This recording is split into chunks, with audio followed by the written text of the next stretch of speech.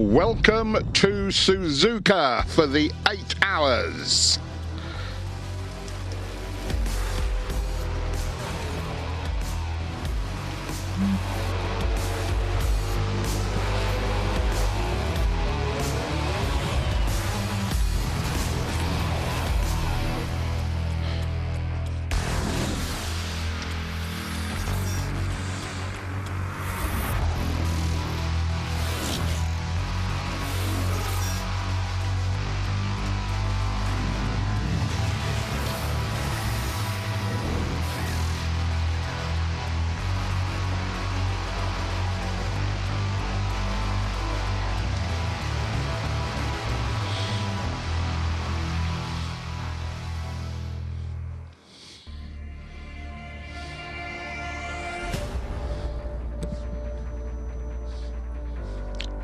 This is the Suzuka 8 Hour, the most important single race in the calendar, held on one of the world's great racetracks. All the factories, as you can see, throw massive resources at this event.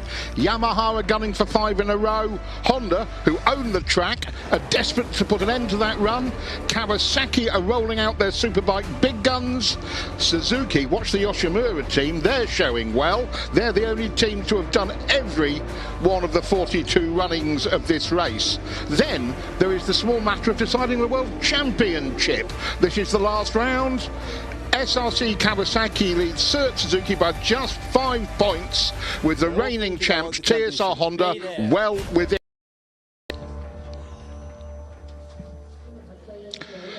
Good morning and welcome to the single most important race in the world. My name is Julian Ryder. Alongside me, Jack Burnicle. And standing by to kick us out of our chairs when we get boring, shouldn't take long, Terry Rymer, double world endurance champion, first Briton to win a world superbike race, and technical god guru and all-round knowledgeable person, Neil Spalding. Good morning, Jack. Good morning.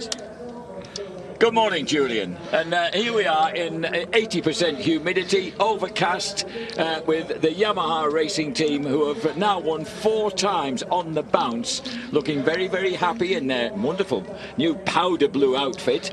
You can see that the 8-time champion Nakasuga is ready to go as the #1 man. This, of course, is the SRC Kawasaki team, Jeremy Guanoni there on the right-hand side, who are leading the championship by 5 points at the moment. And remember, there's a lot of points available for grabs. 45 points for a win, right down to 1.5 points in 20th place.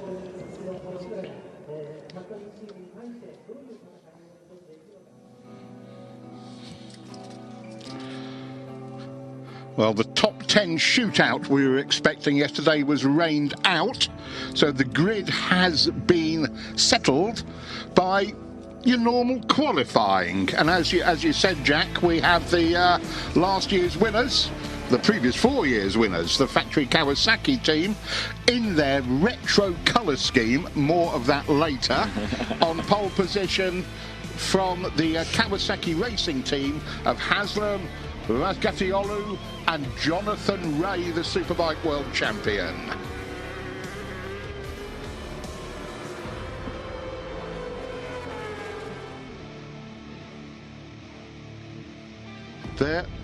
There's the old Tech 21 colours. Let's have a chat with Alex Lowes, one of the winners from last year, and on pole again. Alex, another pole position for you guys here at Suzuka 8 Hours. It's been a complicated week with changing conditions, and today it's a really hot day. Yeah, today's hot. That's what we want in the race. It's normal Suzuka conditions, but yeah, so far it's gone well for us. We feel good, but yeah, now the important part. So yeah, we need to stay relaxed and work hard as a team, be consistent, and remember, it's a long race. How big is the pressure on you trying to get this 5th win in a row? Yeah, I don't think so much about the 5th win. I just want to win every year. I want to try and win, and this year it's a new challenge with different rivals. So yeah, working really hard and try to do my best. Thanks a lot. Have a good race. Thank you. The 2013 British Superbike champion for Samsung Honda back then, now 28 years old, one of the Lincolnshire identical twins, and has now got pretty used to winning here. But it sounds, Julian, as if he's well focused for what lies ahead. These were the qualifying results. as we've said, the Yamaha, the factory Yamaha ahead of the factory Kawasaki. All Kawasaki's World Superbike stars on that bike. Then... And the names in green, incidentally, are the guys who are going, I believe, are going to lead off. That so is Mizuno leading off, and Nico Kaneka, Josh Hook for the defending champions, who are still in with an outside chance of retaining the championship. Top 9. On Bridgestones. Notice that Tommy Bridewell and Bradley Ray they've quietly parked their inadequate Japanese teammate, and they're just running as a twosome. Xavier Simeon running with the VRD Eagle Pierre Experiences team. Dan Linfoot is there with Josh Waters and Nobby Aoki. Greg Black with the Cert Suzuki team. In fact, we've got 12 Brits. There's Gino Rea down there. Unfortunately, Christopher Bergman destroyed one of their motorcycles on Thursday. Mr. Skopek, Gino is hoping won't get a look in, and the other two lads will do it on their own. Danny Webb, because the Weepole team isn't competing here, he has moved on to a different squad. And notice Danny Buchan joining Nigel Walraven and the rather slow Deguchi in the Bolliger team. And you might have seen Stephen Hill's name, the young Coventry boy. He's on the bike that won Super Stock here last year. A very good ride. Altogether, we've got a dozen British riders, 8 riders from the British Superbike paddock alone, which is pretty impressive.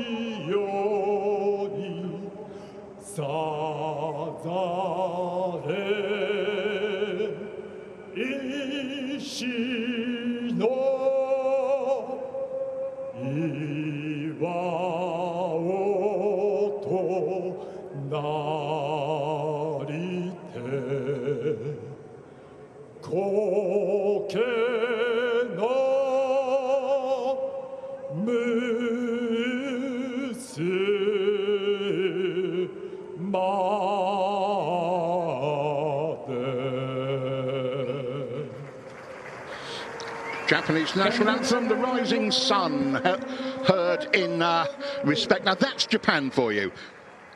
Colour-coded crowds.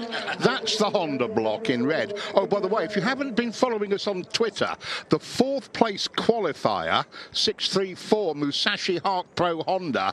3 times winners. Xavi Forez, Domi Agata and Ryo Mizuno, they are starting from pit lane with a 90-second penalty.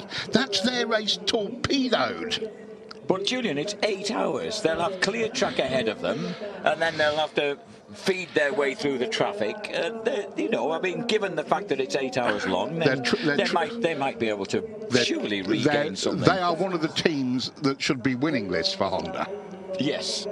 And you cannot give those boys, Mr. Ray, Mr. Nakasuga, basically the best part of a lap, I would contend. Okay. Now, the interesting thing is, you know, you said already, Jack, 4 times in a row they've won. Yamaha, this team, with perfect races, no problems. It's an endurance dream, isn't it? Yes. They have not had one problem in 4 years. Can that last into 5 years?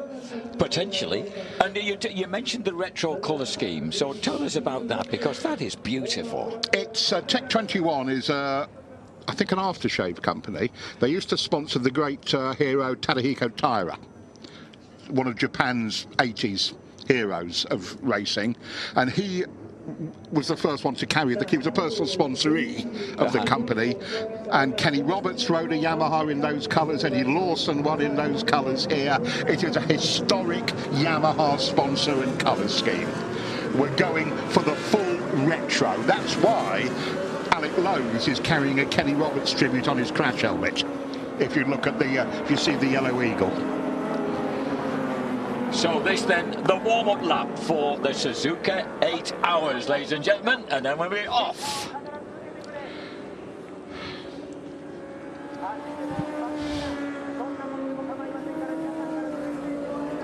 And then let's check out Jeremy Giannoni, one of the championship leaders. Jeremy, very relaxed preparations it's looked like for the SRC team this week. Have you been stressed at all? No, of course not. We take this like a normal race, because for us the first time that we do all the championship and we are fighting for the title. But I think the best thing is to forget a bit this, focus on what we have to do, the riders and mechanics. And we're gonna see if we don't if we ride like we always ride all the year, we don't have problem. We prove that we are really fast and we can win. So stay on the wheels, just make the job, not more. Thank you very much. A world championship at stake.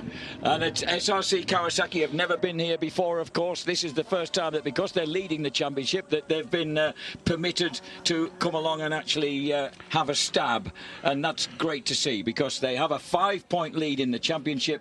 And obviously, it would be rather... Oh, and someone's crashed during warm-up. That's another top Honda. That's the AU Teleru bike. Good Lord. Honda are stabbing themselves in both feet before the... What an extraordinary... But can't believe it. So he's now picked himself back up and has got to go back to the pits and presumably sort himself out. He won't be able to start just off that, will he? This is the... This is Kawasaki's #1 challenger, the KRT official factory bike. Jonathan Ray, Leon Haslam, and Michael van der Mark on. And Michael van der Mark, I do beg his pardon. Toprak Razgatoglu on board. Oh, you've told me not to pronounce the G, Julian. I beg your pardon. I will get used to that sooner or later. Keenan Sofawolu told us not to pronounce the G. I wish you told me many years ago. But that number 90 Honda that's just crashed, the AU Teleru bike, that's the 8th qualifier. So Honda's 4th and 8th qualifiers are basically having carried before the flag. One is starting from pit lane with a 90-second penalty, so a minute and a half after everybody else has departed, and the other one is, and another one has crashed on the warm-up lap. Precisely. Humidity 70 degrees, a mere 70 degrees. Track temperature a mere 48 degrees centigrade, and air temperature has already risen, Julian, to 31. What's going on here? That's the 634 that's got to start from pit lane. Of course. Oh yeah. I thought it was another Honda having a. No, that's the other. That's a scheduled problem. So in the 634 bike coming in to start from pit lane, and on board is Ryo Mizuno, the former Japanese GP2 champion, who is the Japanese member of the squad. So 1 minute 30 after the race start due to a tyre sticker infringement. Now that is the Musashi Honda, top factory Honda. Penalty starting in pit lane, tyre regulation infringement in practice. And number 090, that we've already seen crash during the course. It qualified in 8th place, and they've already dropped it and having to come back, presumably, into pit lane. I'm assuming they're in pit lane. Right. Oh, this is it. The tension is just great. Everything is building up now. This is the Yamaha on pole position. Alongside them, the factory Kawasaki. Who's kicking off the factory Kawasaki, Julian? It's Johnny Ray. And then, of course, we've got the factory Honda next along. The top Red Bull-sponsored bike. Yes. With Takahashi kicking off. Takahashi, there's the bike that crashed on the warm-up lap. So they too will be starting off with a rather hefty penalty. That lad must feel very, very foolish, bless him. Oh dear me, he's hurt himself as well. I think they might be hurt as well. So the FIM Endurance World Championship anthem takes place before we actually kick off. Let's not forget that rather important tune. And then, of course, we have in 50 seconds time, we will be kicking off the Suzuka 8-hour race for 2019, the 42nd Coca-Cola Suzuka 8 hours endurance race. What a magnificent event. This is it then, ladies and gents. 2 Hondas starting from pit lane, one of them still in the garage, and right at the front of the pack, another Honda together with the blue Yamaha and the number 10 bright green Kawasaki. Who is going to win?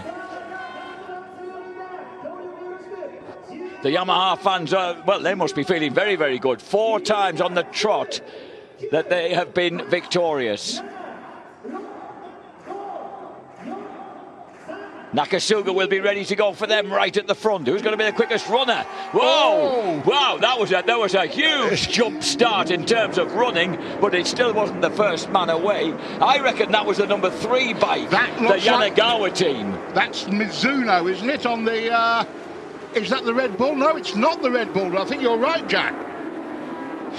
Everybody getting through the big, long looping turn 1, up through the snake at the back of the pits. And the man who took off like a scalded cat was 47-year-old Akira Yanagawa. And he started from an appreciable distance back, 11th place on the grid. Now this is the Honda having to wait. Oh, and this is the, or is that? Yeah, this is the one. This is the Musashi one. Yeah, the tyre penalty. Fourth qualifier, Ryo Mizuno is the rider. And he's looking very happy and relaxed about these things. Jonathan Ray is the man at the, almost at the front. And he's fighting with the 95, which is the S-Pulse Racing Suzuki. So is that Tommy? Is that really Tommy? Bridewell who's got the jump? It could well be. It's the sort of daft thing that he'd do. So number 9, it's either number 95 or number 96, the Team Frontier Honda. Right. We'll have to get them through the timing.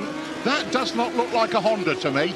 Well, in which case it might well be the Suzuki. Meanwhile, look at that. It's a good job Mizuno's feeling cheerful about things, because he's only just now being allowed out. So the full factory spec 684 Honda finally makes it out of pit lane Proper and has a race factory on. Honda with a 90-second penalty. Another one still being repaired after a warm-up lap. Right, here we go. That's Johnny Ray coming through, surely. Jonathan Ray looked as if he was threatening on the inside to make a move. No, I don't think he's actually got swallowed up, actually. One of the guys who goes through. Number 12 is the Yoshimura Suzuki Moto Racing bike. That's Yukio Kageyama. I'm sure it's Kageyama who's on board. And the leading gang right at the moment is number 1, the FCC TSR Honda. Now remember, that team with Josh Hook, a former winner, on board, the Australian note, they've got an outside chance on the championship. They've got at the moment 109 points, so they're 23 points off the potential victory. Look at Kawasaki number 10. Our info's incorrect. That's not Johnny, that's Leon Haslam. So it's Haslam who's starting. It's Haslam who's starting. So let's get it right. It is Josh Hook and Sylvain Guintoli at the front. Bradley Ray is on the Suzuki. Hallelujah! Bradley Ray at the front of a race. About time too. Hallelujah! So they've changed the starting order and put Brad on it, and the kid who won the opening 2 rounds of last year's British Superbike Championship, and then wasn't able to repeat that last year and has really struggled this year and actually languishes in 17th place in the British Superbike Championship, has just been overtaken by Leon Haslam, or certainly by a Kawasaki. So yes, Haslam. Sylvain Guintoli in second. This is flashback to 12 months ago when Sylvain started like a steam train. Yes, he did. But an early accident put them down and they had to fight back to a top 10. So Ginter's then, the 2014 World Superbike champion, running just behind Josh Hook, the highly talented Australian. Oh, wow. The number 11 car, that's the SRC Kawasaki that leads the World Championship. Swooping round the outside with Erwin Negon on board. So Negon, the veteran, has started. With this Honda at the front, we might have to talk about World Championship positions a lot sooner than we thought, Jack. Because right now, rather early on, Jules, they have 45 points coming their way, and at the moment, on 109, they're 23 points behind Team SRC Kawasaki France. Third in the World Championship. Remember, folks, that most of the bikes you're looking at here are not regular World Endurance contenders. Right now, Josh Hook leads Sylvain Guintoli, Leon Haslam in third, Bradley Ray, Katsuyuki Nakasuga on the 4 times winning team, then Takumi Takahashi, who that's Nakasuga making a place, up to 4th. And Nakasuga, when he gets going round here and through traffic, is epic. The reigning All-Japan Superbike champion, of course. Multiple. The number 3 bike, I beg his pardon, it wasn't 47-year-old Yanagawa, it's Ryosuke Iwato, who galloped across before I thought anyone it was a bit lanky for a Akira. And Nico Canepa's there has just moved into 7th place ahead of Iwato. Greg Black, Surt Suzuki, very much in with a chance of the championship in 9th. And then Erwin Nigon, the championship leaders, in 10th. And then it's Xavier Simeon for the Bill Tyres Experiences team in 11th team. I said at the start of the season, that team is one to watch. That's a really solid team. Two really bright kids, Florian Holt and Florian Marino, on there with tons of World Championship experience under their belts, despite being kids. Meanwhile, at the front of the race, Josh Hook, the Aussie, on the reigning championship holding bike, if I can say it that way, the world champions, team FCC TSR Honda France. Although they're really a Japanese team, they run out of Honda France. And they won this year in the World Championship. They won the Bold Door and they won the 8 Hours of Oschersleben, but they're only 3rd in the championship. Yeah, two really good races and 2 rather poor ones. So the leader then is... Absolutely. But you've been really impressed with Josh Hook the last 2 or 3 years and the way he's performed here since he moved into this championship. It was one of those things. Josh Hook, another good rider, you thought. There have been a couple of endurance races I've seen in the last 18 months, Jack, where he's basically carried that bike. Yeah. You know how it is. Yes. Like Guantoli, not Guantoli, the Kawasaki Guaronias. I thought that was a lead change. Guantoli was just thinking about it. Guanoni at Le Mans carried that Kawasaki to the win. Yes. He's vastly underrated, Jeremy Guanoni. And look Guintoli looks underneath and Guintoli takes the lead. So Guintoli goes through then. Hook is nudged back to 2nd place. Leon Haslam hovers, so too does Nakasuga on bike number 21. And Bradley Ray, well, I'm stunned. Oh, here comes the Honda. Look at that. Look at that down the straight from Josh Hook. And Sylvan's going to go underneath him. It's an 8-hour race, boys. And Sylvain Guintoli, one of those fantastic. He's been over in Japan for a month. I think he's been doing this Grand Prix testing. He's got another new nipper, hasn't he? So he's had to go home. I can't remember whether he... good Lord, how many is that? Dozens. I think that's right. I think it's... well, Nakasuga is getting anxious in 4th. Nakasuga and Takumi Takahashi and Nico Canepa have moved past Brad Ray. So Ray's back to 7th ahead of Iwato, Yuki Takahashi, Greg Black in 10th for Surt Suzuki. I'm just happy to see Brad Ray again competing where he should be. Yeah, he's just slipping off this pace slightly, but honestly, given his struggles this year so far, that's not bad. He's only just made the top 10 in the British Superbike Championship. This is Sylvain. He's on it. Yoshimura Suzuki, their link with this race. They won the first one ever, and they're the only team who have entered every one of the 42 editions of this race. There is the TSR pit looking suitably relaxed. Freddie Foray, Mike D'Amelio. Yep. Freddie Foray, originally from Sèvres, in just kind of 6 miles to the north of the centre of Paris. I didn't realise that A, that he and Kenny are twins, and B, that their dad was a racer. He was a Yamaha Grand Prix racer back in the day, and they started out on the Foray racing team, FRT Yamahas, when they were kids. Leon Haslam looking really good in 3rd place. We know what a tough guy Leon is. Round here, the other year when he did 5 stints out of the 8, didn't he? Yes. He's an Iron Man round this place, Leon Haslam. Nakasuga following him. 36-year-old former World Superbike champion Sylvain Guintoli, originally from Montélimar, famous of course for its nougat, but he's very much a Leicestershire lad. He loves the UK. He said you can't take a lady out of the Midlands, married to a lovely English girl. Did you see that World Championship? I didn't. Virtual FCC by 1.5 points. Really? That's the way it sits right now, so FCC could be doing the business right here. There's the Honda World Endurance Team, number 111. They are running. They've been really. that's Depunier. No! And then Depunier goes Honda. down. Another Honda falls. And it's Randy again. He has had some crashes with this bike, it has to be said. And they've been struggling with chatter all weekend, all through practice. And they're really dismayed to be down in 21st place in qualifying, Julian. I'm not surprised, but I'll talk about, would you want to be Honda management? The actual CEO of Honda is here. He did a tour of the Honda pits earlier. I bet there's people hiding behind dustbins now. Team Frontier Honda, Alan Tesche, has made it up to 25th place on that lap. It's just behind James Ellison and Danny Buchan and Gino Rea, the three Brits running together. Danny Webb is on the Frontier bike, isn't he? Look at Sylvain go.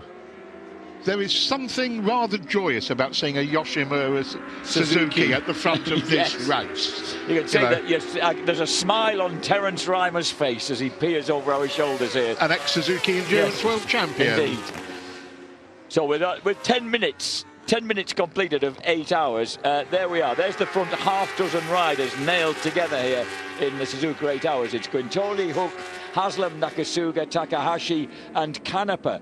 Nico Canepa looking good. Takahashi, of course, Takumi Takahashi, the one man third in that picture there, who was intruded on Nakasuga's dominance of the All Japan Championship.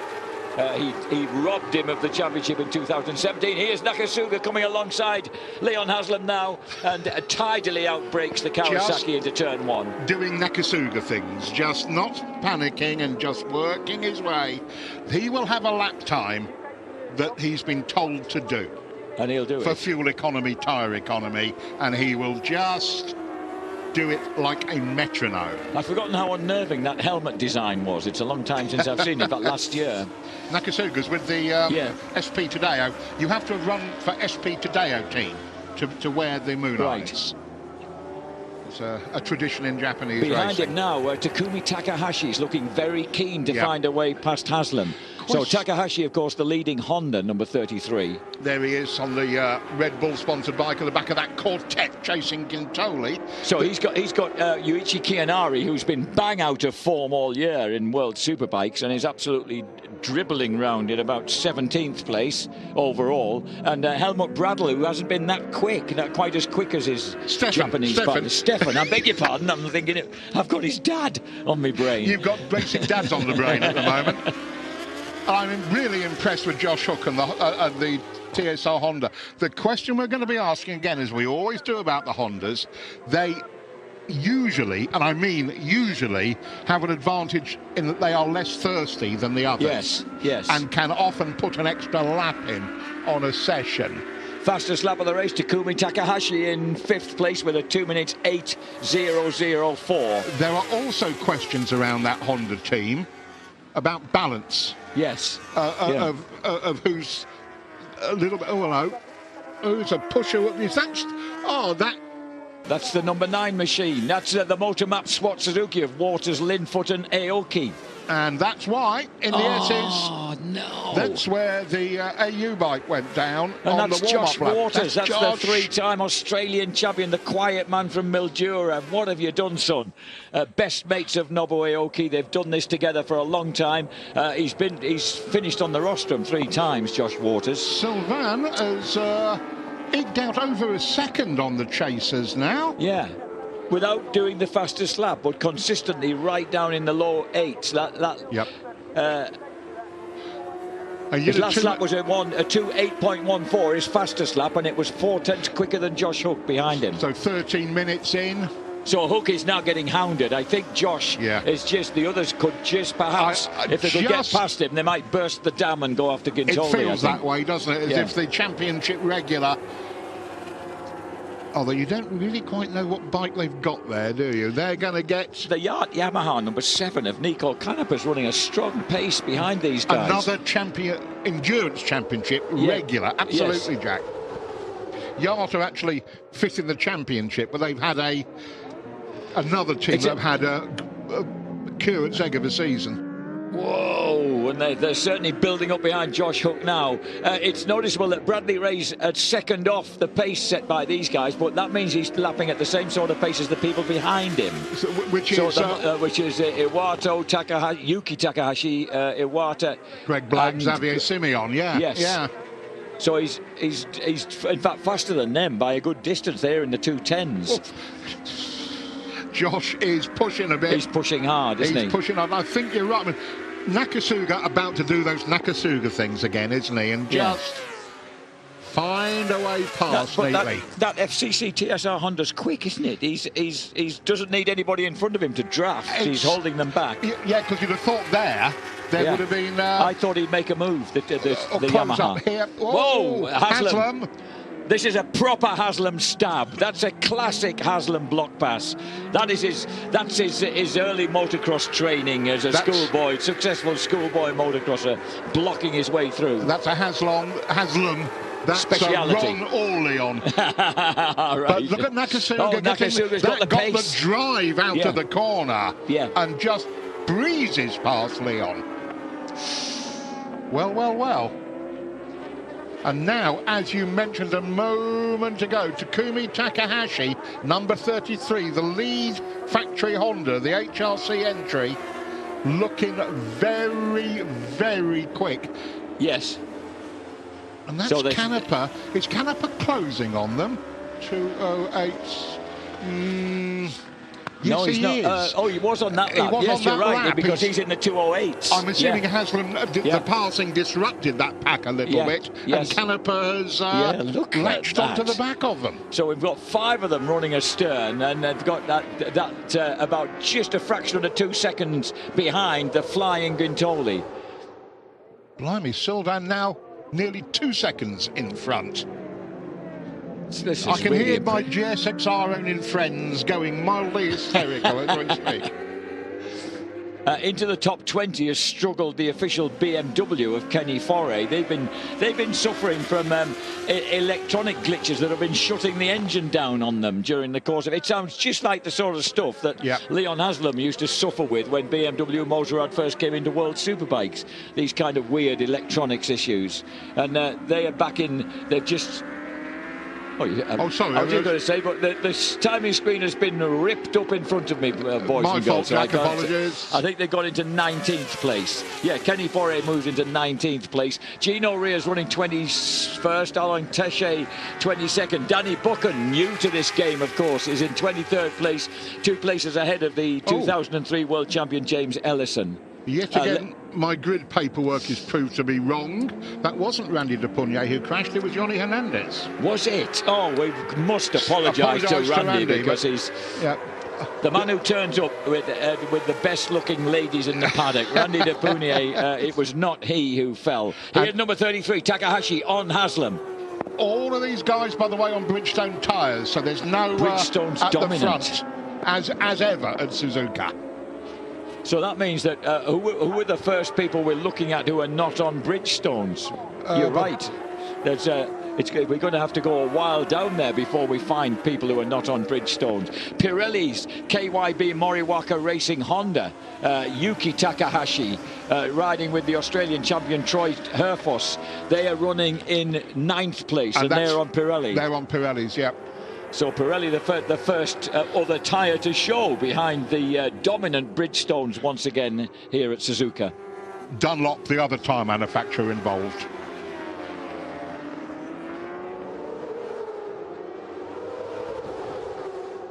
So overall classification at the moment, you can see 19th, 20th place for the Wojcik Racing team. That's Gino Rea, just a 2-man team.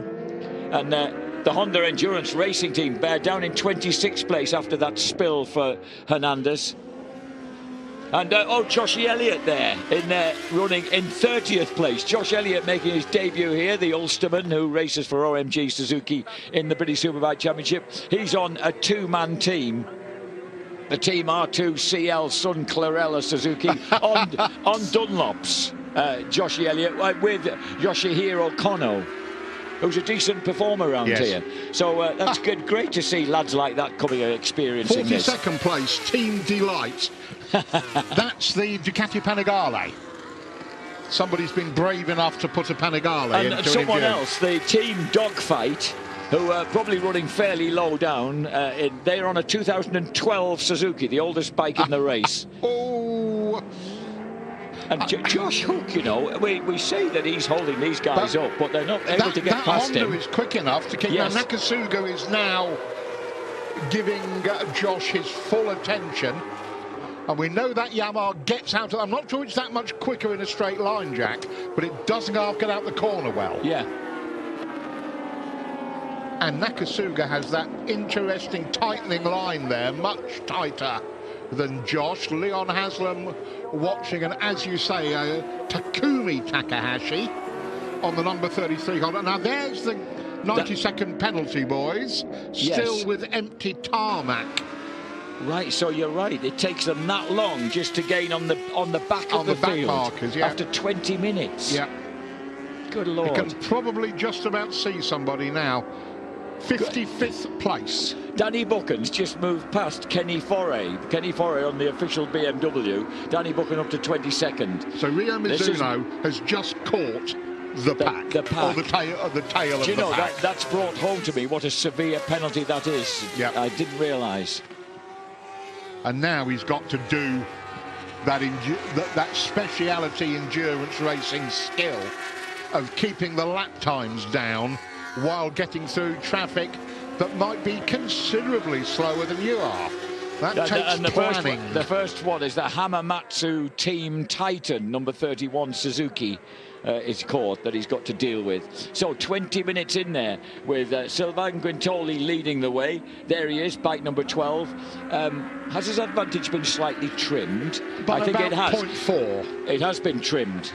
You can see on screen that the gap is now rather less than it was. So it was 1 point. That's not 1.5 seconds now, I suspect. No, that's coming down, isn't it? So his last lap was a 2:08.8. It was only a 10 slower than Josh Hook, but I think Hook is beginning to move in. Hook's a fine rider. He's one of these lads. Oh, he's now. Oh, Nakasuga's gone back. No, he hasn't. Oh, Leon. Haslam comes to a blocked past standstill. in the Casio chicane.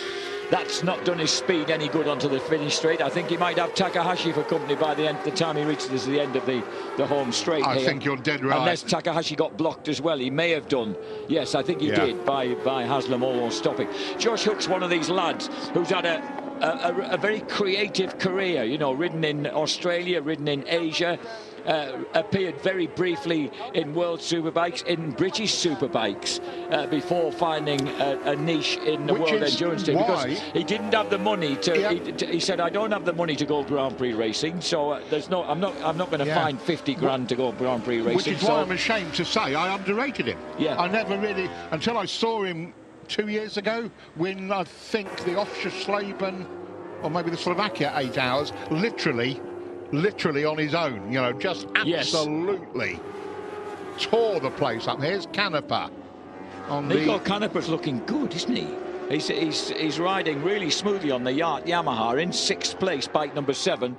They are unfortunately out of the championship running in 5th place, just 88 points. There's nothing they can do after they're even behind the absent Michael Laverty's Weepole Racing Team, who are in 4th place overall. Laverty, there's a subject of some discussion about where he'll be next year in this in this paddock. I'm hearing interesting stories that he might be wearing green next year. Oh, good. SRC Kawasaki. Now that Sylvain Guintoli now being sucked back in by the pursuers. Josh Hook, having brilliantly fended off the red-hot favourites, is now moving in on the race leader. Having led early on. I thought exactly that, Jack. I thought Josh and that Honda were the roadblock, and they certainly are not. Well, you know, when a lad, Joshua Frederick Hook, when a lad comes from Taree in Australia, you know there must be something in the bowels of the earth there. Any place that has produced Troy Bayliss as an outlandish a talent as that, there's going to be other lads coming out of there, you would think, possibly inspired by Troy. The Yamaha is dropping off the pace of this leading 5. Yes. Niccolo Canepa can't quite hack what these... I mean, he's not quite a factory bike. He's in terms of it. That's a proper endurance team. Yes. So the leading endurance, and that is Mandy Kainz on the right-hand side in the Yamaha team. The Austrian owner of the Yamaha Austria racing team, has been around for so long, and they won this championship 10 years ago. That's how long ago it is since they enjoyed that success, and he's been close ever since. But remember, they've had explosive engine injuries, and all sorts of things have interfered with their attempts to get themselves back onto the top of the championship table. Highlight of their year, winning the 8 hours at the Slovakia ring. Yes. Yeah, the lead, a third of a second. That is, Silvana's really been pegged back. And we're only 24 minutes in. What are we expecting around here? 50-minute sessions in this broiling heat? Yes. Look at this. This is proper short-circuit stuff, with the front 5 now locked together. Look at that phalanx of cameras. Yellow flag. So perhaps someone else has unfortunately had a spill. Yes, they have. Wow. How have they managed to be there? Good Lord. That's a... that's a creative bit of crashing. It is. 11 laps complete then, with Sylvain Guintoli leading the way for Suzuki. Look at Nakasuga. Oh, and what? No, and that's Joshua warning them that the pace car's out and they can't overtake him, essentially, which is very kind of him. That bike is in an irretrievable place. I assume they've got to get... Here it is, number 17. That is the Mobius Kawasaki of Nakamoto and Okubu. I'm sorry, I don't know whether the two Nakamotos are brothers. And it looks as if they might be able to get that pushed. Oh, no, it doesn't. Oof. Dear me. Right, so... Safety car out, which means everyone, like Bradley Ray, who dropped, was still running 7th, but had dropped about 11 seconds off, can now close that gap. Yeah. Is this where there are 2 safety cars or just 1? There were... every endurance round, I believe, has 2. So it depends which one you're caught behind. Yes. So right now... That is... the second group. Yes, it is.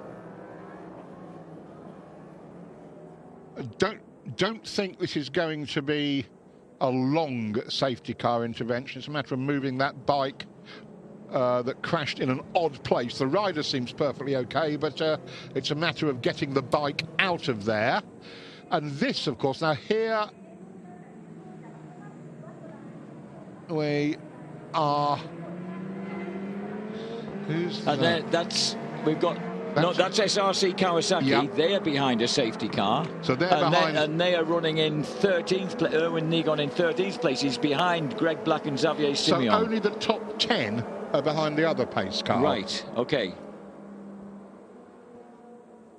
So is that... there's the SRC Kawasaki. Yeah. And behind him, number 72, Sudo Hamahara. The Honda Dream Sakurai Honda.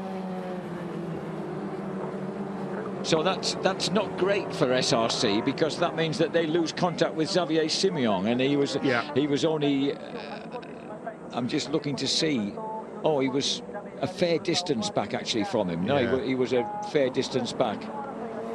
Simeon's riding well then on Alderville Tyres experience bike. Fastly, when he came to endurance this year in that team with the 2 Florians, you thought, now there's a team with what you want. Not endurance experience particularly, but a wealth in all classes, on all tyres, on all types of motorbikes. Yes.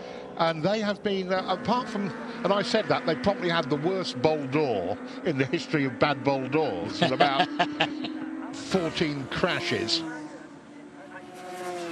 When Simeon was winning the Superstock 600 Championship and then the Superstock 1000 Championship as a lad, Michael Guy, the sports editor of Motorcycle News, was thought, who was the World Superbike reporter back then, thought that those lads were, that he was a real star of the future. Well, he won a Grand Prix in Moto 2, so he's hardly... Only the second or third Belgian ever to do that, wasn't he? The third Belgian ever to do that. Didier Rodriguez would be... This is the number 2 Cert Suzuki, which, remember, is only 5 points off the championship lead, and they're currently running Greg Black, who's a very likeable Derbyshire lad who's lived all his adult life in France because his mum rents out cottages down there in Charente. They're very much in the championship hunt. You can tell how hot it is. Yes. Riders with the visor open. Yes. Black, Greg should be used to the heat, being from... but 70-80% humidity here as well. It is murderous conditions to race a motorcycle in. And I suppose you're not getting any cooling when you're cruising around like this, particularly. Lights still on the safety car. Yeah. When the lights go out, it will pull in at the next... Right, so there is... So, just checking out, 11th place is worth 15 points. And correct. 2 places back, the championship leader, Erwin Negon, is getting 12 points. So correct. that already shrinks the gap between them to 2 points, just on the places they are now. This is the World Championship, of which this is the last round. Yeah, and then Josh Hook, of course, is in line for 36 points. Okay, this is where my mathematics begin to suffer. Yes, 36 points added to 109 becomes 145, but 132 plus it's going to be 12 becomes 144. So it's absolutely neck and neck. As we saw from the one virtual world championship caption we've had. That number 1 bike is now leading the world championship by a single point. Yep. Wow. This is how we like it, boys. The leaders are in the middle of this pack. Yes. What? So they've got some traffic to negotiate. Instant traffic. Yeah. When the safety car goes there's in. Quintoli leading that queue now. So these are the leaders of the race. This is the pure chance, the luck, and the sort of thing. Whether it's done, for instance, Honda 634, who had the 90-second penalty, any good, I've no idea. So the safety car out then, we're on the half hour, and at the moment we've got 13 laps complete. Number 12 there, Sylvain Guintoli in black and red. On the Yoshimura Motor Racing Suzuki, teammates with Yukio Kagayama. Will he ever pack in? And Kazuki Watanabe. Well, Shinichi Ito's in this race, isn't he? Talking good Lord, yes. Talking of giving the old boys a day out. I love it when the old boys have a day out.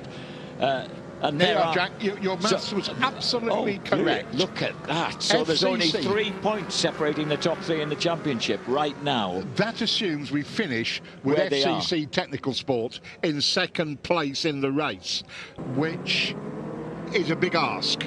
Yes, it is, but nonetheless it makes it fascinating right now, because the way that Hook's been, and I think we'll shortly be having a word with Gilles Staffler, the glorious team boss of SRC Kawasaki, who are here for the first time. Here are the leading lights, literally glittering. There is the SRC Kawasaki, and these are the lads who are leading the world championship at the start of the race. Let's check out with their team boss. This safety car going out of your bike, Gilles, is maybe the worst thing you could expect. Yeah, it's always the same thing. We have no chance with a safety car. It's like that. For now, your the FCC TSR bike is just just a few points in front of you. You just have maybe to gain a few positions. Will it change your strategy? No, for the moment it's not dramatic, but we have a gap, and for me it's not a good solution. And understandably, Gilles Stadler is pretty put out, because Erwin Negon is kind of marooned. with the number 11 SRC Kawasaki, with a big gap ahead of his safety car that he's now got to try and make up if he's going to improve his points position and perhaps regain the World Championship lead. So, I mean, he's never the happiest looking chap, lovely bloke, but he's understandably put out at that, Jules. I'm wondering if that stray motorcycle has punctured an air fence or something, Jack, given the length of time that we are having to watch the safety car. But this is what happens in endurance racing occasionally, hopefully not too often, and immediately it's thrown out all our fuel consumption calculations for the first session. I was about to, make notes of how many laps the Yamaha did, how many laps the Kawasaki, and especially the Honda, because we expect, and that has got an uncertain ring to it, that word, the Hondas to go further on a tank of gas than the opposition.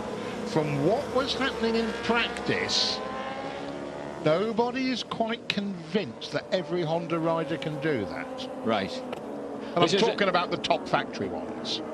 The championship leader there, Erwin Negon, 35-year-old now. He was French Superbike champion back in 2010, and has also competed for the Alpha Technic Van Zon team in the German Superbike Championship and won that for them in 2012. And of course, he's got a huge amount of experience in the world endurance field.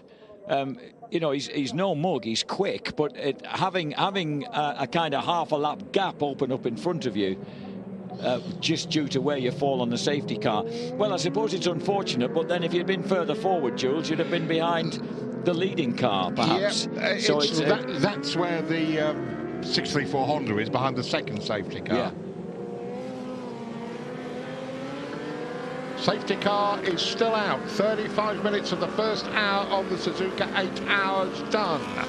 We're waiting for the lights to go out. But there is still work being done.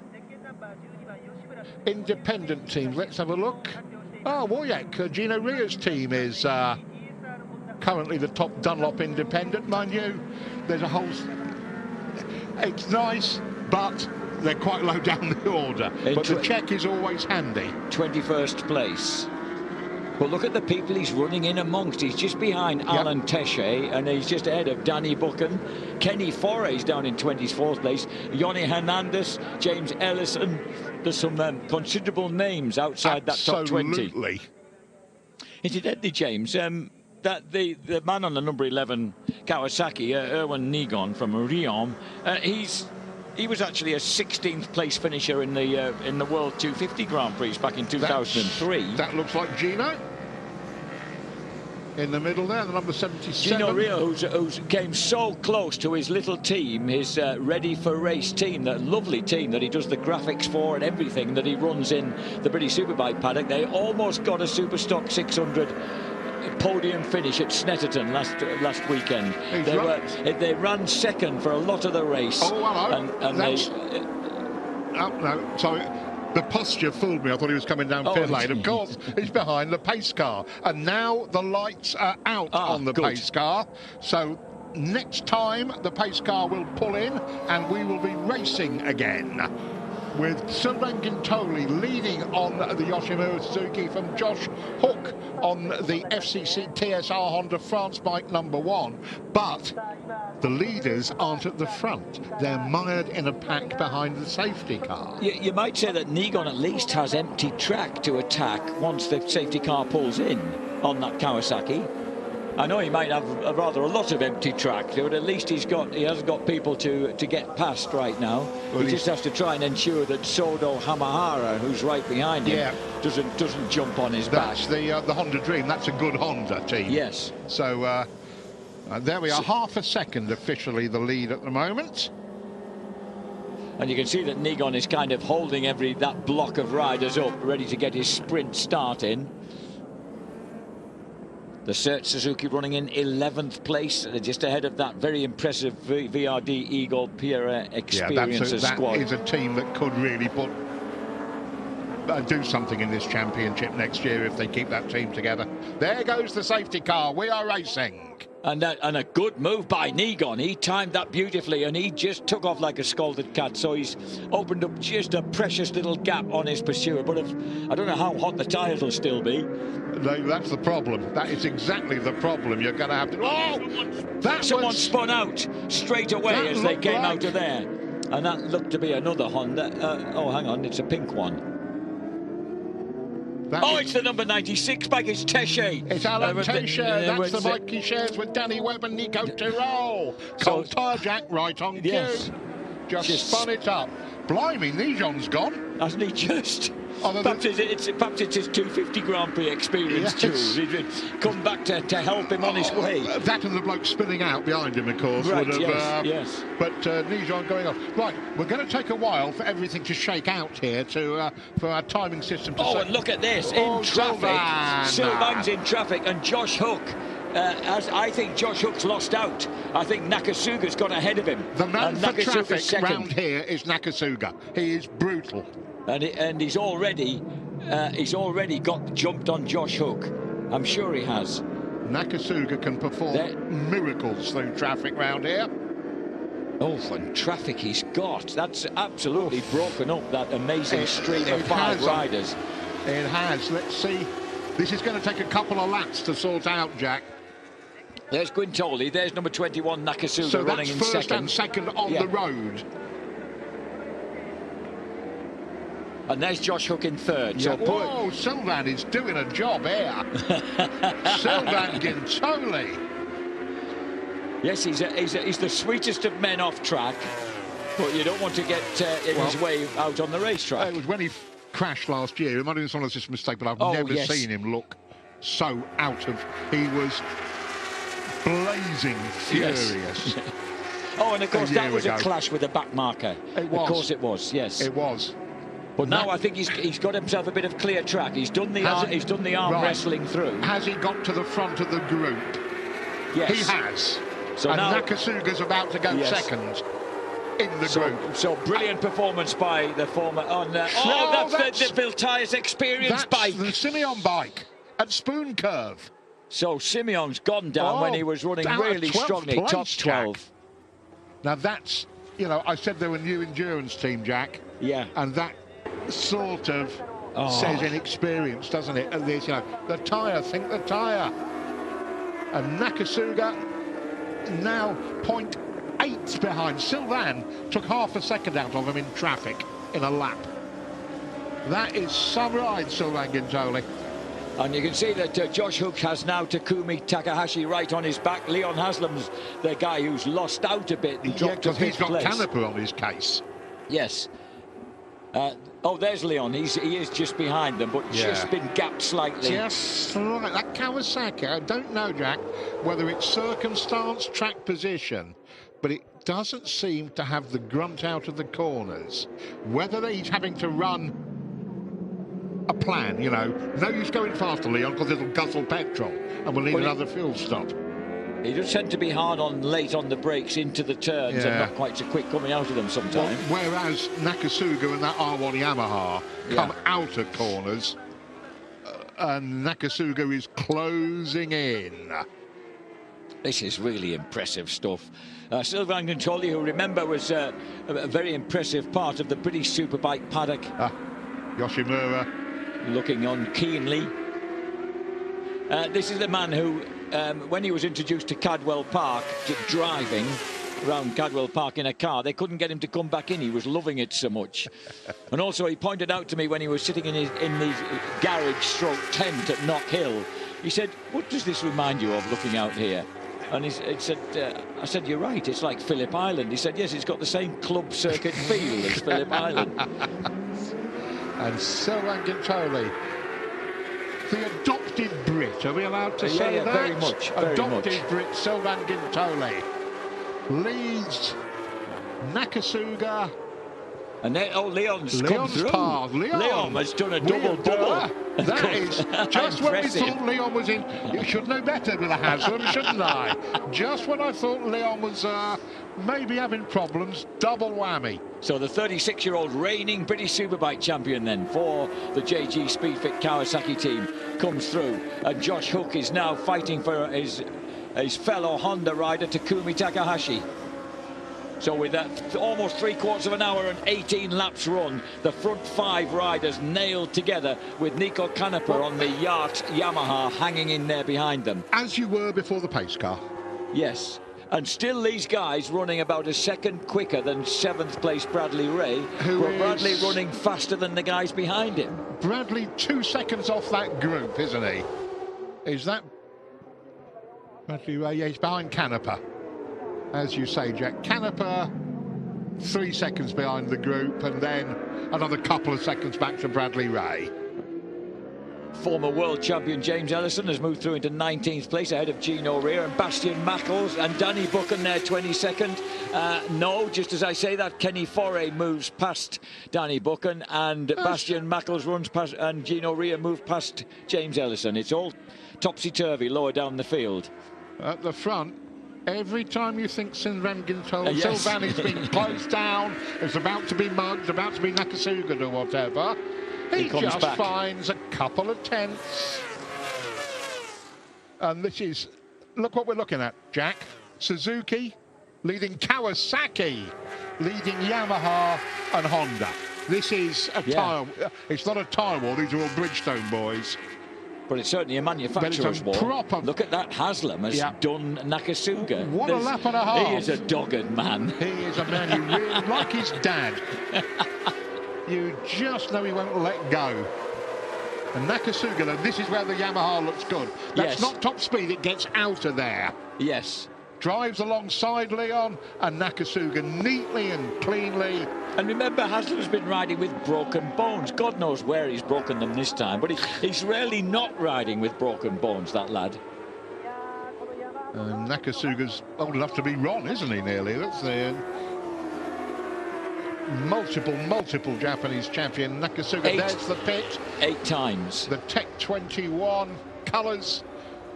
Rather dear to Yamaha, the Tech 21 colours. Actually, Nakasuga and Haslam are the same age as reigning Japanese and British champions. They're both 36-year-olds. Nakasuga's only 36. He is. No, just a minute. I'm sorry. He's 37. Approaching 38. Let's have a look and see when the Tyra and Lawson won in the Tech 21 colours. In 1990. In 1990. And Wimmer and McGee in the colours in 87. So they're very traditional. Kenny Roberts rode with Tadahiko Taira in those colours. Kenny Roberts Sr., the king. Taira blew it up in the last hour and stopped and bowed to the grandstand. There was a very traditional Japanese admission of fault. Can I just mention that Yoni Hernandez is recovering really impressive. I think he should do. He's up to 16th place. He's actually going better than he was before he had the spill. Half a second behind the 72 Honda in front of him. Yeah. Yes. Nigon has moved up to 13th place, but has been dropped to 12th place. Has been dropped by Yudai Kamai on bike number 25. Been there, done that, Japanese superbike rider.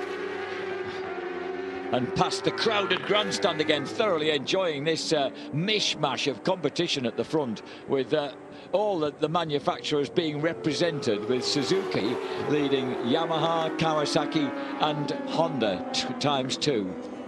Brad Ray's lost that 8th place. He's just been overtaken by Satoru Iwata on bike number 44. Okay, Brad is still, this is encouraging, to put it mildly. Bradley Ray up the sharp end, and to see he was given the start as well, so the team yes obviously well, he's hugely rated, isn't he, by the big boss of Suzuki. He was hugely rated because of what he did here 12 months ago. Yeah. As well as obviously the wins because in BSB. he steamed through the pack to a top 10 finish, didn't he, when they looked to be completely out of it. He came to test, I think, the S-Pulse bike, and was so quick in his first test. When he came back for the second test, he found he was on the factory bike. And it was, he was, and he, as you say, rode an absolutely heroic race after an early crash to come back to a top 10 finish. Really good. And my understanding... Yes, it was. They got back into the top 10, didn't they, after Sylvain had had that miss-up? That'll be the number 333, the Xavier Simeon bike. Oh, he's made a mess of that. That's going to take a bit of getting over, isn't it? It is. Oh, what a disappointment for a team that's trying to really establish itself for next year in this championship. And they were top dozen. And that's Florian Marino, Xavier Simeon. Yeah. So Moto 2 experience from two of the riders, and that has made a mess, Jack. You're right. And Marino was like going to be the next big thing in Supersport, wasn't he? Yes, never quite made it. Injuries tended to, and also losing right. He finished third overall. He's a bronze medalist in World Supersport, but as we see Nakasuga retake Haslam on the brakes into the chicane. But poor Florian Marino, at one time when he was 18, bless him, he surfaced in the British Superbike paddock on a real dead-end ride for a couple of rounds, and he was visibly depressed at that time. Here we come with Nakasuga threatening the lead again. Not that time. He didn't pull out. Would we be a pro? Oh, and another. Oh, and that's the 090 Honda again. Again, second crash. And one on the warm-up lap and one in the race. That's the AU Teleru Honda. That's a well-supported Honda. Yeah. Very well supported. That's a Honda. I can't imagine what Honda management is thinking at this moment in time. Obviously won't be terribly happy. Masterly understatement there. They have got Hook and Takahashi running 4th and 5th. So they are now, hang on. This will be the AU Teleru bike, I assume. Front of this group. That's almost as if he clipped the curb. Nagashima. With too much lean, too much front brake. Yes, yeah. Nagashima, Moto 2 rider for years, you know, a solid experienced top 10 Grand Prix rider. This is a beautiful... Oh, and there's the waved yellow flag, so no overtaking. We saw this man turning back. Although, is he going to tour, or is he going to keep going? It looks like he's going to race. It does. This looks like a lovely... Everybody who comes here just loves riding this track, Jules. I've ridden it. You're a lucky man. Absolutely. Absolutely. Great honour. Oh, look at that. Talk about formation flying. And all four major Japanese giants are there. They're all out there together. 50 minutes, 21 laps done. But we've had the pace car, so we're not quite sure when we're going to see the pit stop start. And we won't... Nakasuga means that. No. Oh, Takahashi was having a look at Hook as well. Sylvain, of course, he's very much an adopted Englishman, and he even has a very English sense of humour, wonderful impish sense of humour. And now Nakasuga again, not got the pace. Not looking. Not looking. So you think he's doing a Nakasuga? He's just being patient. No, Leon Haslam way wide, but Hook can't get through. Yeah. That Nakasuga did not make a move like he wanted to overtake. He was happy to shadow him there. Yeah. Now, whether Nakasuga's going to do him before they go into the pits, just to make a point, or whether he's just going to run the plan, do his lap times. How do they know when to come into the pits? Will it be entirely the team's decision, or does the rider have any dash indication of where is... I don't know what dashes they're running, but it will be the pit board. Right. Bet they calculate it right, hadn't they?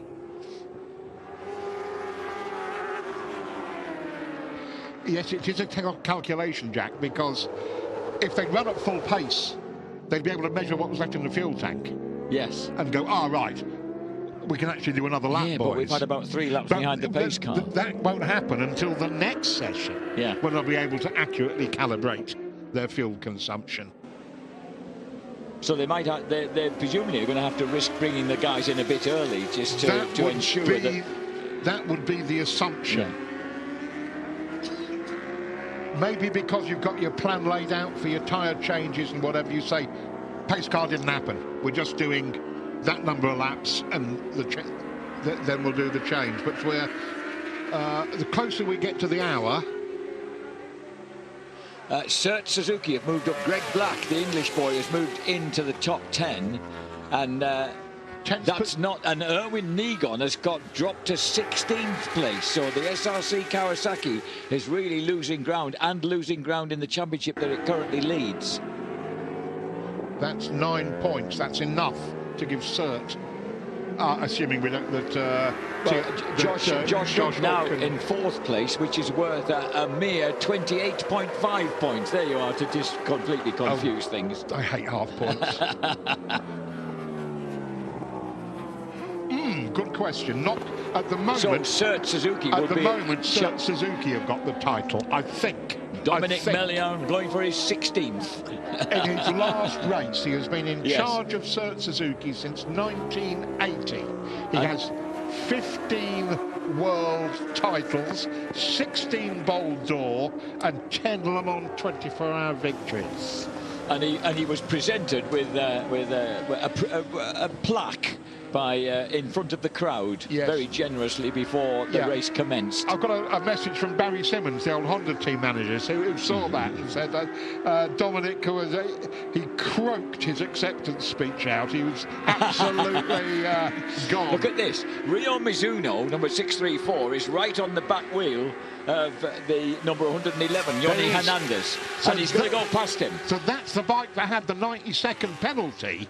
And he's now moved into, I would say, where are we, Jack? 14th. 14th place. That's impressive. That is what? It's a lap behind, though. He's lost a lap. Oh, is he a lap down? No, well, but he's not a lap behind Yoni. He's gone past Yoni. No, he's a lap behind Sylvain Guintoli, the sharp ends. Yeah. Because he'll have got the wrong pace car. Yes. Whoa! Nakasuga holds some tight lines in places you don't expect, doesn't he? But he didn't get out that corner as well. Sylvain on the wider exit. Drags, and Leon's in range of Nakasuga. He is very much in range of Nakasuga. Was that a mistake? Or was it just the Nakasuga Yamaha line? Now some changes. Championship leader, SRC Kawasaki in. From 22nd place after 23 laps. So they've got a lot of work to do, and the blue rider Jeremy Guanoni steps on board. Guanoni, who famously a few years ago was one of that amazing teen team, along with his close friend Loris Baz, who won the Le Mans 24-hour race when everybody said they'd spit themselves up the road and couldn't possibly complete it, and they won it. Guanoni then, former winner and contender in the late lamented European Superstock 1000 Championship Series, now takes off on SRC Kawasaki. He said how relaxed it'd been all weekend. Now it's the time to get down to business. Like SRC have just worked the plan. We said 23 laps. Let's do 23 laps. We'll do 23 laps. Yeah. Bring him in on schedule, don't mess up.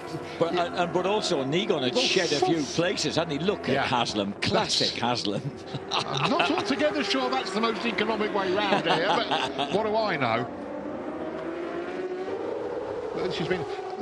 Out of this lot, the man who's impressed me is actually Josh Hook, because you would not, on paper, let's be honest, have had him as a rider capable of basically racing this lot. I would. I absolutely would. I think you've always been a nice man and kind to people. No, I think Josh is he's taking whichever you want. A shrewd, talented kid. I mean, any lad who realises very quickly that he's on a mugs team and gets off it, rather than thinking, oh well, at least I've got a ride. He's a big mate of the ex-Speedway world champion, Crump. Oh, is he? Yeah. Yes. So you're not a mug. Josh is not a mug. No. And he has certainly proved me and a lot of other people wrong about his potential. He knew very, very quickly that the Grellini Kawasaki was the graveyard of World Superbike aspirations. So he got away from that smartly. But he's doing a brilliant job. And vitally, he's keeping his team in with a chance of the championship, retaining the world title. Yeah. More teams going down pit lane, but not the leaders. And Nakasuga now he did think again, didn't he? But he just let Sylvain know that he's there. And he's still, Nakasuga is on a different tight line. There Yes. we have that's Yoshimura's next rider. Who's that likely to be? That's going to be Kageyama. It's the smiling face of Yukio Kageyama. The old devil himself. Oh, unless it's Kazuki Watanabe. I didn't see what colour he had on. I know, I couldn't... I wasn't concentrating enough, Jack. If it's Yukio, he used to put a fag out to prepare himself.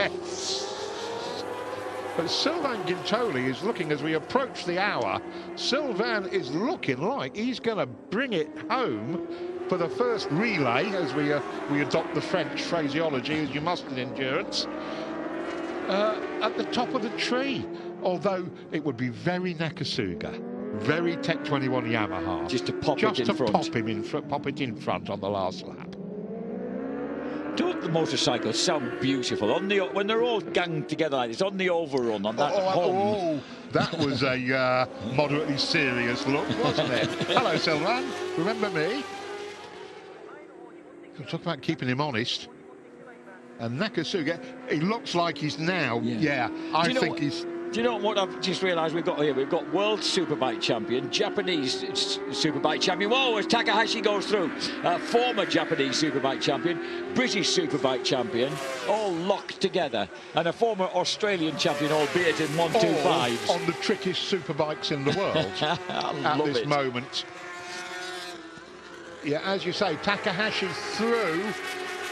I don't know whether those front three are just, what did they do last time? They did 2 10s, all of them, last time round. And now let's see what happens as we count down to the hour. And the pit lane entry is before the chicane. So as you can see, round we go again. Takumi Takahashi is lining up Haslam now. He's finally made that break past Josh. Oh, no, he didn't have the room. That was a second faster than the last lap. Nakasuga finally decides that wide line of Guintoli's through the first turn, and listen to the course commentator. Dementia sets in as Nakasuga takes the lead. So the reigning and 8-time Japanese Superbike champion takes over from the former World Superbike champ. Yeah, so that's, and instantly deals with traffic like that. Nakasuga does that. Yeah. He is a genius at that. And that instantly splits things up slightly. The Yamaha factory team 4 times on the trot winners, and this guy has been. Oh no, he didn't take part of. He wasn't part of the team last year. He went to the podium, and he was part of the team, so he counted. And that looks like the bosses are saying, "Get out there, get ready to change." The boss of that man, Sylvain Guintoli, and Nakasuga again. Now we're into that part of the race where slower riders will, for the next 7 hours, are part of what you have to deal with. Yes. Oh, Sylvain, hard on the curb, and he's stuck behind that Kawasaki at just the point where he can do nothing about it. He's got to somehow. No, who's? I wanted to see what he was got. He's got a lovely style on the bike, Nakasuga, hasn't he? He looks really at home. And Sylvain's got past that Kawasaki, but lost a lot of time doing so. What did we say? Nakasuga doing Nakasuga things. Yes. Number 21 coming up behind more slow bikes. But if there's somebody who can see 400 yards, 500 yards down the road, and he does 2 back markers in 1 move and goes for another lap. So the Tech 21 liveried Yamaha is looking very, very happy with life at the moment. Was that the Honda coming down? It looked like a Honda coming in. Not the 33. That's still chasing Guintoli. That's 2nd and 3rd place. The Yoshimura crew, that looks like the Yoshimura crew, getting ready. Out waiting for Sylvain next time round, we assume. Yes, so Guintoli there, number 12, could be next man in, and he's running ahead of 3rd place Takahashi.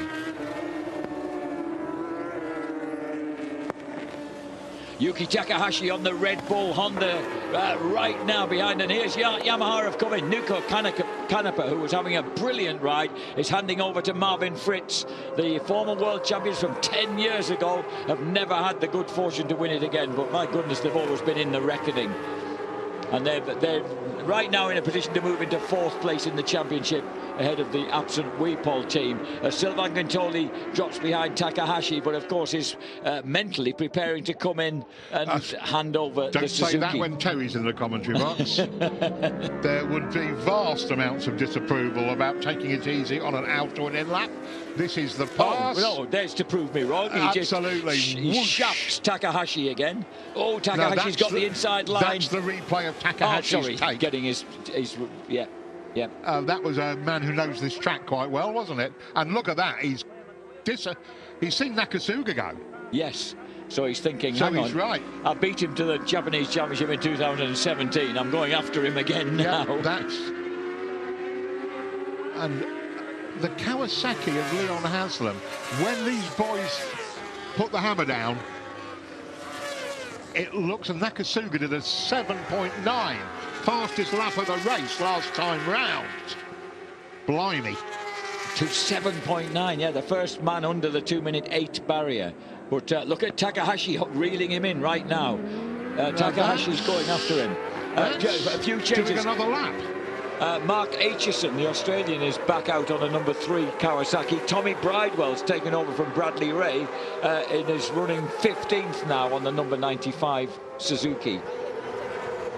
FCC TSR and Mike DeMeglio is waiting to take that one over. Sylvain Guintoli's crew have the tyres ready. I thought he was going to go in that time, Jack. I really did. Yeah. But let's get him round this time. So Sylvain is still out there running strongly in 3rd place. Josh Hook 4th. Leon Haslam back to 5th. It'll be 29 lap session with that pace car, higher car. Yeah, because we're up to an hour and 5 minutes of sweltering humidity for these guys. You know, we'll have to see whether they do 29 laps in the next session, because I can't see that. They're still doing flat 2-minute 8s. These guys have dropped to 2-minute 8.4. Hook in front of Haslam. Whether that Kawasaki's using up its tyre, I don't know, but they're all on the same tyre, the front guys, all on Bridgestones. But Josh Hook, cracking first hour for the TSR team. There's D'Amelio. Josh Hook, 26, he was a bit of a late starter. His dad only put him on a dirt bike when he was 14 months old around the farm. So he's had a fair length of time to get good. So Mike DeMeglio, former 125 world champion, preparing to staying in the air-cooled garage. Yes, as long as possible. As long as possible, yeah. But they're a really happy team, that gang. These two and Freddie Foray, they really get on it incredibly well as a group. And you can race Leon Haslam on us, and this time we start to see the Honda coming in. This will be basically Leon keeps going. Yeah, Leon keeps going. The Honda in earlier than the other factory bikes. This is not what we expect. Is it caution? Is it, you know, because of the pace car, Jack? We don't know the fuel consumption. So this is the FCC TSR reigning world champions, and are still in with that outside chance of regaining that retaining that world championship if they can finish sufficiently high up, and there's the Cert Suzuki and SRC Kawasaki's sufficiently low down. And right now Jeremy Guanoni's just moved to 17th place ahead of Randy Depunier on the Honda World Endurance team. We hopefully will have a word with Sylvain Guintoli after he's handed the motorcycle over. And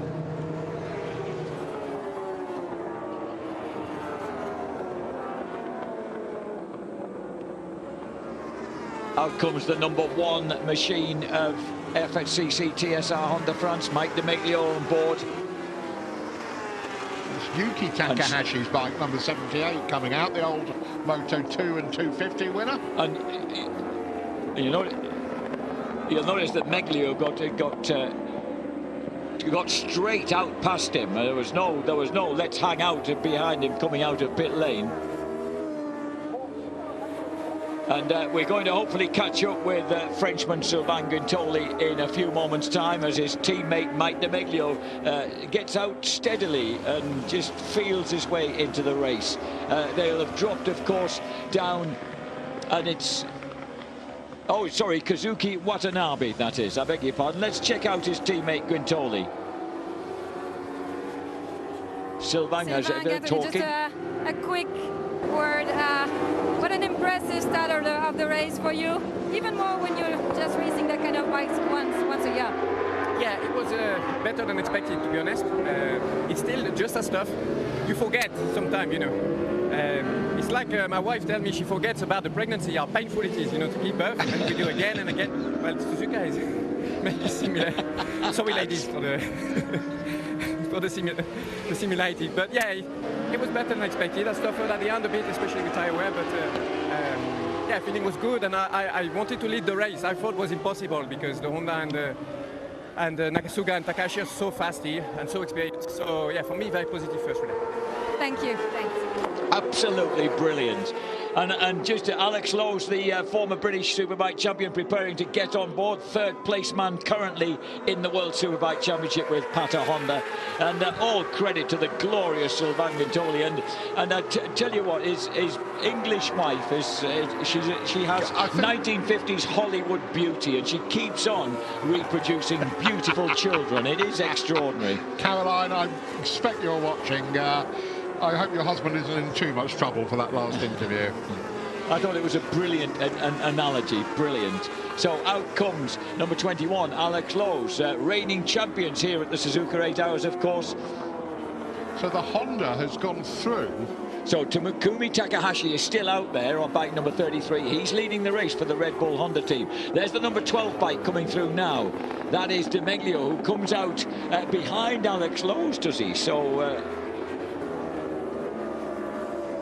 then that'll be a little period of confusion. That's Kageyama, we think, don't we, on the Suzuki? We'll find out. I thought he's up on our screen as Kazuki Watanabe. Right, Watanabe. Watanabe, of course, is the relatively young 25-year-old former All Japan GP2 champion back in 2012. Takahashi, and he's been a bronze medalist in the Superbike Championship as well. Number 33, Takahashi, 2017 All Japan champ, still out there and still motoring on the Red Bull Honda. Really motoring. His last lap, the 2 minutes 8.9, so just dropping off the pace slightly. But oh, and here's somebody getting pushed in. Impressive. And there will be a lot of calculations being made right now down pit lane. If this Honda can go this long without refueling, are they going to save a fuel stop compared to Yamaha, Kawasaki, Suzuki? Yes. Takumi Takahashi, who's 20, doesn't turn 30 until November, late November, so he's one of the relative youths of the. And he's already 3 times a winner of the Suzuka 8 Hours. He won it in 2010 with Kianari, who is his teammate again this time. He won it in 2013 with Leon Haslam and Michael van der Mark, and then teamed up with Haslam and van der Mark again in 2014 to win it. The question, though, is about the balance of the team. Yes. Can the other two do what Takahashi can do? Yeah, and that's your concern. And that's the concern after practice and qualifying if you're rooting for the Red Bull Honda. Yeah. Wow. That's incredible. So, gosh, a little underwater relaxation then for Josh Hook, the 26-year-old Australian. And that must be, I presume that's very cold water. One would expect so. Part of this, just what you don't want. Yeah, and that's the number 1 machine of Mike De Meglio running in fourth place. Yep. And still.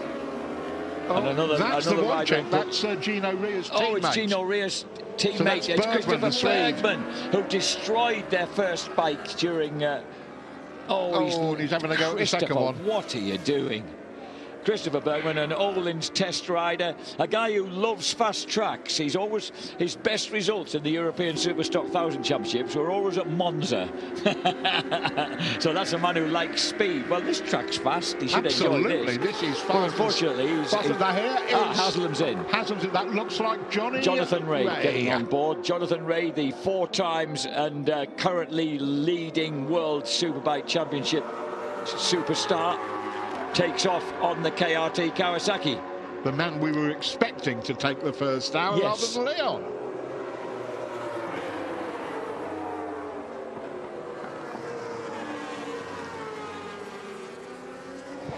Kawasaki comes out from its pit stop. The leading Honda still has not stopped. And Mike DeMeglio just gets round before Jonathan Ray comes out. So Mike DeMeglio. Josh, great start and then great pace on the bike. You must be happy with that stint.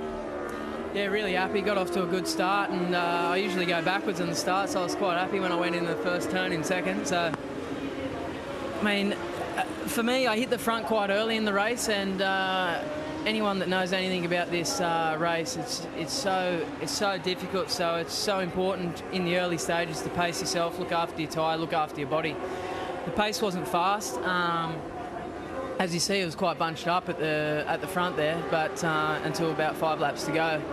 But mainly, I mean, all the top guys are doing the same thing, just conserving their bodies and the tyre, and because it's a long race here and it's so physical, and the heat just kills you. So, I mean, I'm happy with the stint. The bike, the team's in a good position for now, so it's a good start. How brutal is that heat? Because arguably that's the worst stint, sitting out on the start line and heating up. Yeah, the start's always hardest for me because having to sit out there in the heat, so that it's just that extra little bit that takes it out of you when you could be inside in the aircon resting. So every little bit counts. So anyway, it's I feel good on the bike. Towards the end, I struggled a little bit with the front end. I couldn't. We had some bad chatter, and I was losing the front a little bit, so had to conserve there. And just important to get the body to cool down now and rest up for the next one. We'll leave you to it. Thank you. Brilliant to hear from Josh Hook, in very good spirits after that stint. So he should be. But saying that the first stint is the hardest, because I reckon it's because you know you're going to be in such a dogfight, and you're still trying to kind of look after yourself. The riders say it's because you're out in your leathers an hour before, in the sun, doing all the introductions and everything, so it's extra tough. And there in the Kenny Roberts Senior tribute helmet, Alex Lowe's. And incidentally, it's Stefan Bradl, who was the slowest of the 3 on the number 33 Red Bull Honda, who's gone out. And Alex! Lovely stuff from Alex, been taking lessons from Nakasuga-san. Lovely job. Stefan Bradl goes out on the leading machine, but he'll presumably drop back behind Alex Lowe's Mike DeMeglio. There is Stefan. So Stefan Bradl, then, would you expect him to be able to do this as fast as his teammate was? I think Takahashi is pretty much the benchmark. He's got to be. I mean, he's got to be within range of what Takahashi's done. Shall we ask Terence about that? I think Mr. Terry Reimers is keen to get onto a microphone, so I'd better hand him over to. We'll get Terry wired up and get an opinion on that important question. Welcome, Terence.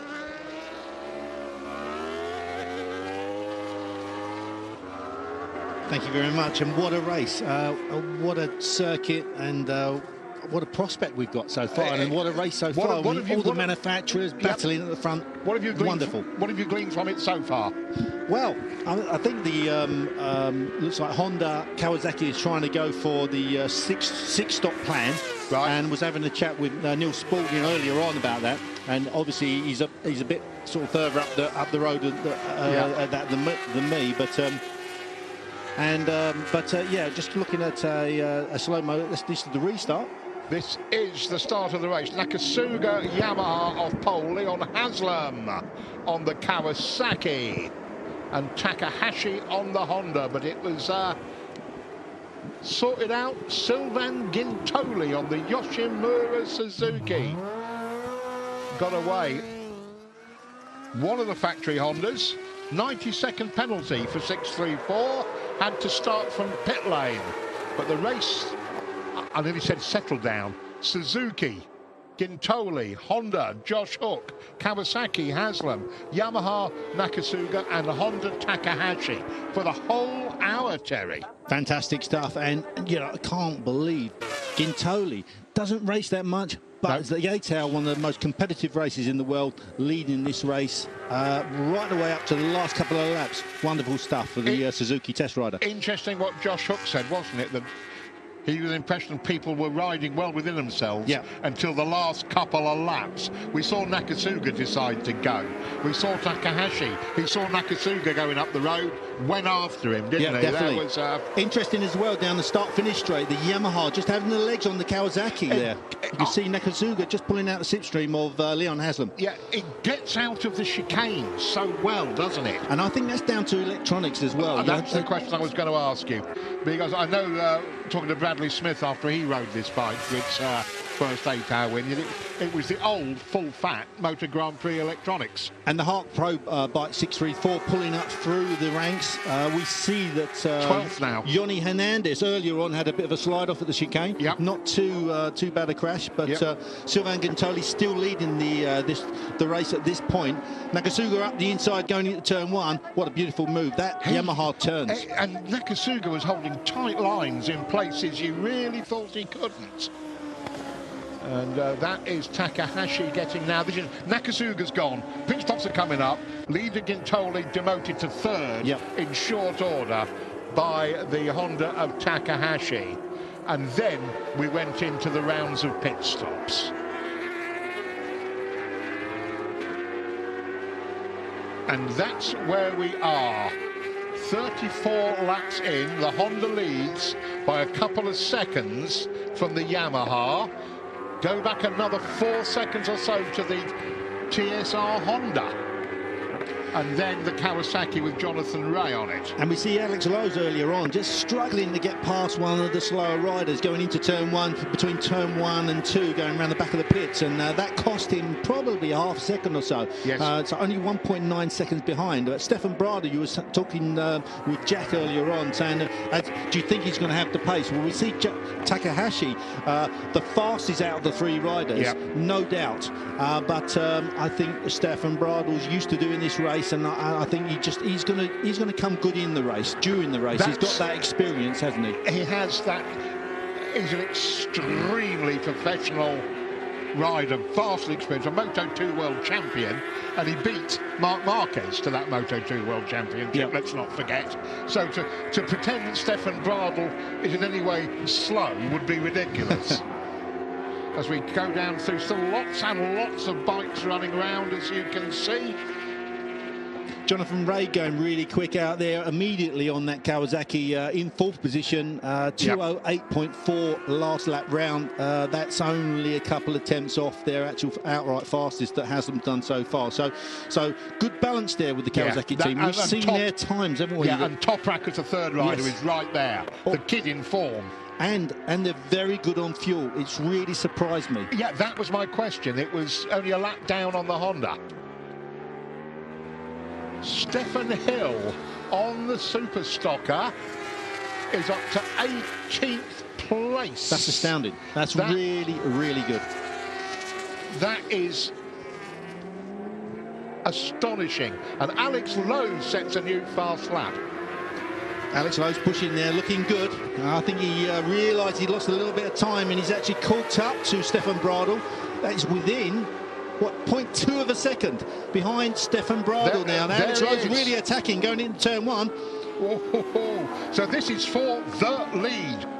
Bradl leads it on the Honda. Lowe's all of a tenth of a second behind him on the rather elegantly turned out Yamaha R1. D'Amelio 5 seconds further back down the road on the number 1 Honda in 3rd place. But what a great result for one of the championship contenders there to actually be running in a podium position at the Suzuka. Unbelievable, yeah. And there's only literally 1 or 2 points in it for the championship title if you do the sums at the moment.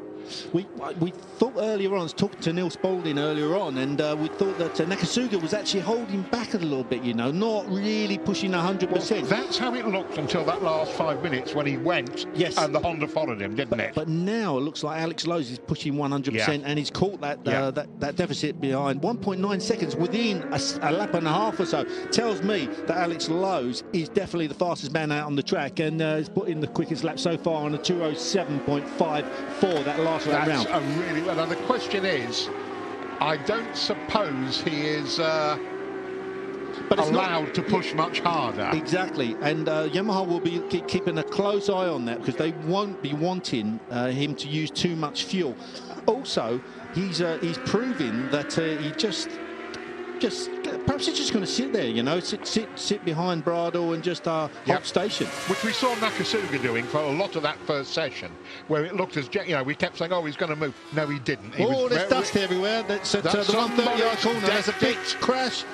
Oh, he's up and walking, or wherever it is. We didn't see the bike, but that is a fast corner, Julian. As fast 150 miles an hour left-hander. That's as fast as it gets, that one. Wow. And you are lucky to be able to run away from that one. It's one of them turns you go into, you kind of grit your teeth and just hope for the best, really, sometimes. So let's have a look at the slow-mo.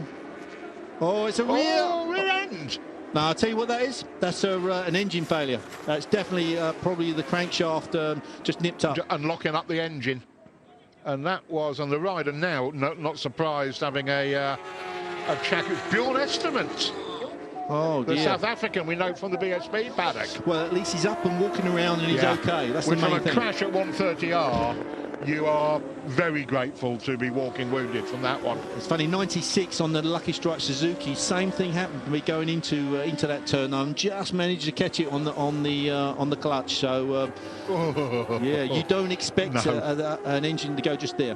Whoa, look at that. Alex Lowe's sideways, but still keeping it tight through Dunlop turn, going into the first Degner, and then setting the bike up. Second Degner, accelerating out, second gear underneath the bridge where the track crosses over.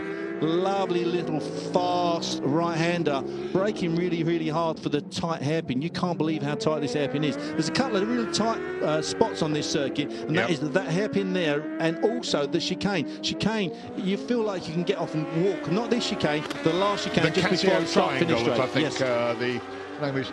Last time round, 2080 for Bradle. Sorry, 2084 and 2083 for Alex Lowe. I think Alex Lowe has been told to behave himself. I think that would be. He's had a little nibble.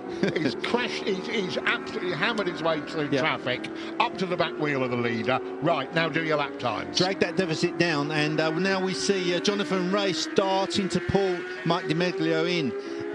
And we expected that. We expected Jonathan Ray to be very, very quick on that Kawasaki. 3/4 of a second faster than him last time round, Johnny Ray. You know, DiMeglio, though, he's no mug. And I think once Ray gets past him, he should be able to sit in his wheel tracks. Yep. That was, if you are DiMeglio, that's what you'd be hoping for, isn't it? A bit of a way round. Just quickly, Honda 634, the Hark bike, up to 12th after their 90-second penalty. And Randy De Pugnae, who I accused of crashing earlier when it was Hernandez, back up to 14th on the 111 Honda. That's good comebacks from those two. For the Honda Britain team, yeah. And Stefan Hill on the Superstock, and the bike that won Superstock last year, is in 20th position and closing in on Greg LeBlanc. And you could really see there that Jonathan Ray running a kind of a trailing throttle through the exit of turn 1, going into turn 2, just carrying that extra speed compared to DiMeglio. Really, look at the tight line he pulls through there, going up towards Dunlop turn. That's the green flag rolling there. Someone must have had a bit of a run-off earlier. And look at Jonathan Ray around the outside of Dunlop. We just go away from the shot there, but I wouldn't be surprised if he doesn't go on the inside of the deck. No, he does. Lovely move there. Johnny Ray at work there. Beautiful to see. Absolutely beautiful. The Suzuki we saw is Watanabe, and he is now back in 5th, 20 seconds back. Oh, tiny mistake there from Jonathan going into the hairpin. Сегодня Париж. И первый колумбиец в желтом. Но в этом туре многие внесли свой вклад в его триумф. Финиш Тур де Франс в прямом эфире на Евроспорт и Евроспорт Плеер.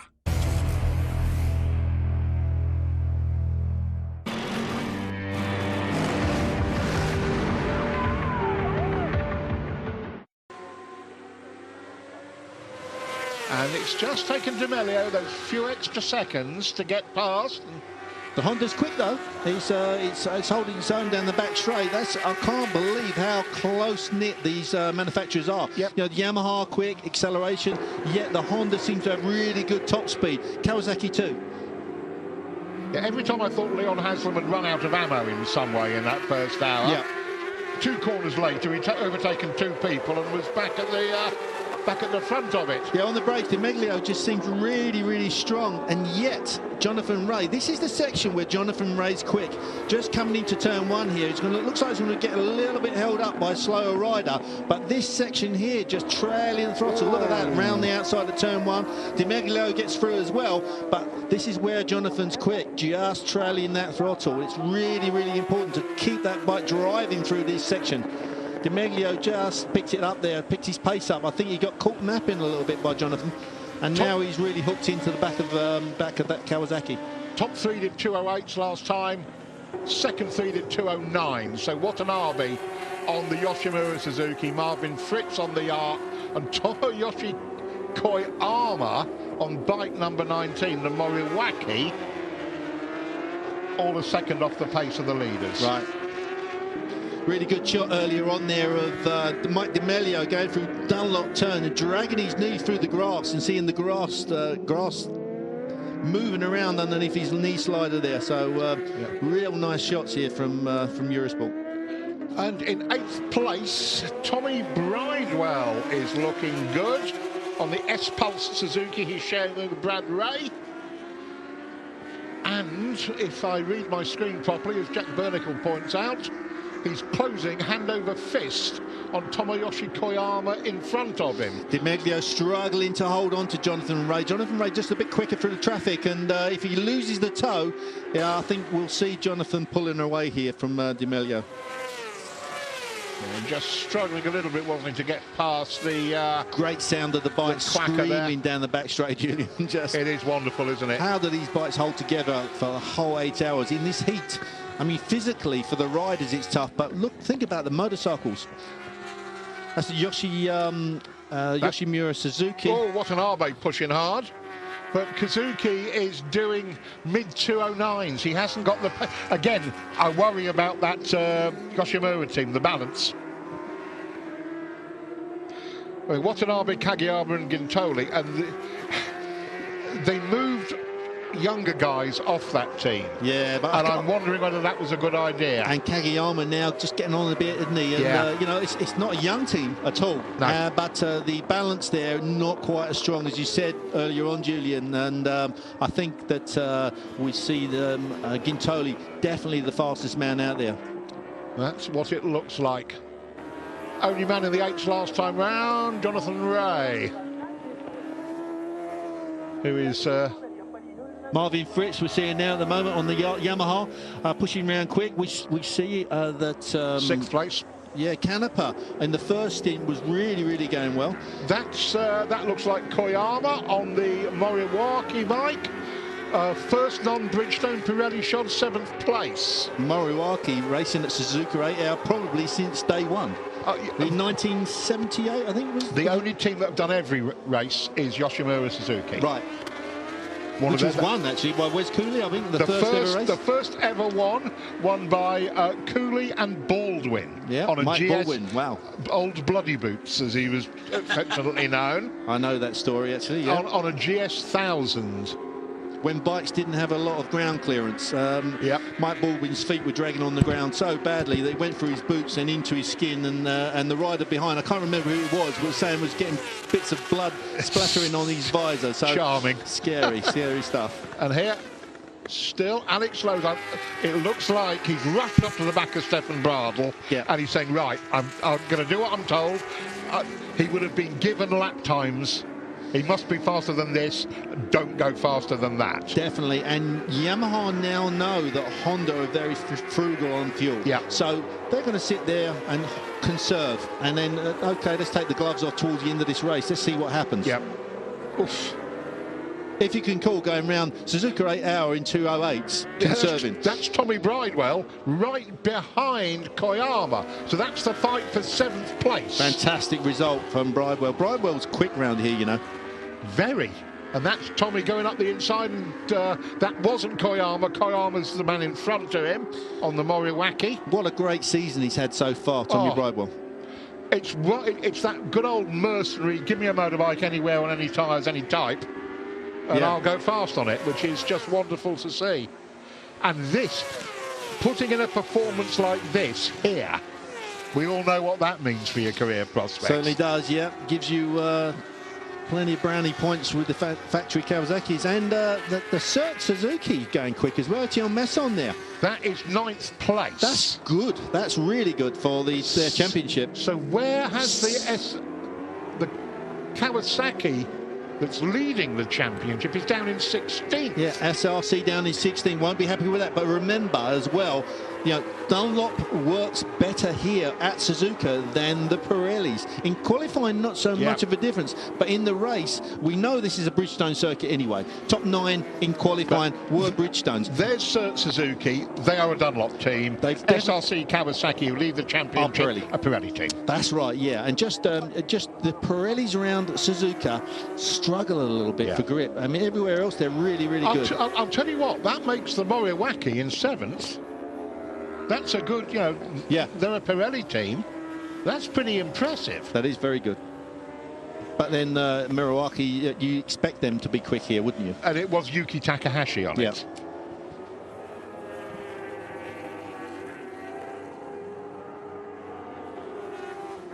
And the Cert Suzuki virtual world champion. Did I just see the caption flash? So far, yeah, because the gap is obviously big enough to deal with the 5-point. And you'd be crazy to bet against Suzuki, wouldn't you, in a situation like this? We know that FCC, TSR, Honda have got the pace.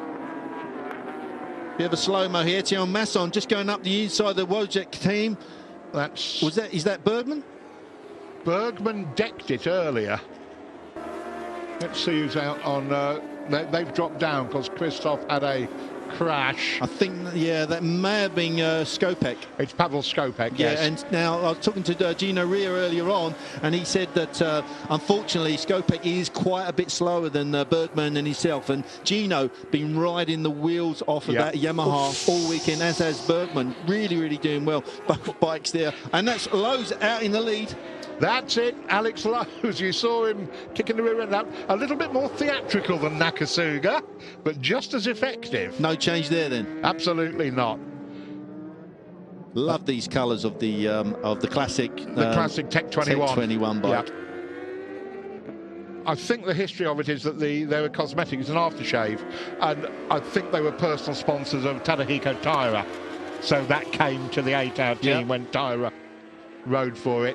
Oh, traffic, and Alex is doing a better job than Bradle at the moment. Bradle there struggled through 200 off. He made a big mistake. We didn't see it. It was just off camera. He must have had a bit of a slide or something, but he lost a couple of attempts trying to make it up there, getting through the traffic. The Honda's quick, we know that. They'll have to try and drag a little bit of slipstream from one of the slower riders down the back straight.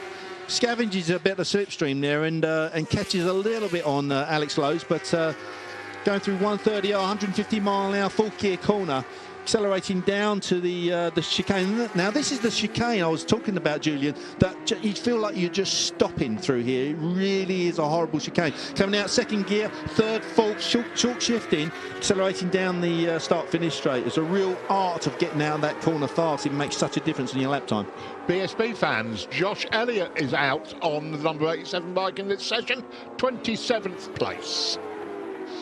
Alex Lowe's just looks like he's eking a little bit away from Bradle. Bradle desperately trying to keep on the back of that Yamaha, on the Red Bull Honda.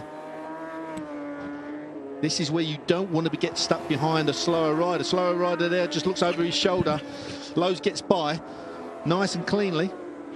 Bridle's got to put up with that now. He's got to try and get past this rider before he gets into Dunlop. Can't see the number on that rider, but he's been really, really good, looking over his shoulder, moving away from the fast riders, which is a really nice thing to see. Yeah. It's unusual. Yeah, not necessary. He's running his own race. He doesn't have to do anything. Definitely. Yeah, we just see that problem there. Bridle almost got taken out. I think what happened, he had a bit of a slide and got a bit sideways, just off of the camera, and it just made him drop back a little bit. Oh, he's pushing hard, Bridle, and he's going into the hairpin, losing the front end there. It looks like he's having trouble staying with Alex. Definitely, and Alex on that Yamaha looks like he's really, really cutting the corners exceptionally well, hitting every single apex, really pinpoint. And again, through 200R on the exit of that chicane, really pulling out on Bridle. I mean, literally 2 or 3 tenths through that section.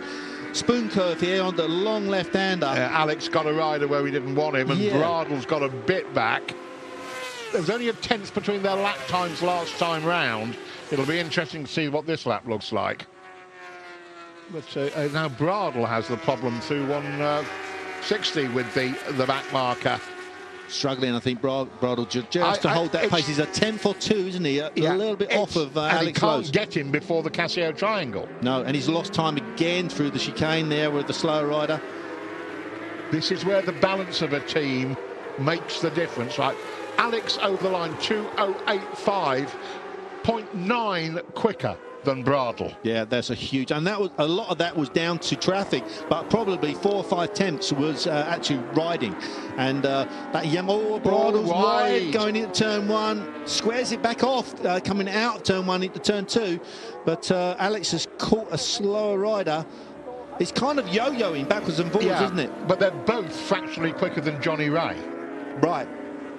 So that Kawasaki, I don't know, there were times in that first hour where I wasn't convinced Leon had all the ammunition he needed. No, we were talking about that earlier on, but Neil Spalding and I, and Neil would come up with a really good point. He doesn't think the Kawasaki steers quite as well with a full tank of gas compared to when the fuel goes down, the fuel load goes down on the bike. So obviously we'll see whether Jonathan Ray gets quicker as the fuel load drops down. That we must keep an eye on. Now, where is Tommy Bridewell? He's past Koyama into 7th. And he's got quite a lot of empty tarmac in front of him. Best part of a lap before Marvin Fritz. So Bridewell on the S-Pulse Suzuki with Bradley Ray. That is a really solid bit of riding so far. Yeah, having a good look at number 44, Suzuki, there on the Honda. Going round in, he's currently in 10th position. That's the Japan Post-sponsored bike. It's number 44, Sakaguchi Iwata Kunihime. Hart Pro bike catching up, though. That's Agata. Getting closer to that top 10. That's a really good result so far from them guys. Note, Agata has changed his crash helmet. The Swiss flag has been Siamesed with the Japanese flag on top. Very nice. It's a 50-50 job. And he's 3 times a podium here at the 8 Hour, the Swiss rider. And when you come to a Grand Prix here, you don't often know it because the support for, you say, a rather relatively obscure, excuse me, that's rather rude, Moto2 rider, but there is a massive Agata supporters club at the Grand Prix because of what he's done at the 8 Hour. Stefan Hill, by the way, 19th now.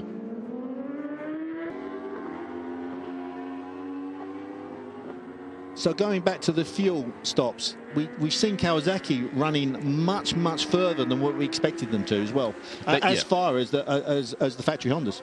Yes, well, I mean, last year Honda did a 6-stop race. Yep. And Kawasaki have clearly looked at that and thought, well, okay, we can come and play with that. The problem is though, sometimes when you have to play that game against Honda, it means you have to slow your motorcycle down because you have to run it leaner. Yet the Kawasaki still seems as fast as anything out there, which is actually quite impressive. It's impressive from the Honda, but I kind of expect it because Honda did a whole bunch of years in MotoGP where they had to run the bike as lean as they possibly could, because the performance restriction in MotoGP was the amount of fuel they were allowed. So they only had 20 litres. And historically, Honda have always been frugal, haven't they, on fuel? They have, but the critical thing is the software that you can't use in MotoGP anymore is out here and being used in that works Honda. Same with Yamaha. Yep. And those two factories have had that massive lead in both lean running and high performance software. I mean, before you build the engine, you've just got the right computer control of the fuel delivery to make the rider feel happy and go the range. The trouble for Yamaha is that with a cross-plane engine, they're always going to be a little bit less efficient. It's never going to be quite as good. So Dominic Agata now up to the top 10, which is a fantastic result. That Hart Pro Honda, after that 90-second, well, they had to wait in the pits for everybody to go past, then wait for 90 seconds until they started the race. So wonderful stuff. Only 0.9 of a second behind Etienne Masson on the number 2 Suzuki.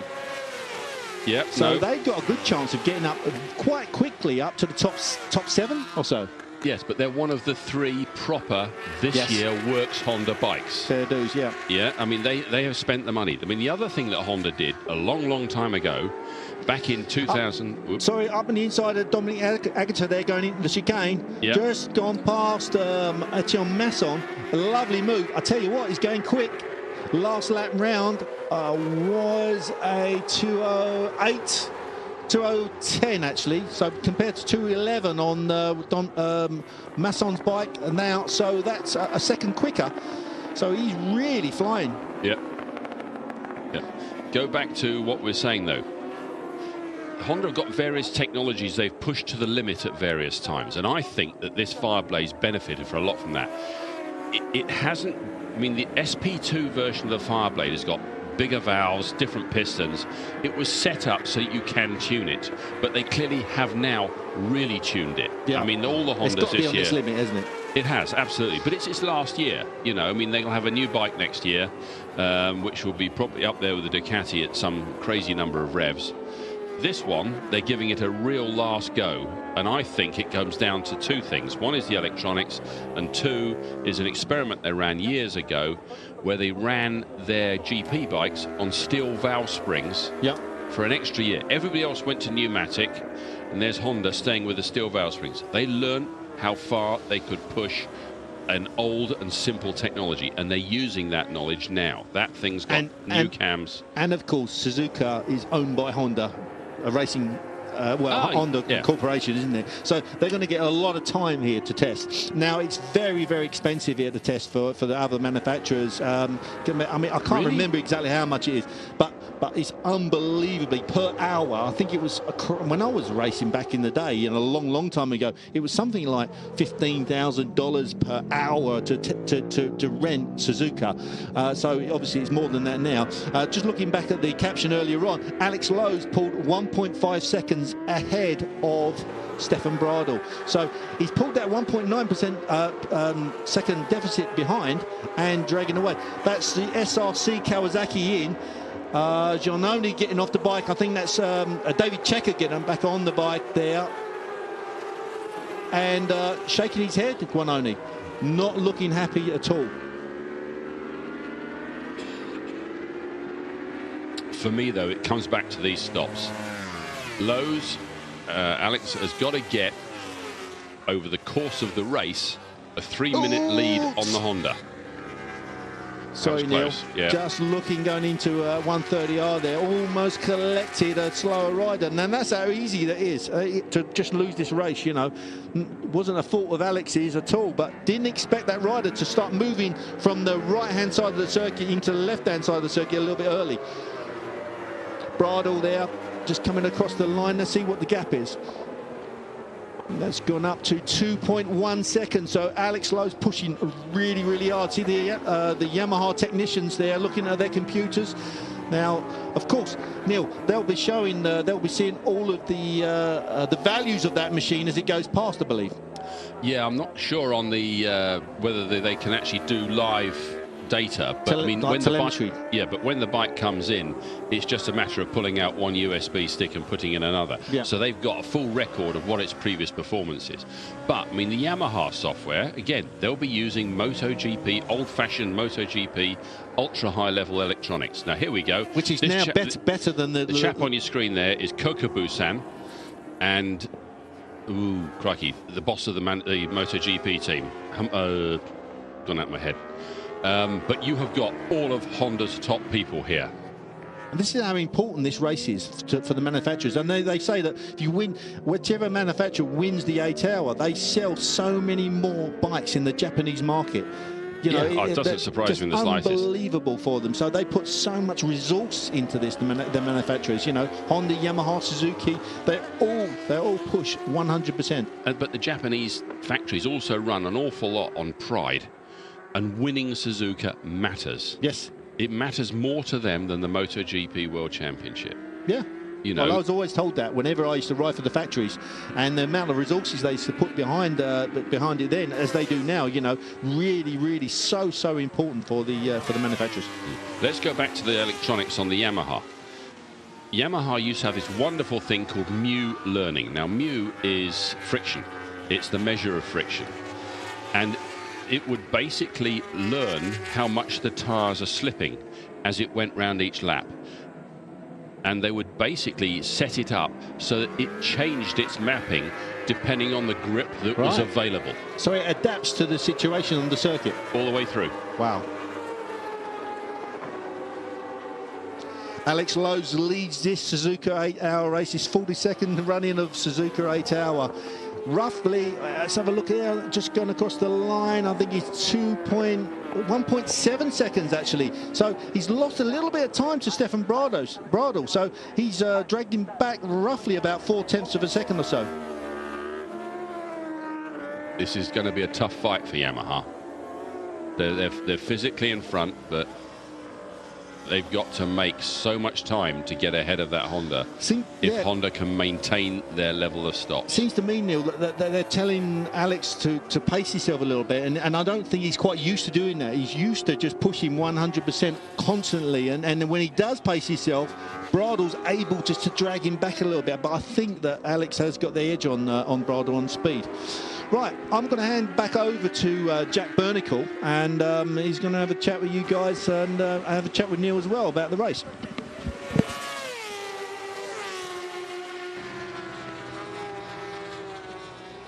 Well,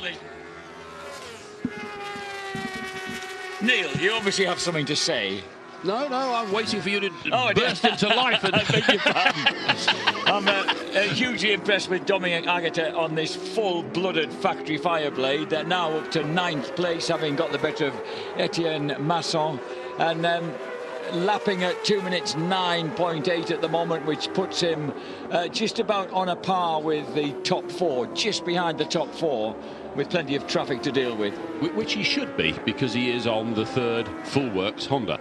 Yes. You know, and it's clear that Honda have come up with something for their full works bikes. I mean, you've got a lot of Hondas in this race. Is that Red Bull bike that's right behind Alex Lowes at the moment? Because I know you guys have been slightly dissing Stefan Bradl, but he's absolutely living with Alex Lowes, and no, absolutely. that is impressive, because Lowes is has always been very fast when we've seen him around Suzuka and winning here. Bradl finished 12th, I think, at Jerez this year on a MotoGP bike, on a prototype chassis that hadn't been raced before.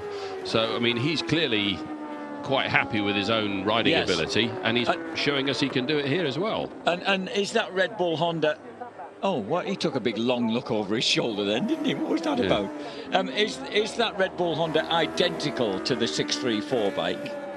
As far as I know, there are 3 works chassis. The difference is, I think the 634 bike and this bike are on Erlins. The FCC team have been given the 3rd bike, and they're on showers. So the different suspension, but other than that, 3 full works Hondas.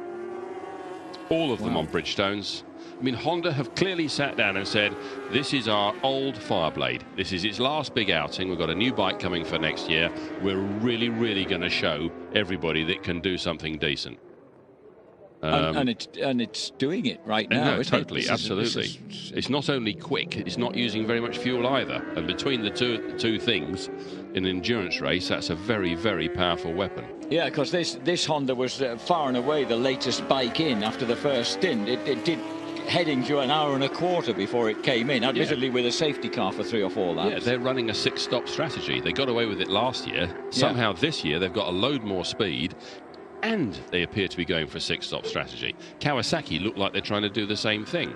But Alex has got to end the race. He's got to find 3 minutes by the end of the race just to make up for the stop that they're going to have to do extra. Oh, and there's somebody running out of fuel. Just as we speak about petrol. No, don't stop on me. Yeah, and that's very early. I mean, you wouldn't want to be running out of fuel before the hour is up. And I think that might have been Stefan Hill's team. I think that might have been the young Coventry riders team. I don't know whether Stefan Hill, he is out on it at the moment, 21st place, and that just could get a bit worse. And that was Stefan himself trying to persuade a bit of juice into the engine. Oh dear. Come on, Stefan, keep going. Behind him, he's got the official BMW of Julian Da Costa, amongst others. Osamu Deguchi, who's out on the Bolliger team, Switzerland Kawasaki, number 8. James Ellison in 26th place. The people who are struggling World Championship right at the moment are the SRC Kawasaki's. They've made their second stop already, and David Checker down in 18th place. So they've been very well knocked off the top of the World Championship table by Etienne Masson's number 2 Cert Suzuki, despite it having been pushed back to 10th place. Dominic Agata now up to 8th place in pursuit of Tommy Bridewell. His last lap at 2 minutes 9.4 against Bridewell's 2:11.9. So Tommy's got caught up in traffic. This man, Jonathan Ray, won in 2 minutes 9.2. Fastest man on track on the last lap in 3rd place. And he's pulled out something like 15 seconds on Mike DeMeglio on the number 1 FCC TSR Honda.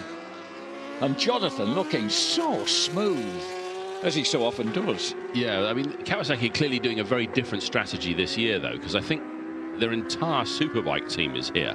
Yes. They're not doing what they've done in the past, which is put their star riders onto an existing endurance team. Yeah. They've actually turned up and said, right, okay, what do we got? We've got a World Superbike team. Okay, lads, you got a couple of weeks off, but now you're coming to Japan. And you've got to learn to change tyres and wheels an awful lot quicker than you used to. The only question I have is whether that means they have the endurance racing strategy completely sorted if you've got new people running the team who don't normally do endurance racing. Equally, if they're going for a 6-stop strategy, that's a pretty good move to start with. So as they cross the line now, we're just coming up to 2 is it 2 hours already? Good heavens. And 53 laps completed then by number 21 Alex Lowe's and the Red Bull Honda of Stefan Bradl, just momentarily getting hooked up behind a back marker coming out of turn 1. Not where the German wanted to come up against that, but he nips through fairly handily past bike number 45. So it's Lowe's and Bradl, Jonathan Ray, Mike DeMeglio, Kazuki Watanabe on the Yoshimura Suzuki in 5th, Marvin Fritz, Yamaha in 6th, Dominic Ayata on the 3-time winning Honda, number 634, the Musashi RT Hark Pro Honda, in 7th place. The next man on board, that will be Xavi Forrest, currently 6th in the British Superbike Championship. And then it's Tomoyoshi Koyama, Bradley Ray back out on the number 95 Suzuki, the Pulse Racing Suzuki, back into 9th place, ahead of Sekiguchi. Vangsong Philippe has now they've had a pit stop on the number 2 Cert Suzuki, and here is Vangsong Philippe, the enormously experienced 10-time world champion. Agata, meanwhile, still forcing on. And again, the Honda staying out longer. Yeah, no. I mean, I'm not expecting the Hondas to come in before, well on the way to 2.5 hours, to be honest. If they can do anything like maybe 2:20, something like that. So the man in blue waiting to come out. Oh, it looks like they go... So the Musashi Hark Pro Honda will be next into the pits. It looks like just on the 2-hour mark, 54 laps complete.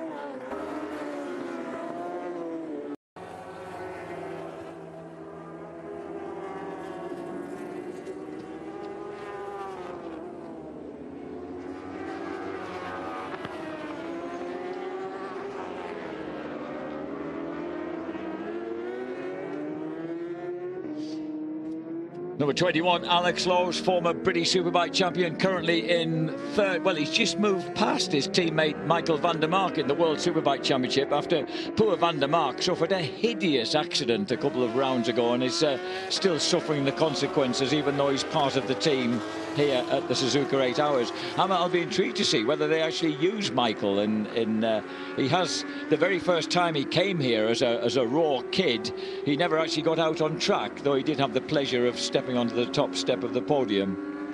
Well, I mean, there's good sort of logic, isn't there? In the end, if you have 3 riders in a team, the very fastest ones do the most track time. You know, it isn't an ideal share. You try and balance. Yes. You get the fastest rider doing as long as possible, assuming that he can stay fast if he's doing a whole load more laps than anybody else. Whoa, whoa, whoa. Hats off to 52-year-old Shinichi Ito, running in 15th place right now, as David Checker moves into 16th on the currently championship-leading SRC Kawasaki squad. Yes, Ito is one of the cooler gentlemen from the Japanese racing fraternity. Turned up at Motegi a few years ago with the HRC test bike for an outing and just looked unbelievably cool. You sat there thinking you're in the presence of greatness here.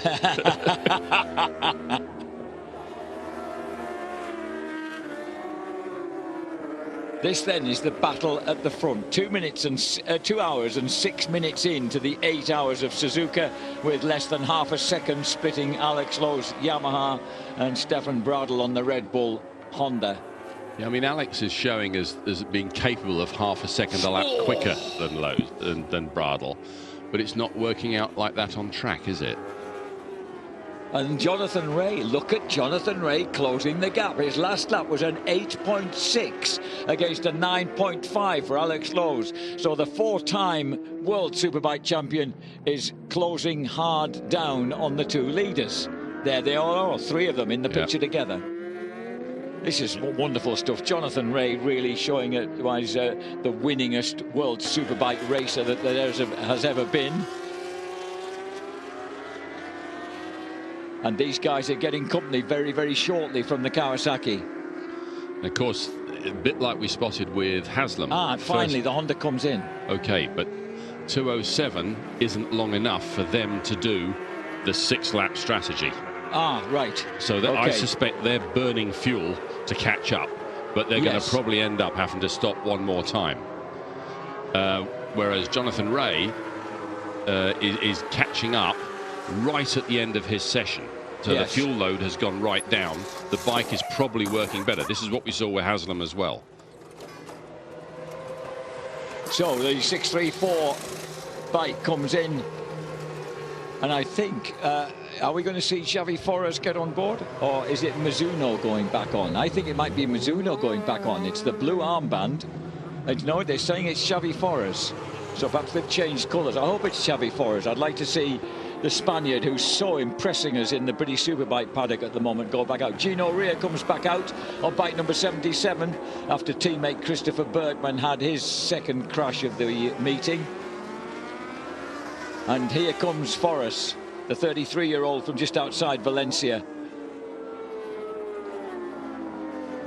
And Javier Beltran, his team boss from the British Superbike paddock at Honda UK, has come over with Xavi to enjoy the weekend here, and is hanging out in that garage. It's a bit of a must-have to sort of come across to this race, because if you want to pick up how to make a Honda Fireblade go fast, yes, this is not a bad place to do it. And as Julian Ryder pointed out before we came on air, it's really impressive for the interest in the British Superbike paddock, getting a lot of we've got 8 people from the British Superbike paddock competing in this race, and this is the Yoshimura Suzuki in, and Yukio Kagayama, I suspect, taking over with that glorious helmet. You still see so many, especially in blue, so many replica Kagayama helmets around the roads of Great Britain. Jonathan Rea has actually come through to second place, launches past Alex Lowe's and puts the Kawasaki momentarily into the lead, but Alex isn't taking that line now. And there are the first 3 riders after 2 hours and 9 minutes racing, ladies and gentlemen, neck and neck, 2 Englishmen and a German. And 3 different factories. Yes. 3 very different motorcycles. This is fabulous. There we go. The Yamaha's coming in. So Yamaha enter the pits. Alex Lowe's will drop in, and we'll see if Michael van der Mark does the next stint. Yeah, and now it's critical. He's coming in at 2:09. That in the end he's going to have to stop 7 times in the race. It's now how long the Kawasaki and the Honda can stay out there to see if they are really on for a 6-lap strategy.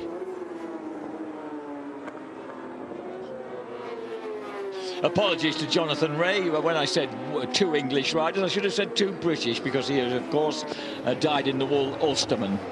Number 21, Alex Lowe's, comes in, and this is where we see who is going to take over the leading Yamaha. That's like Van der Mark to me. It certainly looks like the tall, lean figure of Michael van der Mark. Van der Mark, who is currently 4th in the championship, had that hideous crash at Misano.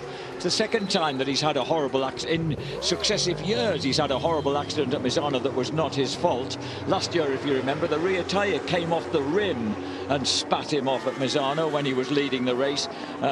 This time, well, something went wrong with the motorcycle, and the result was a horrendous high side, and he's still not fully recovered from the injuries, but he's certainly well enough to go out, it would appear, right now. So Jonathan Rea then still out there and in the lead. Stefan Bradl in second place. The Yamaha rejoins in 3rd.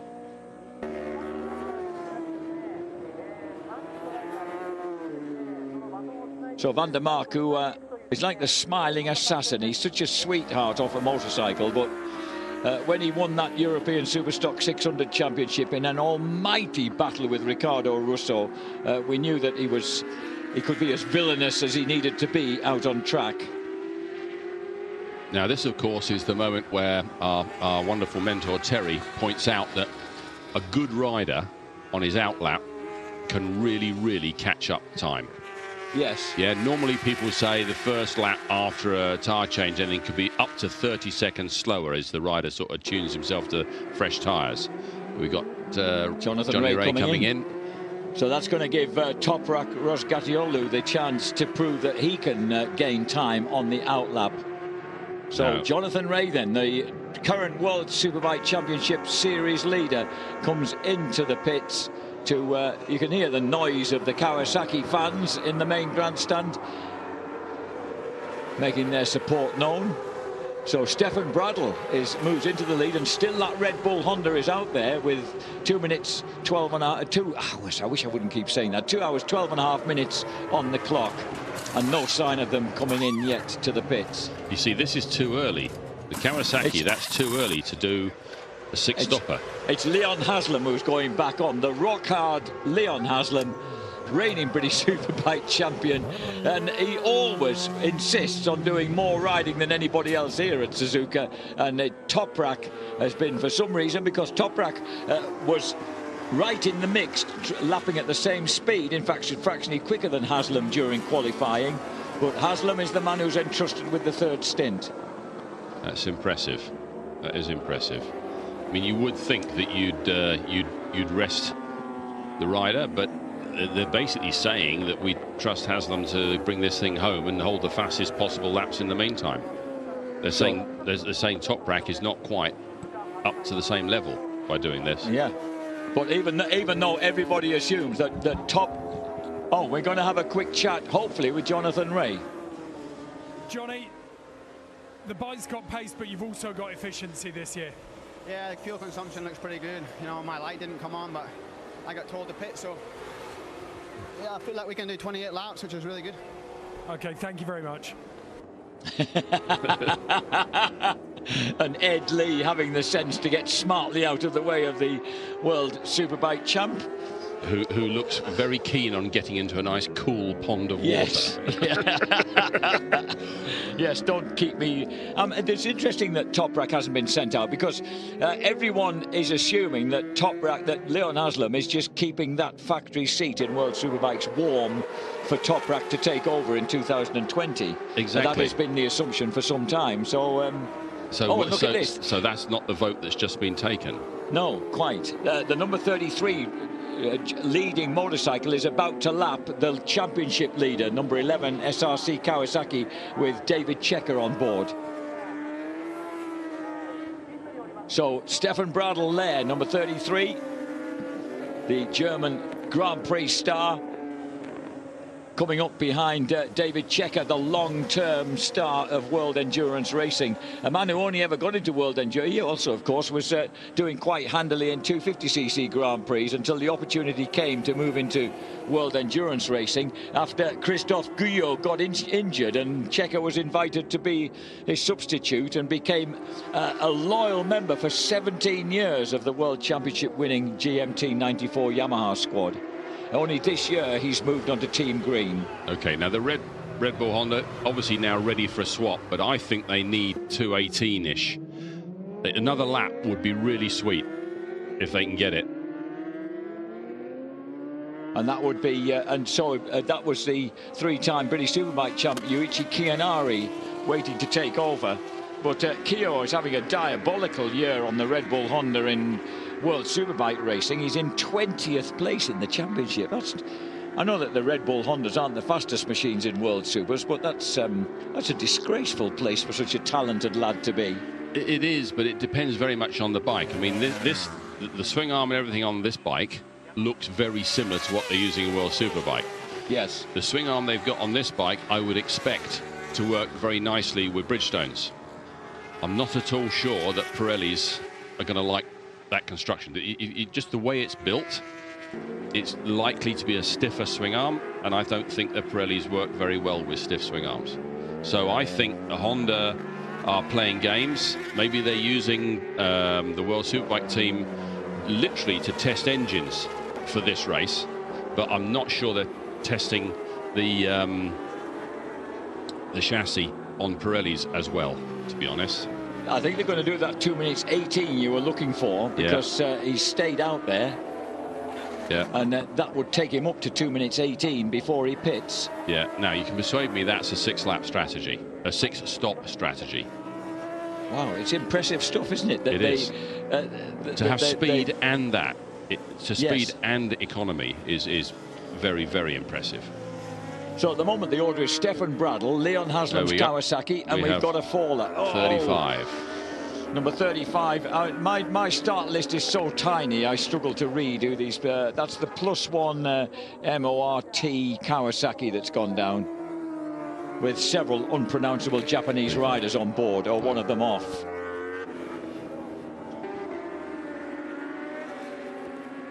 So fortunately he's fallen in a place where it looks like they'll be able to remove him. Is that another bike? Have the two riders gone down? Yes, that's another one. Oh, and that's the Enjolras bike, the Eva RT Wee bike, Tati Team Trickstar, regular boys on Dunlop. But the green light flashes, so that he's okay to go tooling off on the grass. Oh, is he allowed to do that then, in the firing line? I'll just cruise along on the grass then. I think it's a moot point as to what's the safest place to be. You don't want him on track, but I'm not totally sure you want him there either. As long as nobody else chooses to fall off at speed just there, then we should be okay. Here's the race leader with 2 minutes 18 now, with 2 hours 18 now up. He does decide to come in, so absolutely as you wanted him to on cue then, Neil. Yeah, no, and it's that critical few seconds to let them do that one less stop. I mean, there's no point getting to a point where you could do 6.5 stops, as it were. Yes, you go logically for the next number. You either go 6 stop or you go 7 stop. So Stefan Bradl then, the experienced German, cruises in. I love the way they always adopt this kind of look how relaxed and cool I am posture as they come cruising into pit lane. So Bradl, the race leader, had a 56.9 second advantage, virtually a minute, in fact a minute's advantage over Leon Haslam when he came in. So this is intriguing then. Can they get back out? How long did they lose on a pit stop? Can they get back out virtually in time to keep that lead? We'll find out soon enough, because Leon Haslam will be storming past any moment now. Already we've got the next man going out on the number 33 bike, and is that Takumi Takahashi being sent out again? No, it's Kianari. No, it's not. It's Takahashi. I'm not sure that they're trusting Kianari to go out there. I think they might have sent Takahashi back out, you know. Yeah, well, this is the same. Yeah, it is. So this is the same slight query that we've got with Kawasaki. You know, you run your fast people. And yes, and Takahashi was very quick early on. He was, absolutely. Well, he's leading the Japanese championship look, at the moment. Here's Leon Haslam. Yeah. So Leon Haslam then didn't manage to get through before Takahashi came out. Has Takahashi got the tyres warmed up enough to stave Leon Haslam off? Here the two are absolutely together. The Honda and the Kawasaki nose to tail, with Leon going round the outside, already in race mode, already fully up to speed. And now Takahashi has got to begin to build up his confidence in the however hot those tyres are and sticky those tyres are, and cling on to the Kawasaki. Yeah, I think he'll be back in front in 5 or 6 laps time. I'll hold you to that, dear boy. That's 62 laps, so you've given him till about 67 to retake the lead. Michael van der Mark's running third for Yamaha. Freddie Fore's now out on the FCC TSR Honda in 4th place. Yukio Kageyama in 5th for Yoshimura Suzuki. Brock Park 6th for Yamaha. Xavi Fore's 7th. Wow, goodness me, for the 634 Honda, ahead of Brad Ray in 8th. Troy Herfoss, the Australian champion, in 9th place. Vang Song Philippe for potential world champion Search Suzuki in 10th. Right, I'm going to hand over to Terry now. He's going to give you a bit more of an analysis on the riding styles, and we'll wait, and I'll take you up on the 5 laps in the lead for the Honda. I'll let you know if you've got it right, dear boy. So right now in traffic, Leon Haslam making good use of the traffic to draw, in fact getting 2 back markers, including the Viltias Experience bike that's already been lobbed up the road and therefore suffered as a result. So 2 back markers then between 1st and 2nd place men. So Haslam leading the way. Here comes the number 33 bike, desperately trying to make a move. And there's Michael van der Mark right with them on the Yamaha. The first 3 absolutely nailed together. Number 33 on the Red Bull Honda then. Takahashi, who the 2017 Japanese champion, currently leading the All Japan Championship for Honda, which, considering the domination of the Yamaha team for so long, is good news, at least for Big Red. And also, judging by the sort of form he's showing here, this is the Honda that could bring them victory here at the Suzuka 8 Hours after that embarrassing 4-year domination by the team Yamaha. And Leon Haslam looks a little bit in his kind of the way he's sitting on the bike. He looks a tiny little bit worried the way that Honda's pulling away. You know, he just looks like he's struggling a bit to keep the pace going. Especially, as we said before, the Kawasaki not working quite so well with that full tank of fuel. That's what we've looked at and what we've seen so far. Anyway, all the time up in the top of your picture, Van der Mark going on the number 21, Tech 21, the Yamaha, just catching these 2 guys ahead of him. Making this a really, really exciting prospect. 1.264 seconds on that last lap round. That's closed up a little bit now by Haslam, but that's seesawing backwards and forwards as and when they're going through the slower riders and the back markers. Fastest lap, Takeshi, 207.246. That is quick. Now, we've seen in his body language, Takahashi pushing really, really hard, and that just goes to prove it. Fastest lap of the race so far from the Red Bull Honda, number 33. What do you think, Julian? Terry, I'm back. Jack Bernacle has graciously handed the chair over to me for a stint. I am enjoying this race like you can't believe. That's brilliant. Yeah, trying to prize Jack out of the seat. I think you was more excited than me. And why not? It's great stuff. It's great stuff. I was enjoying looking at it. And some interesting Spalding material there. Just really nice to see, regards to the technology behind these machines and behind the manufacturers. Also, we've got to talk about the riders as well, of course. And it's funny, I got a text from my old mate Aaron Slight. Twice winner here at Suzuka 8 Hour, and still don't forget. I can't forgive him for beating Scott Russell and myself here in 1994 by about a bike length or whatever it was. Obviously a legend is Aaron, and just saying, jokingly, of course, to me by text, why are they running 3 riders? In other words, these blokes must be wimps. Of course, it's tongue-in-cheek stuff, but it is true. Back in the day, the old days, we used to only run 2 riders. But a lot of the top teams now, we're talking about earlier on, the Red Bull Honda so far only running 2 riders. Usually running that 3rd rider just in case one of the riders in the 2-man team actually get too tired. Thought of as a reserve rider, possibly, there for the experience, and maybe to be used next year in another team. But hell, 24-hour races used to be 2-man teams back in 1980 when Dominic Mayon, the Suzuki boss, started. But you can, look at Takeshi there, just going past that slow rider, almost touched his front wheel with his arm. You just get the impression from Takahashi he's taking no prisoners. That he's been told, win this. or win this. That is the full stop. Or don't come back. The boss, the CEO and president of Honda was here this morning, and he did a tour of the garages. You can imagine just how great that is if you're a Japanese rider. I should imagine there was a wagging finger there. Oh, yes. 0.3 of a second down to 0.3 of a second. Leon Haslam's kind of recovered from a 1.5 second deficit, so held up a little bit now. Number 52 bike going into the hairpin, but I should imagine his outbreak, that slow ride on the inside he does, but puts him a little bit offline at that hairpin. And but going backwards and forwards, let's have a look at Michael van der Mark. Michael van der Mark around about 2 seconds behind Haslam.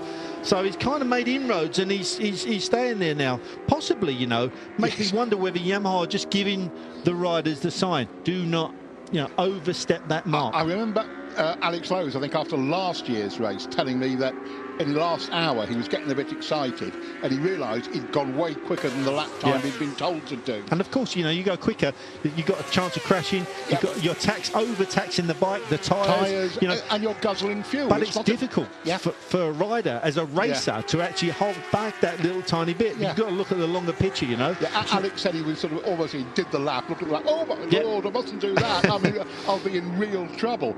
Because I think Bradley Smith said the same thing before they did the last session. The deputy president of Yamaha came, you're in your leathers, just put your helmet on. The deputy Yamaha says, please. Take it steady, a little bit steadier, please. Do the job. That's just what you need, isn't it? One of the real big bosses. He's the man that signs your paycheck, so absolutely. So you do as you're told with that guy when he's around. Bow as well, if you've got any sense. Freddie Foray on the FCC TSR Honda, of course the leading team of the EWC stalwarts of this championship, as it were. Of the regular contenders, the people who are in with a shout of the World Championship, because this is the last round of the 2018/19 World Championship. And way ahead of the SRC Kawasaki. Way ahead. So at the moment, the number 1 Honda is in 4th place, which gives them 28.5 points. And the Suzuki, you told me where it was, Terry, it's 9th, and that is 18 points. I don't think it's enough. Van der Mark getting on the gas very early there, sideways through Dunlop turn and through the Degner, second Degner getting a bit sideways, just going underneath the bridge. He's pushing hard just to try and hold on to the two riders ahead of him. Deficit now has gone up a little bit more, so he's lost a little bit of time. Whether he's lost that time, curb, isn't he? He's grabbing plenty of curb through that chicane. Whether he's lost a little bit of time getting through the slower riders or not, I don't know, but looks like he's trying very hard to catch that little bit of a deficit up. I mean, he is coming back from some bad injuries, rib injuries and wrist injuries. You know, not that long ago, the Misano around the World Superbike Championship. So 2.6 between him and Haslam. So that definitely has raised up. Do you know what? Michael van der Mark, I'm a big fan of Michael van der Mark. I think he's got a great style on a motorcycle. He's got a happy-go-lucky attitude, as has Alex Lowe's. You know, it must be a great fun to be teammates in that team. Absolutely. And this year, unlike last year, he actually fits on the bike. Because when Nakasuga dropped out of last year, they moved the handlebars forward an inch and he was able to go fast. That's why he was so much faster on race day than in practice. It's so important. I mean, I'm a tall rider, you know, I'm one of the tallest riders around, and to try and fit on these bikes is so difficult. You know, when you are a big rider, it makes such a difference when you can move the bars around, the foot pegs around a little bit, you know, can make the difference of a half a second. And it did for Michael van der Mark last year. Now, luckily, Nakasuga tried the bars afterwards and suffered no loss of speed. So they've kept the long bar set up for this race. I understand. Happy days.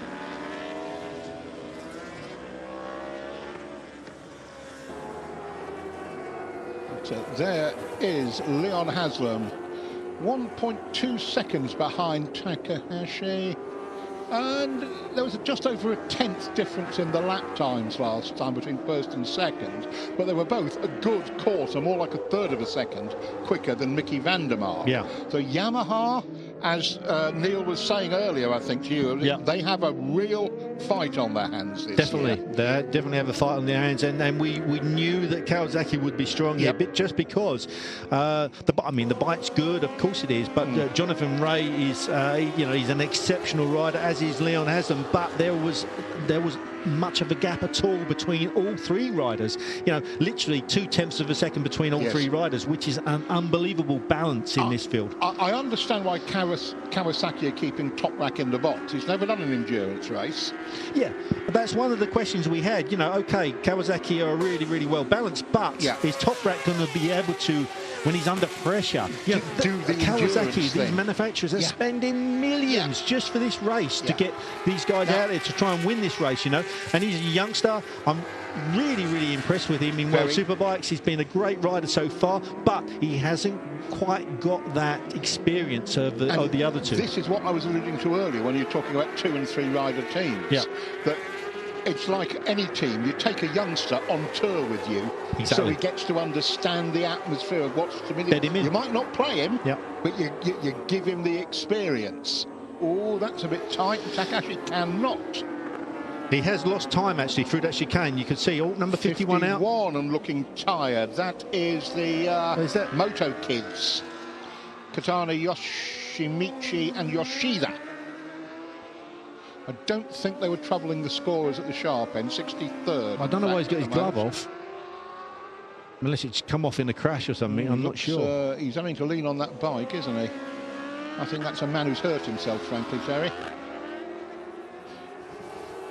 So back to the race, and the number 33 Red Bull Honda goes through Dunlop turn. You can see Leon Haslam not that far behind him at all, putting him under pressure, and Takahashi trying to get through the slower rider, just manages to get through on the second Degner, underneath the bridge, accelerates down to the hairpin. Really is a special circuit, this one, you know, Julian, and it's so taxing on the body. I can't tell you how difficult it is. I mean, we're sitting in this lovely air-conditioned commentary booth, and everyone's sitting at home in their nice comfortable houses, but really and truthfully, you know, this is a tough one. 85%, sometimes 90% humidity and 29 degrees heat. It's like racing a motorcycle inside a sauna, I can tell you. And the bike's hot, the radiators are radiating air through them onto you. You can, if you hold on to the bike when it stops after it's been out there for a few hours, you can't actually physically hold on to the handlebar through the hand grip because it's so hot. Your feet start getting burnt, you get blisters, you know, and it really is tough. So here we got the Virtual World Championship. Suzuki on 145 points. Team SRC Kawasaki France on 141. So FCC 137.5. So really at the moment Suzuki Endurance, and you can't bet against them. You can never bet against them, Julian. No, never. And Dominic Mayond, it's his farewell to the sport he has graced for 38 years as manager of Suzuki, the Suzuki Endurance Racing Team. So we'll see. It's this race looks like we're going to have a humdinger and be very close. And I was reminded by Aaron that in '94, I think it was, when we were racing, I was racing with Scott Russell, Aaron Slight was racing with Doug Poland. I think it was the closest finish of any Suzuka ATR. Yeah. I think it's about a bike length or so behind. I think it was a quarter of a second, wasn't it? Something officially? like that. It's very close. So it'll be interesting because we've seen so many close races in this championship, the EWC championship so far this year. Bit of a glimpse of David Checker there.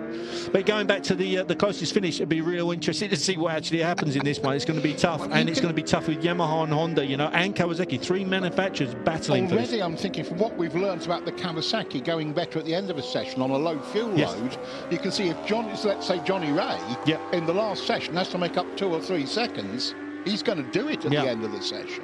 And looking at the nighttime practice as well, looking at the nighttime practice as well, Jonathan Ray being really quick. So I wouldn't be surprised whether they threw him out on the bike in the last stint. So Checker just exits out onto the back straight there and pushing really hard and under lots of the pressure. Remember, David Checker and the SRC Kawasaki on Pirellis, so they're struggling slightly just at this racetrack because the Suzuka 8 Hour is so strong for Bridgestone. Top 9 Bridgestone runners in qualifying, remember? Yeah, and I think top 8 at the moment with the Dunlop shod Suzuki number 2, the first non-Bridgestone runner. Oh no, Yukio Kageyama. No, sorry, I was confusing him with Koyama, wasn't I there? Koyama's on the Moriwaki. It is a Bridgestone 1 to 8. And that World Championship caption we saw a moment ago, it's difficult to imagine the TSR Honda being higher than fourth, higher than 4th place, isn't it? That's right. It really is. And great result for them. But they are running currently 3rd in the virtual World Championship. So down in 3rd position on 137.5 points. That compares to the SRC's 141 and the CERT, the Suzuki Endurance Racing Team, 145. Now, when CERT Suzuki are in this position, they normally can hold station, can't they? They are you can't bet against them. Masters. Yeah. And FCC TSR started the day 23 points off the lead of the World Championship. Yeah, and David Checker struggling there. 2:14. His last lap was a 2:14 compared to Freddie Foray's 2:10. And he's coming in by the look of it. And you could see he was sliding around a lot, going into the hairpin there, exiting the hairpin. You can see that bike moving around quite a lot. Track is still getting hotter, you know, and the Pirellis are going to be suffering more with the heat. Definitely. Maybe he'll get luckier after the halfway point when the track starts cooling off. But that's a demonstration exactly of what you were talking about. Laps, no. The last 5 laps, the SRC Kawasaki was really moving around, and that's where they were losing. They were hemorrhaging lots and lots of time. That's exactly what David Checker was basically agreeing with your analysis there of what was happening. Now, Mickey Vandermark's putting in a bit of a push here, isn't he? Yeah, he's trying to catch Leon Haslam. Takeshi is around about 3.5 seconds in the lead. I'll tell you what, that was a 2:87 last time. That's quick. From Takahashi. That was a quick one. He's gapped. Vandermark only attempts slower. Yeah. Yet Leon Haslam last lap round 2:09.1. So, yeah, just losing a bit of time there. It's like Leon Haslam is staying still, and one's pulling away from him, and one's coming up to him. Oof. And that is that the Honda 111 he's just gone past? Is it another...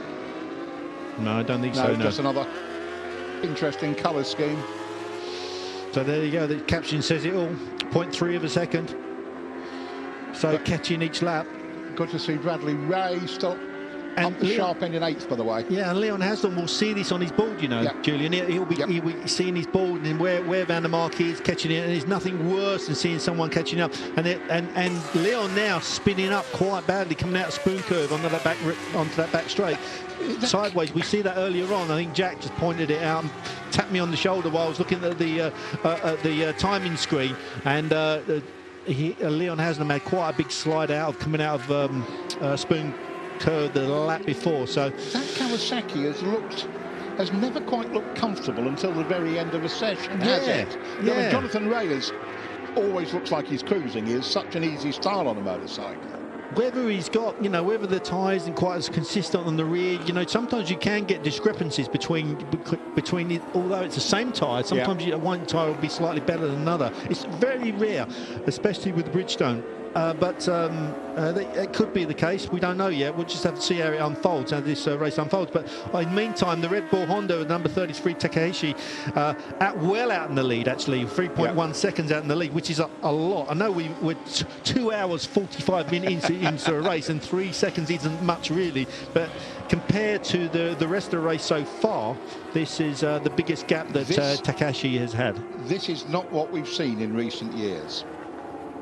The Yamaha has, in many ways, Honda made a strange strategic decision last year when the weather changed. Last year, Kawasaki had a silly crash, and the Yamaha just had to manage. Well, we have a crash at Kawasaki on the deck. Can't see the number.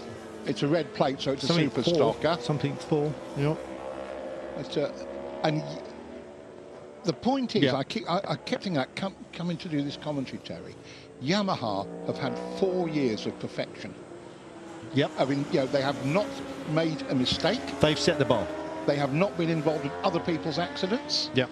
They have just done what you try and do so rarely in an endurance race. Execute the plan. Yeah. Boom, boom, boom, boom. And they've done it, and they've won 4 races. And this time, I mean, they might still very well be executing the plan. Yeah. They obviously are at the moment. Fair point. You know, as long as they're there or thereabouts within a couple of seconds, I'm sure that they're not panicking. No. We've seen now that Leon Haslam's actually pulled out a little bit on Michael van der Mark. So obviously he's had a bad run in the traffic. You can just see that gap's just opened up slightly. Yeah. You can see van der Mark going into the chicane, the last chicane just before the start-finish straight, trying to get under too slow a rod. Just about makes it, but made it count there. And just ahead of them, just coming out of that chicane, is the Red Bull number 33 bike. Oh, and actually catching up to the Hark Pro, going to lap the Hark Pro Honda, which was given that 90-second penalty at the end of the race, and had to start from the pit lane. Now, this could be a problem. This could be a problem for the Red Bull bike, because that Hark Pro bike, we know is quick, and you've got to get past it. Before he's doing 2:12 though, 3 seconds slower than that's a lot slower than his teammates. Oh, there you go. See, that's what I'm saying. There's no mug through these turns. You know, although he's not putting the real quick lap times in, he's going to be difficult to get past because he is a decent rider. Very decent rider. And already he's taken, you know, the succession of the S-bends around the back of the pit for Takahashi to get past him, and that's one of his sister bikes. You know, one of the Hondas. Full fat factory Hondas. And Xavi Forest looking good on it, but as I say, 2:12.3 last time round, a full 3 seconds slower than Takahashi. I haven't seen much of Brock Parks, actually. You're running in 6th position on the Yamaha. We haven't. He's doing 10s. And the people behind are doing 12s and 13s. But it's that 6 second gap that is the problem. Right, let's see. There is traffic problems here. We've seen Takahashi hit them. We've seen Haslam and van der Mark. Neil Spalding has slid into the co-pilot seat. Yes, I just thought I'd have a quick chat. I'm sort of watching Forres and thinking, okay, he's slower. What you've got to remember is full electronics means the rider can ride in a completely different way. He has to be confident to hold the throttle open, and the bike does most of the thinking. Yes. Whereas Forres is riding in BSB at the moment, where that kind of electronics are completely banned. So he's used to having to feel the way with the throttle. and he's probably having to reprogram his head completely to deal with these electronics. And he's not the only man in this field who's having to make that adjustment, absolutely. Of course. It's not an easy thing to do, because you've got to trust that the motorcycle won't send you to hospital.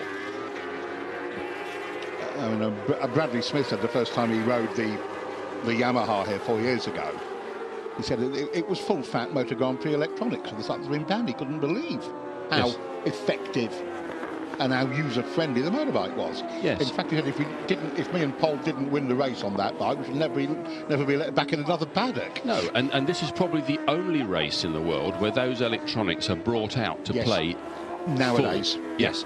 I mean, the rest of the World Endurance Championship, the electronics are open. But typically the factories keep 2 or 3 layers of electronics completely secret, and that just simply won't be let out to non-factory teams. Yeah, and it'll be bought out, obviously, for this, the most important single motorcycle race in the world. Yes, I mean, here, that Yamaha, it's doing its learning thing. It is working out how much grip the tires have got. It's saying, last time I went through in this corner, it slipped this much, back off the throttle a bit because the tires worn a bit more. There's an awful lot going on. Totally illegal now in Motor Grand Prix electronics, but that system learns and adjusts the motorbike as you go along.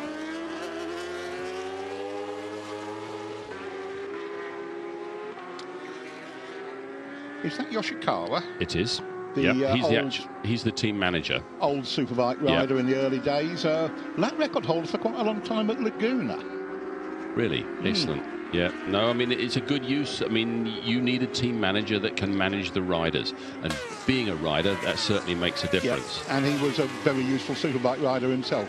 Very useful. But what's interesting, you look at the Yamaha garage, look at the Honda garage, everybody there has been in the MotoGP for years. That all the top people are present, and yes, they're doing. Mickey. You might say they're doing just a superbike race, but for them, it's the most important race of the year. I mean, I used to get this in the Motor Grand Prix paddock, and I get excited about the 8 hour, and people go, "What are you talking about?" And I always remember Raguma-san, the legendary HRC boss, saying, I forget who to, it's reported to me, I forget who said it, if you wish to be a factory rider, the 8 hour is an examination you must pass. Yeah. And I think that still holds true to a large extent. It is. I mean, again, let's go back to different riders. We've got Javi Flores trotting around in 7th. Got Bradley Ray up in 8th. Yeah. I mean, that's really showing his talent and his ability. And last year here was when not in BSB paddock. Here was when Suzuki management fell in love with Bradley Ray. That's right. And you know, you have to sit and think, what else do we need to change to let him operate at this level all the time in BSB? Because he needs that.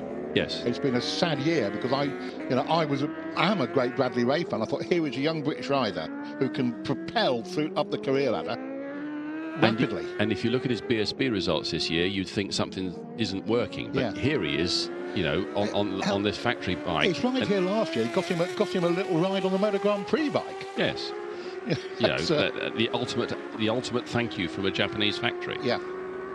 He was quite surprised when he was trying to get a knee slider off with a screwdriver to find the bloke helping him was the boss of the Suzuki Motor Grand Prix effort. Yeah. But that's this race for you. Yeah. You could argue, if you were of a cynical frame of mind, that Leon Haslam's year this year in the World Superbike team. Now, my understanding is the team weren't really interested in Leon. They wanted Top Rack. The factory said you're having Leon. Yeah. And that, in many ways, was a reward for what he's done here. Yeah, absolutely.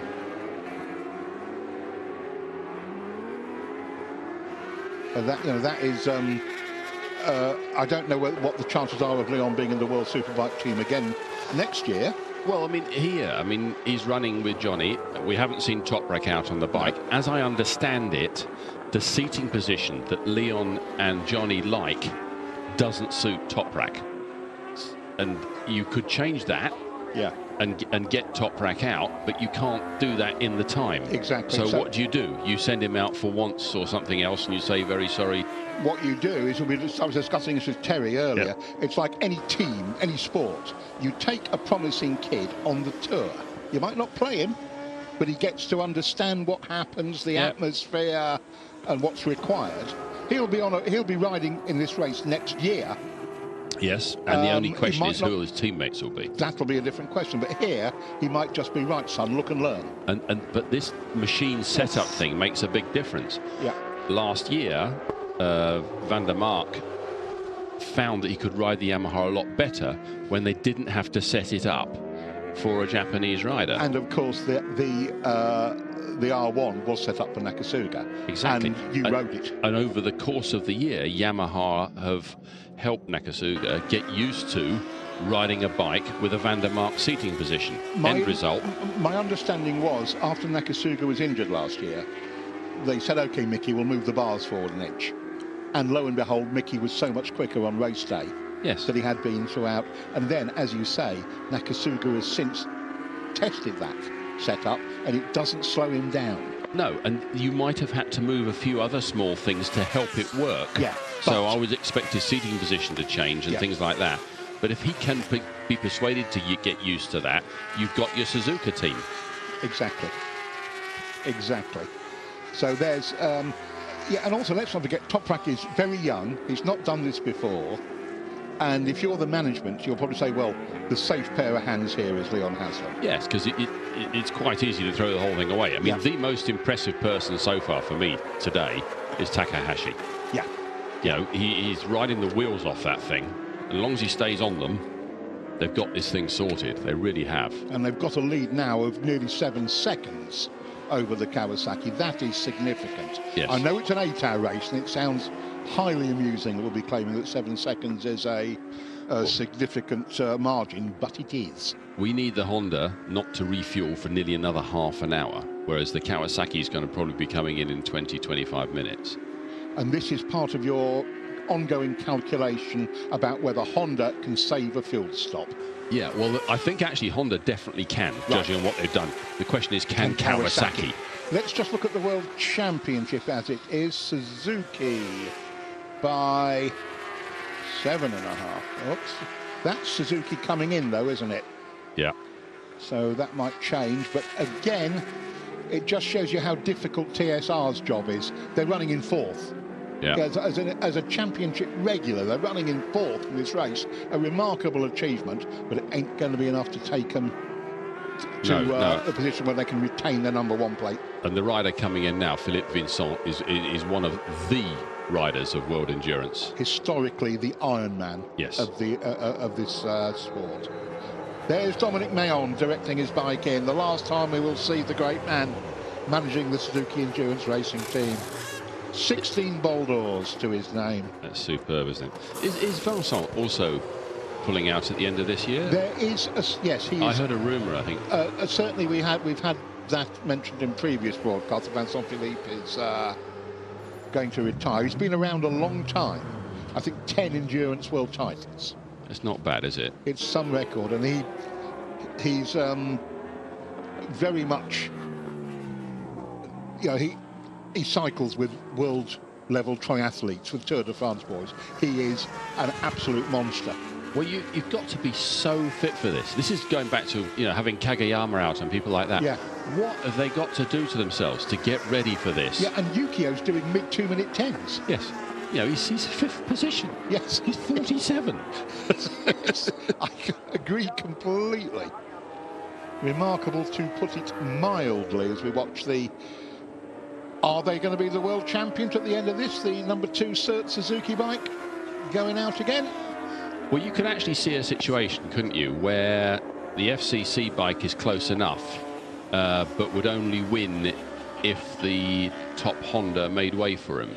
I mean, Honda could actually have way for about 5 people, though. That would be the problem. Yeah, that would be a bit difficult to do. Yeah.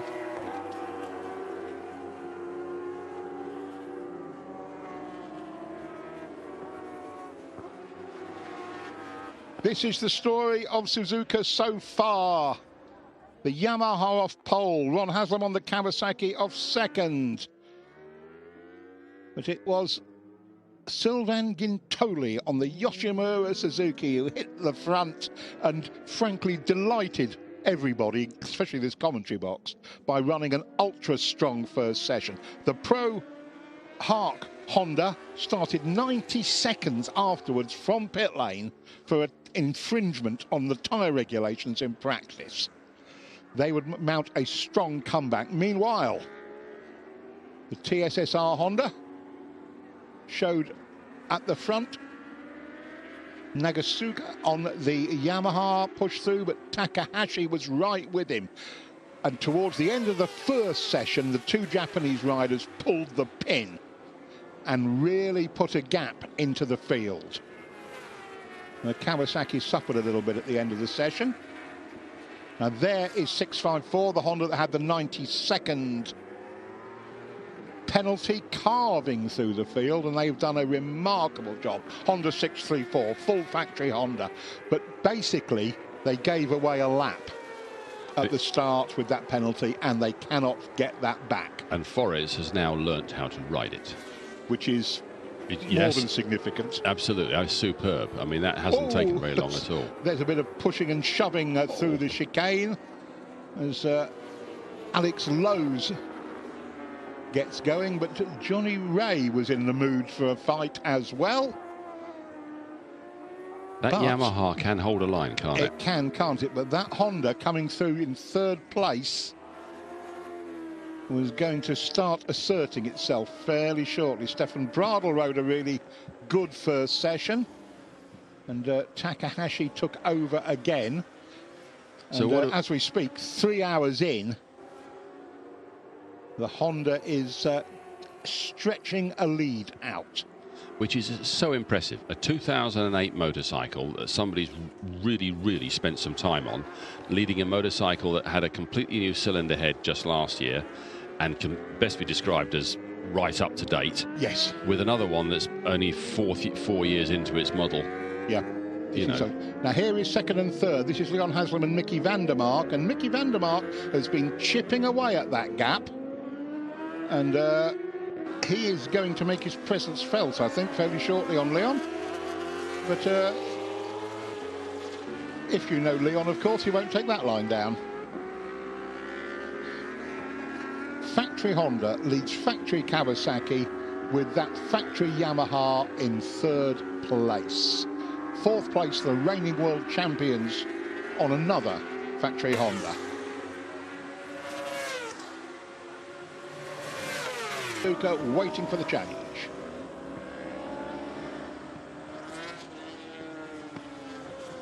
So again, we're going to... right, Neil, how far's the Honda got to go? 3 hours 20? No, yeah, certainly over 3:25. I would hope 3:30, to be honest. Really? It's heading that way. They're doing that much longer than each one. Yeah. So this fight for second is fantastic. But what it is also doing is allowing Takahashi to just creep up the road a bit. 10 3/4 seconds the lead now. So these two are squabbling away, and I'm going to agree with what you said, that Takumi Takahashi has been an absolute, dear me, Leon, has been an absolute star. No. They're always, even in a 24-hour race, anyway, there's one bloke you point at and say, he won this race. Well, exactly, and Takahashi is absolutely delivering. He's putting himself in the frame for that award, isn't he? Yeah, but clearly Honda have also helped put that together. I mean, they've had him on that bike all the way through the year, on those tyres. You know, they know what they're doing. Right, I shall let Jack have a bit of a chat through stuff. Mr. Bernicle will absolutely resume his seat. Neil, thank you for that insight. As we continue to enjoy this massive punch up for second place.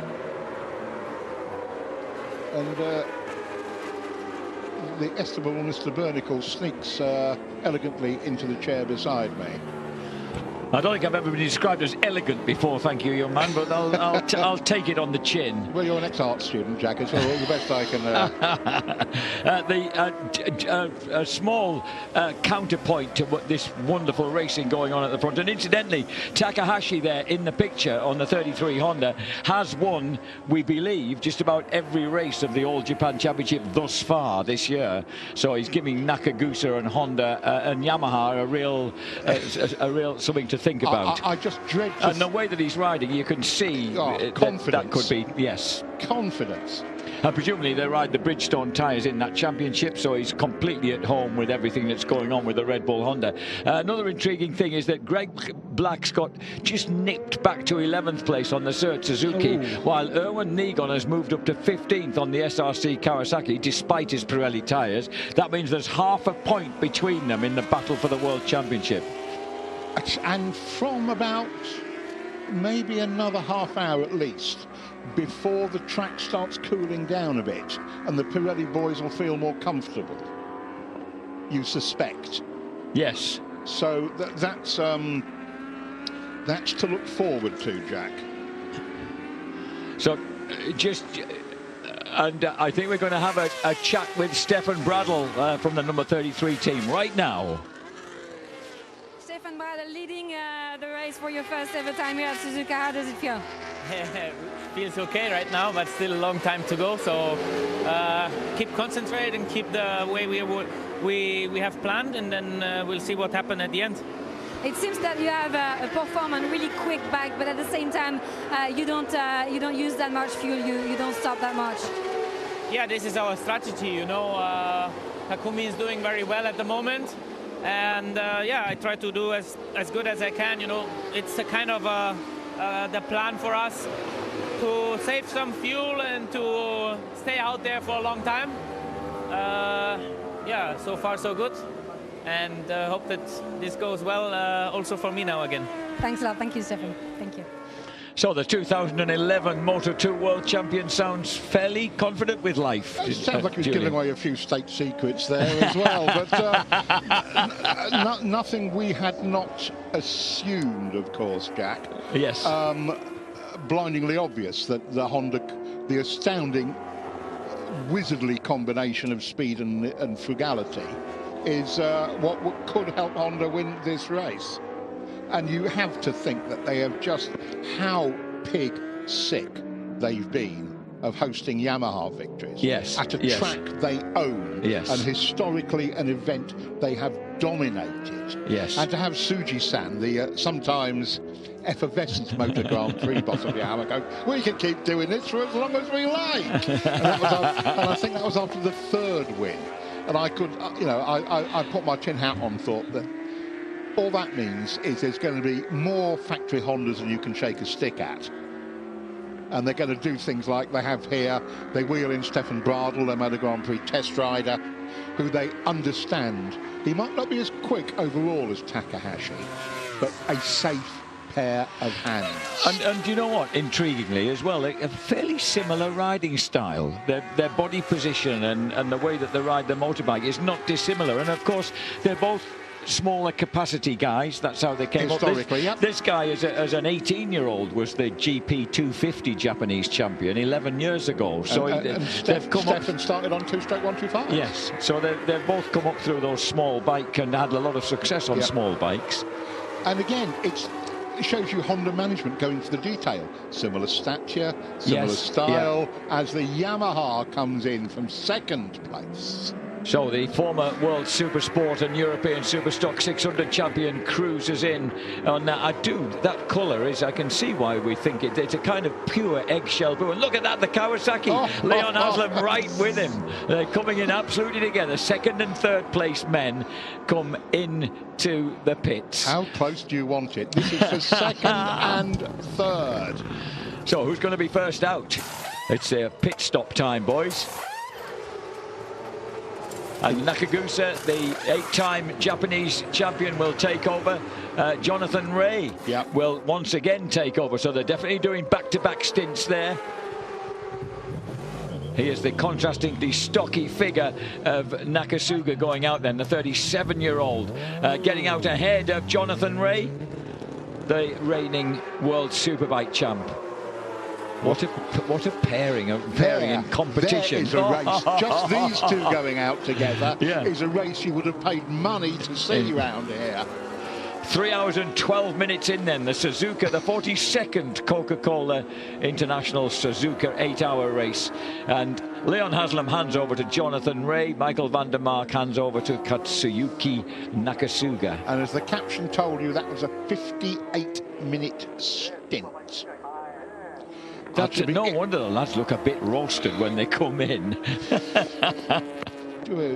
58 minutes of commentary is enough for me, frankly. It's we're going to hear from Mickey van der Mark. I think he's our next man up.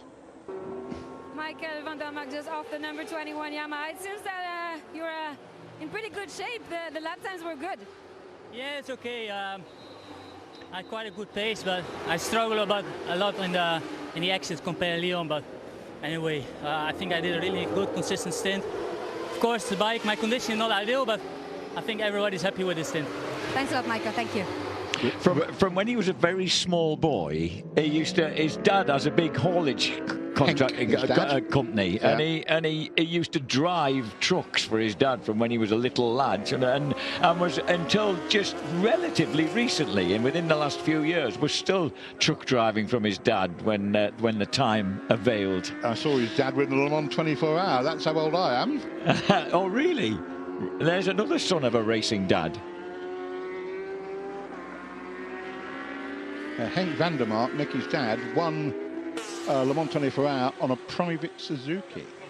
Matt Oxley was second. It was the year of the privateers team bike.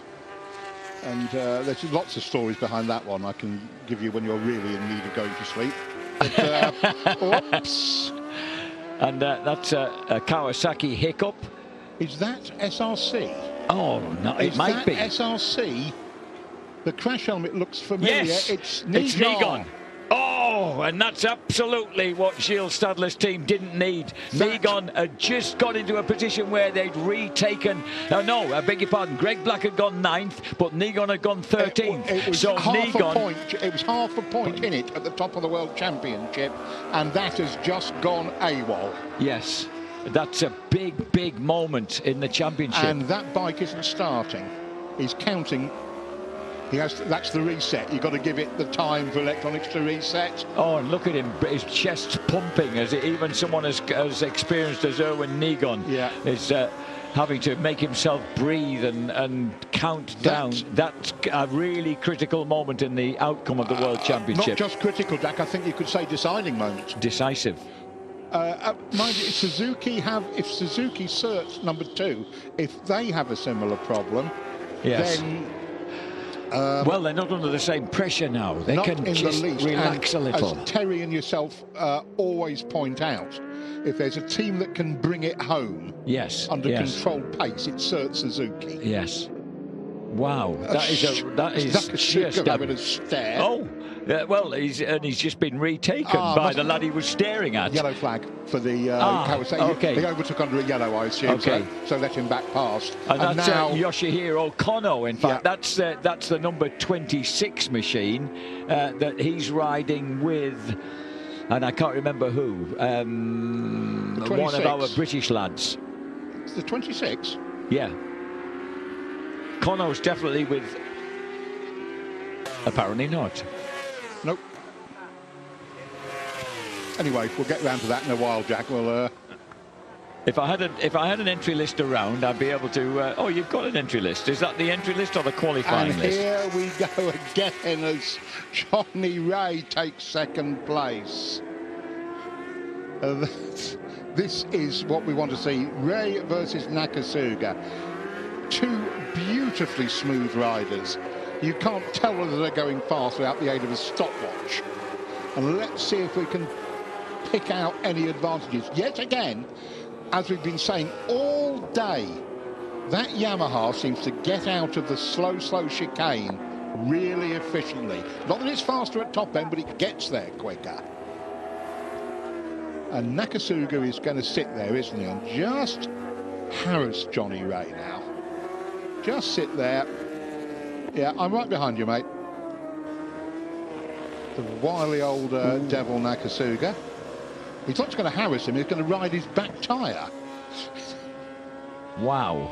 This is really fascinating to see whether Jonathan can haul any gap on him, and B, whether, well, just that, whether Nakasuga's just so comfortable sitting in behind him. Yep. The onus is on Jonathan to try and just nip someone, get someone between them and just try and prise open a little gap. And Nakasuga, we know what a demon he is through traffic. You saw him just now with that back marker. Johnny got past. You thought, yes. Oh, well done, John. You know, yeah.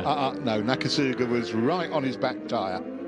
Now, Takahashi is still out there. They have not yet pitted, have they?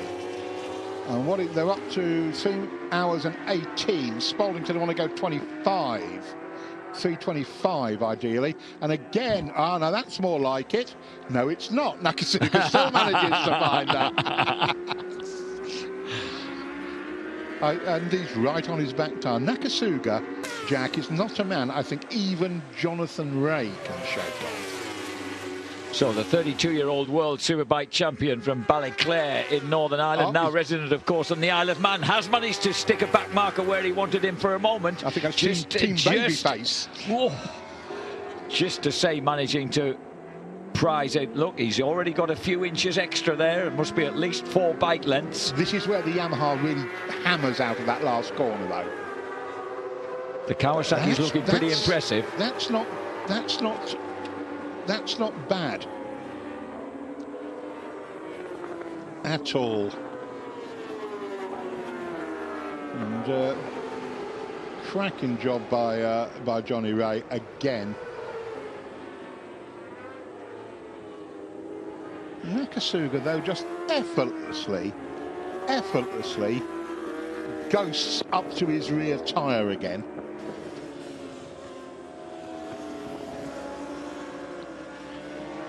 Yeah, look, he's right with him now.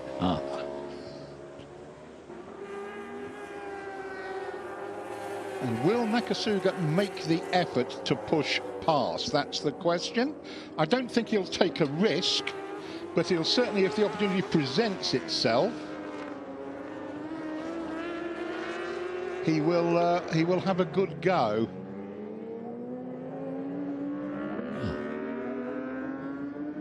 How far up the road is the Honda? 1 minute 10. But don't forget, we're waiting, crucially, for a Honda pit stop. Johnny Ray nicks loads of curb and puts a bike between himself and Nakasuga for all of about 3 seconds. There's Alan Tesche, number 96, on the Danny Webb team bike with Nico Tirol, of course, former 125 world champ. They're running in 28th place as they get lapped. On a bike managed by the great Nobi Ueda. Danny Buchan up into 21st place on the Team Bolliger Switzerland bike. Stefan Hill back up to 23rd place after that scary moment when he almost ran out of petrol. But it's Takahashi leading these two at the front. Wheel drifting it in. So at the moment, if you're Johnny Ray, you're doing 2 minute 7s, thinking, got rid of him then. And then that front wheel sort of nudges towards your knee. Oh, no, you haven't. Wonderful to see. This is class stuff. 2 minute 7s round here. 3.5 hours into an endurance race. Meanwhile, Stefan Bradl outlap. So that will give them the opportunity, one would think, to close the gap on the German. As you look back up, there they are. So they're just that one big loop behind right now. So the Honda got out ahead of them. Ahead of them. Yeah. And they're probably too far back, even though Bradl's got to get everything up to, tyres up to temperature and that. And I know Terry Ryan would be deeply upset if somebody was caught early in a session like that for going slow. Jonathan Ray, bike number 10. A young man who started riding an Ital Jet 50 when he was 2 years old round his grandma's garden, and started riding motocross when he was 5. I first met him at the Belfast Supercross at the Odyssey Arena when he was a kid, when he was winning there.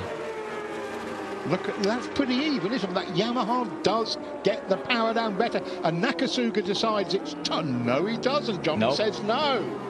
And I thought that was a bit of an attempt. I thought that was a real attempt by Nakasuga just to assert some authority. Johnny pushed back. And this is where team managers sort of gnawing their knuckles a bit and thinking, I told them that 2:08 was the time. Traffic. Big time traffic.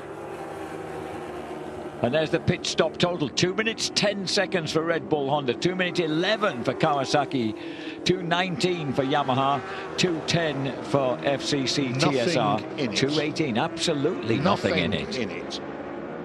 I remember Red Bull have just had their stop. Yes. Or they've and have remained in the lead at the moment we haven't got a gap between where we'll have Brabble to let is. them get around and the timing screens to update, Jack. It was about 1 minute 20, wasn't it, when he pitted was the lead, or the lap before. Oof. Nakasuga.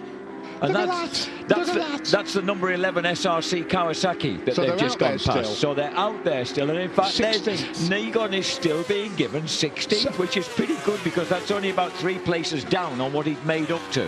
Yeah, it is indeed. And that's 7.5 points as well. That's 7.5 points. But Greg Black has shifted back up to 9th, which means that they've got a handy 18 points going on. So suddenly they've extended the gap again. Well done, Nijon, because he actually had to reset all the electrons. He was standing there, you know. And chest pumping, wasn't he? Yeah, that was talk about having to bide your time. Literally counting on his fingers. Now Nakasuga didn't make it last time. He's going to have a go again. No, he's not. Jonathan just sweetly moves across and tries to dissuade him. And Jonathan Ray's got this wonderful way of riding to the limit and just unconcerned and doesn't look it, but the bike twitches at the front and you know it's somewhere near. I remember the shock of him crashing at Ravetsa off the factory Red Bull Honda and a World Superbike race. They're coming up to number 3, and do you know that number 3 Kawasaki was having such a good run, but it's dropped down the order now. It's dropped way down the order now, so something has obviously happened to them. That's the Akira Yanagawa Mark Aitchison team. Yellow flag waving. So hold station, boys. Somebody on the outside there at Degner 2. So keep going, and Johnny does. Nakasuga goes the other side. So it's not that SRC Kawasaki isn't completely out of it, because we're only at 3.5 hours out of 8. Yeah, so Nijon went through his routine of allowing the electronics to reset and go in again. I can't believe how hard it must have been to calm himself down and take some deep breaths and you say that to see him counting down like that was quite something. It was indeed. And again, every time you think Johnny's made a clever little break and put a rider between him and gained an advantage, Nakasuga just ghosts back to his rear tyre. And the gap between Stefan Bradl and these two is 6.16 seconds after 3.5 hours. Right, so a pit stop costs about 1 minute 15 seconds then. Whoa, look, the Yamaha juddering on the brakes and then almost kissing the Kawasaki's back wheel. This is exemplary racing. Their last laps were 2 minute 9.2 against 2 minutes, and this time Nakasuga. Oh, Johnny's not having that. That's the limit. He's gone a bit wide, but Nakasuga can't do his. Nakasuga's in there hot as well. Yes. He couldn't do that tight line he favours, carrying too much speed. They're getting a bit frisky, these two. These two are just great. This is wonderful to watch because. I ought to touch wood at this moment, but these are not men who are prone to making mistakes. I mentioned that Ravatsa crash, and that was because Jonathan just decided that he rang the Honda's neck, and he simply went down because he went through the second part of Ravatsa at Imola, just too fast, just a ton faster than he'd ever done before, just because he'd kind of lost patience with having to get the Honda round fast there was enough. a bit of that on when he was riding that Honda, wasn't there? That clearly the rider was quite a bit faster than the motorcycle. Yes, that's right. That's how it was. It was win it or bin it time. What are they doing? So they were 2 considerably minute 9. quicker than Bradl. Yeah, they were on the last lap, about half a second up on Bradl on the last lap. Bradl took a lap or 3 to get up to his first session. There was a little bit of time that normally you'd be a bit critical of an endurance rider, but I think that'd be a bit presumptuous. Josh Hook is 1 minute and 10 seconds behind in 4th place. He's 6.5 seconds ahead Sylvain Guintoli on the Suzuki. Nico Canepa's back on the Yamaha, running in 6th. Ryo Mizuno on the 634 penalised Honda is in 7th. Thomas George Bridewell, the second, is in 8th. He's ahead of Greg Black on the Suzuki Provisional Championship, chasing Suzuki in 9th, and then Yuka Takahashi in 10th. I think Nakasuga had visions of boxing Johnny in there behind that back marker, but Ray on the brakes is nobody's fool, to put it mildly. And again, this time as they howl onto the home straight, what a wonderful set of faces. Wataru Yoshikawa on the right, the team manager. And very, very decent. Very good rider, yes. World Superbike rider. World and domestic. Let's have a look. And Steffel Bradl losing just a bit of time to these two. Down his advantage down to a whisker under 5 seconds. Yes. So these guys aren't losing ground, despite the fact that they're attempting to swap paint and leather. They're actually eating in to the Honda's advantage. So Honda, Kawasaki, Yamaha, Honda, Suzuki are the top 5. Well. This is what I call endurance racing. This is, it is 95 laps complete. There's the leader. And this is Stefan Bradl. That 45 points up for grabs, of course, for the leading team. Hold there the he shot. goes. There you go. Are. So they're definitely closing that gap. Well, if you're Nakasuga, fine, Johnny. I'll follow you up to Stefan. Yeah, but perhaps he's beginning to realise I don't need to make an effort to pass Jonathan. Let's just stay with him. But neither is he going to give Jonathan an easy time. How could harass him? Yeah. Yeah, maybe pressuring, hope springs eternal. He could pressure a bloke into a mistake.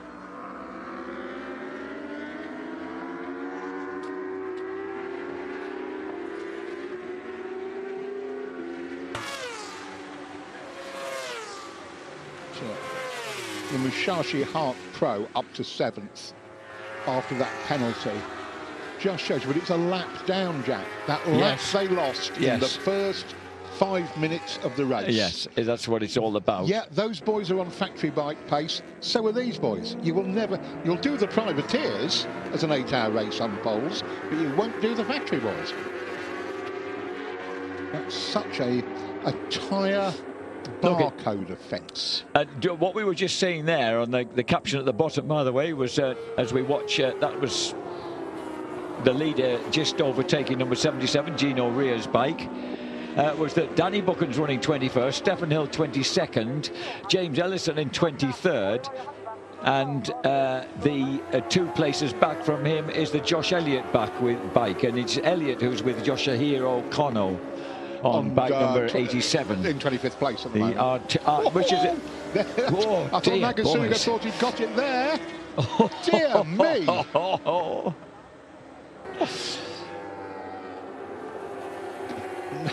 I have just a sensation of what it feels like to get absolutely walloped like that by the fast people, because that wonderful warm balmy Sunday evening at Magny-Cours when Leon Haslam insisted that we all went to the Alain Prost go-kart track. And of course, I got, after spinning early and being abysmally slow, I got lapped very, very quickly by an absolute hornet's nest of Haslam, Ellison, Ray, and everybody else who was out on track. It was a frightening experience coming round me on all sides. I didn't finish dead last. Sarah Ellison, bless her, was the one person behind me at the end. Very nice of her. And again, the back marker, it really doesn't impede Nakasuga's progress, does it? And that again is the Wojcik bike of the Gino Ria team.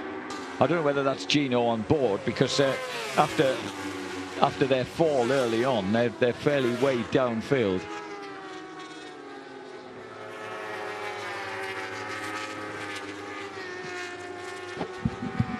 And in fact, it's Christopher. You should have recognised the black helmet. Christopher Bergman on board, down in 33rd place.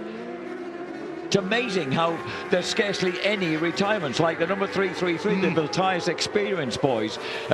Crasher Xavier Simeon is on board in 47th place. But still they're still going round, yeah. In fact, Simeon's lapping at 2 minutes 12.4.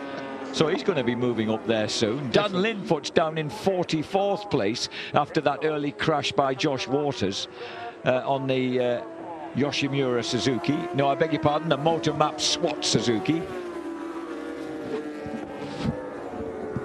With teammate Nobby Aoki, who was reduced to tears, Julian. Oh, look at this lead coming down, Jack. Look at it. Oh, isn't it just coming down? Hand over fist. So 2.7 seconds out of the lead as a hard trying back marker gets overtaken. And now the next bike in Johnny's sights is the leader as SRC comes in. So a swap for SRC. I suspect it'll be Jeremy Guanoni who will be getting back on board. Gilles Stadler, bless him, scarcely able to breathe on the right-hand side. So Jeremy Guanoni goes out then on bike number 11. This is the currently tight championship leading Kawasaki France machine. Terry Reimer informs me, having studied that SRC pit stop, he thinks someone was touching the bike while they were refueling. So there might be problems. Let's hope not. Now then, this is Stefan Bradl there in first place. There are the second and third place men. So they are gradually squeezing up on the Red Bull Honda. 2.7 seconds over the line last time, the gap, and it was about 6.5 seconds when they settled down after the pit stop. Nakasuga always looks like he's threatening as they drop into the chicane. And he's usually threatening as they come to turn 1 after the run out of the chicane. But he's very close, and that Yamaha hooks up brilliantly. But he's not, he's quite happy to be where he is, Jack. I think he's... this is what we've seen before. And I think we're going to have a chat with Erwan Nigon after his accident earlier on during that session.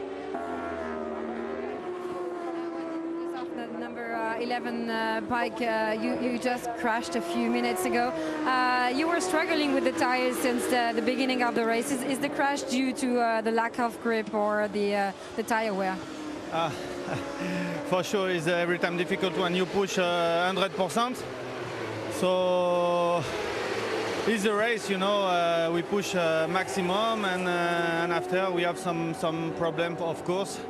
You see, I think every people see what happened during this the beginning of the race. So yes, I need to change a little bit my style at the middle of the stints because I slide a lot, but it's a race. I do my best every time for my team. The race is not over, Erwan. The gap between you and start is really small. Yeah, but we need to continue to stay focused, to push a lot for comeback. Thanks a lot, Erwan. Thank you. What happened? Thank you.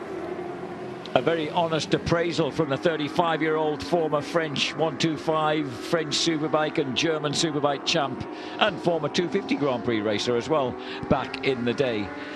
He knows that was, but as he was honestly admitting to Terry Reimer, when you're pushing that hard, as hard as these guys have to push, then you're always within a whisker of something like that, that simple fall like that. That's right, Jack. You're always on the whisker of tipping off anyway, but when you've got tyre problems, it compounds the problem even more. So you're having to push so hard because the rear tyre's not working. You push the front much harder, and we see that with Nijon just losing the front end at the chicane and going down, and possibly dropping SRC Kawasaki out of the hunt for the World Championship. So with 3 minutes 40 seconds and 99 laps complete, this is the situation. There are the three leaders: Bradl, Ray, under a second, and Jack. Nakasuga. Oh, this is brilliant. This is fantastic. Now, Nakasuga is doing the really clever thing by sitting behind Johnny Ray and just watching him and catching the lead in Honda. So Jonathan Ray leads this race by 1.5 seconds. We see him come up against a load of slower riders and get through, sieve his way through the slow riders, and we see that Bradl on the 33 Red Bull bike just got caught napping. Nakasuga in second place, Bradl dropping back, not able seemingly to get through the traffic anywhere near as well as the Yamaha and the Kawasaki ahead of him. Is he getting tired, Jack? You know, there's a possibility. Well, he's not, you know, he doesn't do so much racing anymore, Bradl, does he? You know, he's not as involved in racing. Yes. And, you know, and when you're not as bike fit, you might be physically fit. I'm sure he's still training on his cycle, doing the work in the gym and whatever he does. But actually being bike fit makes such a difference. Yeah. And that's the difference between, you know, Nakasuga and Jonathan Ray ahead of him. And of course he's doing back-to-back stints at the moment because they've dropped Kianari. And of course, you know, back in the day, a few years ago, that's all there used to be in this race, two-rider teams. Yeah. And it was really tough. I mean, when I used to do the 8 hour was very, very hard, you know. And but, I mean, it's hard with three riders, let alone, I mean, remember, people at home, it's 85% humidity here and 29 degrees, 30 degrees. We've just had a hot spot back in the UK, hot spell, and you know how humid it was then. It was probably around about 50% humidity, you know, and 30 degrees or so. So, you know, can you imagine riding a motorcycle, the physical awareness you have to have, you know, changing direction on the bike and the heat coming off the motorcycle onto you, and you know the pressure you're under. It's immense. This is the toughest race in the world, the toughest 8 hour race, and possibly the toughest race ever in the world to actually win. So Nakasuga goes through the chicane, driving on his way up through the 200R long right-hand corner, coming towards Spoon Curve. Looking at the Cert Suzuki, currently running in 9th place. Greg Black on board at the moment.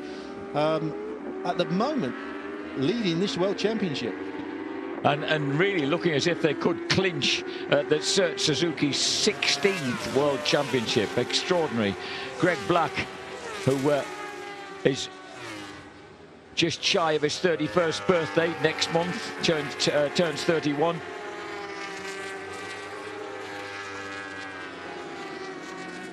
Won the World Endurance Stock Championship as we check out the fact that at the moment they have an almost comfortable 7-point advantage over SRC Kawasaki France, who are only half a point in front of FCC TSR Honda, Yamaha 4th on 110, and the absent Wepol Racing on 101. With Grandma Million then just sitting in and everybody in that garage looks as if they've been exhumed, Terence. They look like they must have been with Dominic Meliang since the start. I think that most of them have been there since the start, but I'm not sure about exhumed, but yeah, they've certainly been around for a long time. You remember as well, you know, they had to fly all the way over from Europe. You know, the jet lag still set in there. Although they've been here best part of a week, it still takes its toll. Yeah. And the heat here, you know, the mechanics work exceptionally hard as well, you know, on the bikes, rebuilding and getting the bikes prepared for this race. And, you know, it's tough for everyone, not just the riders. This broad-spoken Derbyshire lad he's been in France so long that he was he actually was competing in French championships when he was a kid. Like, he was 4th in the French 125 championship back in 2005. He's you know, despite the very broad Derbyshire accent, he's been in France for a very long time. Of course, speaks fluent French. Yeah. That's the great entertainment of someone who's got such a broad English provincial accent just turning into a fluent French speaker. And he's got Johnny Ray just hunting him down there and to add another lap onto the tally. But yeah, because at the moment Greg Black is 2 laps down on the leader, and here goes Jonathan Ray cutting through. So the two Brits together there for a moment, taking the potential winner of the race against the potential world champion. Taking a nice tight turn there on the spoon curve. Just it's a double apex long left-hander, really difficult turn to get right. I mean, looking at the turn from up above, it looks like it's one, it's one turn, but it's actually quite blind. The exit of it on the mid corner, halfway through the turn, is really blind, and you can't see that apex. So it's a difficult one. You've almost got a half guess really to make sure you can actually hit the apex. And obviously, doing so many laps as these guys have done, and being such great riders, Jonathan Ray and Greg Black hit the apex perfectly well. Just ahead is number 7, Nicolo Canepa on the 6th place Yamaha. He's 1 lap down at the moment on Jonathan Ray. Jonathan Ray's got an advantage now of 3.6 seconds. That's amazing. Over Katsuyuki Nakasuga. And Nakasuga has 1.5 seconds as we check out Gino Rea here. Bit of a chuff of smoke there comes from number 77 World Chick Bike, and leading the independent Dunlop Trophy at the moment. The 29-year-old, well, a half Italian really, of course. His dad Dave is extremely Italian. So Gino Rea, former European Superstock 600 champion, in one of the most dramatic finishes ever to any race series. On the final lap, all the guys in contention were nailed together on the final lap of the last race at Portimao, and it was only because he squeaked past and picked up a place on that final lap that Gino took the championship by a single point. And again, Jonathan Ray takes the chance up the inside on the brakes. Goes a little bit wide at the apex, but doesn't lose that crucial time mid-apex behind them riders, Could have lost 4 attempts there, but didn't. Took the chance, went up the inside, sided up the inside of them. He's so late on the brakes. We've seen him up against Nakasuga, on the brakes there. Nakasuga's gone past him down that start-finish straight, and yet Jonathan Ray is exceptionally late on the brakes. Got so much faith from the front end of that Kawasaki. So Jonathan Ray leads the way for the Kawasaki racing team. Bike number 10. Last lap, 2 minutes 8.4, and Nakasuga, 2 minute 10.1. Really hit some traffic congestion there because he lost about 4 tenths to Stefan Bradl, but Bradl still on 1.5 seconds back in 3rd place. But Kawasaki, Yamaha, Honda, take your pick really. Any one of them could win this. It's amazing, isn't it? After 3 hours 50 minutes of a race, that the manufacturers are so close comparatively in this race, and right away through qualifying, all the manufacturers have been so strong up at the head. And then we've got the FCC TSR Honda of Josh Hook running in 4th position, going quickly, the fastest of the World Championship contenders, and yet at the moment trailing the Cert Suzuki down in 9th position in the championship standings.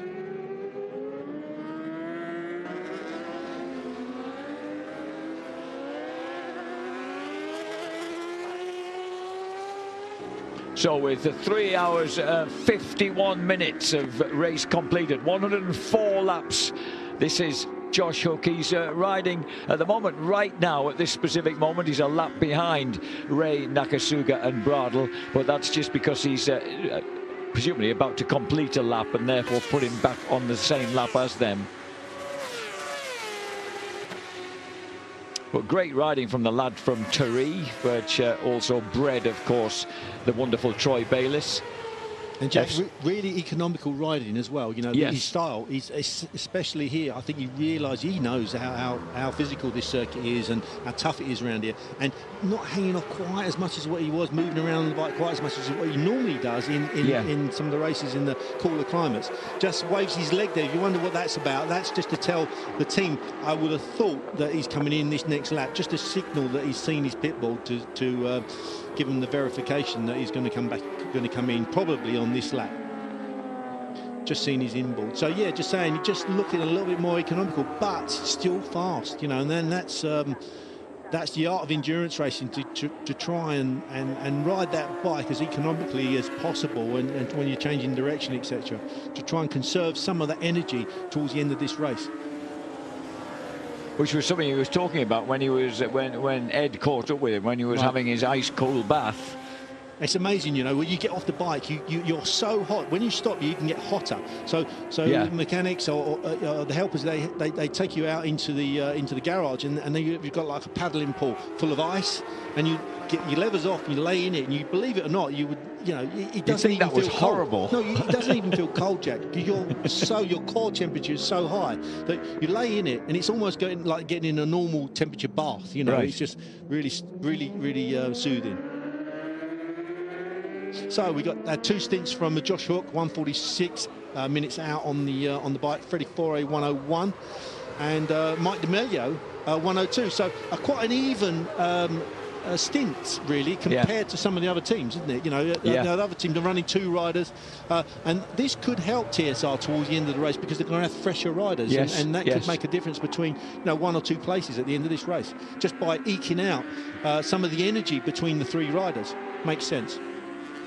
It's handy if you can do that when you've got such close riders within the race. You know, we've seen Kawasaki only running 2 riders so far with Jonathan Ray and Leon Haslam, as have the number 33 bike of Stefan Bradl and Takahashi. Josh Hook, who's only, until last year, he's the only championship he'd ever won, very early in his career, was the Australian 125 championship on an Aprilia 125 GP bike. But he's always looked very, very comfortable on the bigger machinery, and he's certainly proving it here. And behind him, Guintoli, Canepa, Mizuno, Brad Ray, Greg Black, Yuki Takahashi, Yoni Hernandez, after ditching the number 111 Honda World Endurance Team bike, is in 12th place. Which another side of endurance is always the resilience and plugging on after you've had an accident that could conceivably have stopped you in your tracks. The resilience, and also having a very good team behind you as well to get that bike back out and running again. We know that he didn't do a lot of damage to it. It was quite a slow crash at the chicane, wasn't it? Yes. Yet it still puts you a long way back. Unusual for Hernandez to crash in the race. We have seen Randy DePunier go down a couple of times, haven't we? But Yoni, I don't think we've seen so far crash this year in the race. And in comes the potential world champions. This is Greg Black cruising into the pits then on the Suzuki, the Suzuki Endurance Racing Team. And let's watch the Masters at work.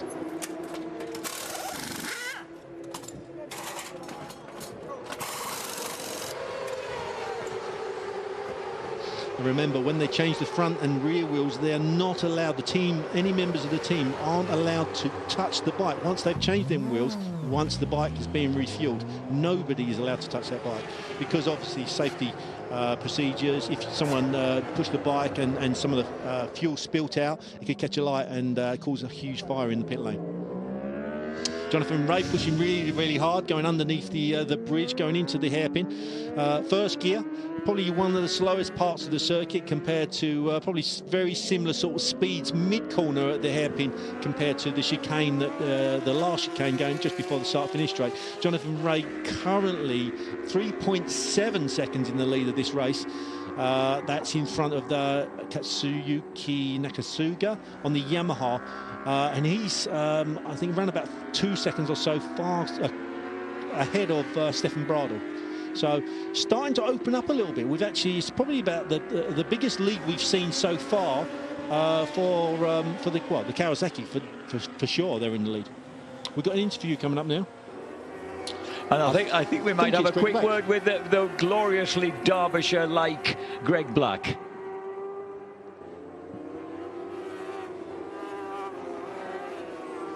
Or not, as the case may be. Well, we might have been falsely informed. Sometimes when you put a microphone in front of the rider when he's so hot. There we go. Greg's coming up now. Greg, so far it looks like the race is playing into your hands. Yeah, just a bit worn out, just got off the bike, so. Yeah, the race is going all right for us. TSI is 4th. And the 11 bike is 17th, so for us, it's good. We've got a good pace out there. We know we can't catch the guys at the front there, the 7 first places. But we need to make sure TSR doesn't finish third. If not, we need to finish 7th. So it's on for us, but we're keeping pushing and keeping it nice and stable, consistent, and it should work out. It feels like the bike's got good pace, though. You had a great battle with Brad Ray before you came in. Yeah, exactly. I had a good battle with a 95 bike. Seems like we've got good rhythm out there. Our work has paid off all week, and it seems like we're pretty consistent, all the 3 riders. So that's what we needed for the race. Now the hot temperatures out there are pretty iffy for everybody. It's quite a lot of crashes, so we need to keep stable, keep on doing the lap times, and it should be all right. Hopefully, fingers crossed. Thank you. Well done, Greg. I wanted to hear him burst into French as well, but obviously that wasn't necessary as we check out the number 2 Cert Suzuki back out on track.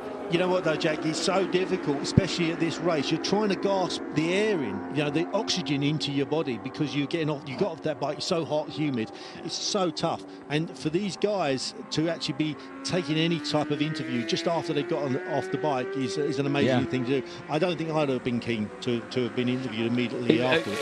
An amiable lad that he is, he actually spoke at some length, whereas some of the others, including this chap, Jonathan Ray, were just kind of smartly out of, you know, like, I'll give you a sentence and that's it. Thank you and good night. Don't call me, I'll call you. You can't blame him. You know, it really is a tough. I can't say how difficult this race actually is physically. 5.9 seconds ahead of Nakasuga. He had a good lap there. He pulled 8 tenths of a second on Nakasuga on that lap, whereas there'd been identical times. What Jonathan is doing is he's getting consistent mid-208s in. And he's just done a 290, so I'll take that back. Jack, he's Nakasuga coming down now. And he's siving through the traffic. He's not losing much time at all through the traffic compared to Nakasuga. And Nakasuga's fast through the traffic. I mean, it really is astounding the way Jonathan Ray's getting through. And we're just approaching 4 hours. We're approaching half distance, Terence. That must feel good if you're a rider, that you're already halfway through, and you have just another 4 hours, a mere 4 hours to go. This is what's happened so far. Great start. Notice before the flag went, the sprint to the bike there. That was the Akira Yanagawa team, number 3, getting a brilliant start. And although Sylvain Guintoli wasn't that fast out of the blocks, he actually had whelked the lead by the time they got round to the end of the first lap. In front of this the packed grandstands, the last bike off, the Musashi RT Hart Pro Honda, had to concede 1.5 minutes for tyre infringement. Meanwhile, huge battles went on at the front. Josh Hook led for a long way. Jonathan Ray attacked and got the better of the FCC TSR Honda. But look at what was going on here, because the powder blue Yamaha of number 21, Alex Lowe's, last year's winners, came through just ahead of Takahashi on the Red Bull Honda. And these guys were having such in fact, that might have been Stefan Bradl on board. But these guys were having such a battle. Leon Haslam versus Takahashi on the Red Bull Honda. All 3 manufacturers completely in the mix during that first stint.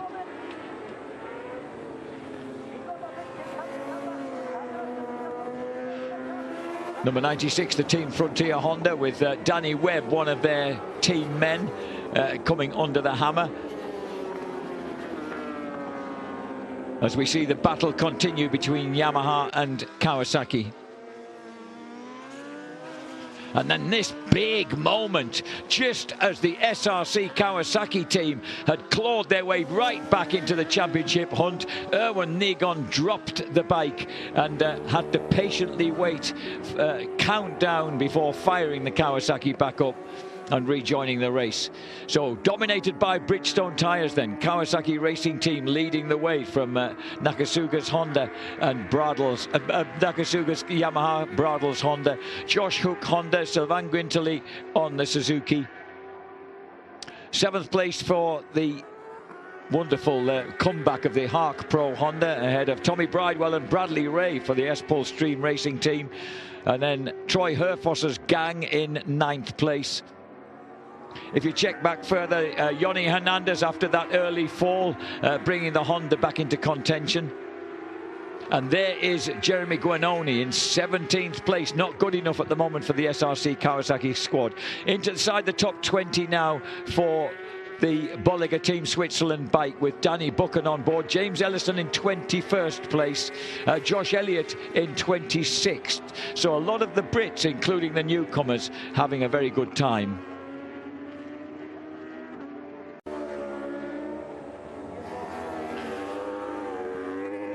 Katsuyuki Nakasuga in pursuit of Jonathan Ray. This is his, so far, his second stint, coming towards the conclusion of his second stint, and noticeably the front three riders are lapping it consistently in 2 minutes 9s. Their opposition behind, Josh Hook and Sylvain Guintoli in 2 minute 10.8 and 2 minute 10.6. Yurio Mizuno has just put in a 2 minute 9.9 second lap on the Hark Pro Honda. He's running in 6th place ahead of Marvin Fritz, who has just taken over the Yamaha. Jonathan Ray doesn't look as if he wants to come in for anybody. I get the impression that he's hell-bent on making up for that mistake he made in the damp last year that cost Kawasaki dear, Neil. Absolutely, and I think Kawasaki's approach this year is fundamentally different as well. I mean, they haven't put their riders into one of their top privateer teams. They've actually formed a team of their own. And not unreasonably, they've made it up from their World Superbike squad. So uniquely in this pit lane, most of their mechanics are European. Uniquely amongst the factory group, most of their mechanics are European. The only question I have is whether they've transplanted enough endurance savvy for them to get to the finish at the front. But they've clearly got the riders happy with the setup of the bike. And they're all three riders who comprise 3 of the top 6 in the World Superbike Championship standings at present. So they're always going to have the speed, and they were separated by milliseconds during qualifying. Jonathan Ray, who's presently on bike number 10, was the fastest as he swoops past the number 77 Wojcik racing bike, but he's the other guys have been performing very, very respectably, and only within a fraction of a second of one another. And this is at number 11, Kawasaki, about to get lapped again, and they're running currently. Jeremy Guanoni currently in 16th place. He could do with trying to tag on to that full factory Kawasaki and getting towed along a bit, because he needs to make up places on bike number 11 to try and hang on to that World Championship advantage. No, I'm right in saying Toprak's not actually been out yet. No, he hasn't. No. Okay. I suspect we're going to see him just maybe one session or whatever. It's clear that whatever setup both Johnny and Leon doesn't suit Toprak. Who's a taller guy than those two. Yeah, so the factory then has to decide, okay, do we modify the bike to suit one rider who may or may not be the fastest, or do we keep the two relatively fast guys really comfortable? And it's a bit nasty in a way to Toprak, but I mean, they're not trying to run a benevolent democracy here. We're trying to win a race, so fastest guys get the seat. In the same way that at the Honda, we've not actually seen Keogh yet. Do you think we will see Keogh? I think all bets are off if it rains. I'd absolutely have Keogh on it if it rained. That's looking very unlikely, isn't it? Yes, this is one of the most beautiful days we've had at Suzuka, I think. It is, but the original forecast was for rain late in the afternoon, and that seems to have disappeared. Here's Jonathan Ray coming in then. The leading Kawasaki heads for the pits. So Jonathan Ray, last lap 2:09.4, Nakasuga 2:09.2, Bradl 2:09.7. But we know that Bradl can stay out for some time yet. What time would you expect Bradl to come in then? We're on 4 hours and 10 minutes. I need him 4:30 or 4.5. Yeah. More. That's a big difference, isn't it? 20 minutes. Yeah, no, I think it's going to be longer than that now. And the next point of interest is who takes over the Kawasaki, whether they continue with the Ray Haslam axis. Yeah. We'll know soon enough, as soon as we see who's jumping up and down anxiously or nervously or in keen anticipation there in pit lane. And it is indeed Leon Haslam. Yeah. The pocket rocket prepares. Yeah.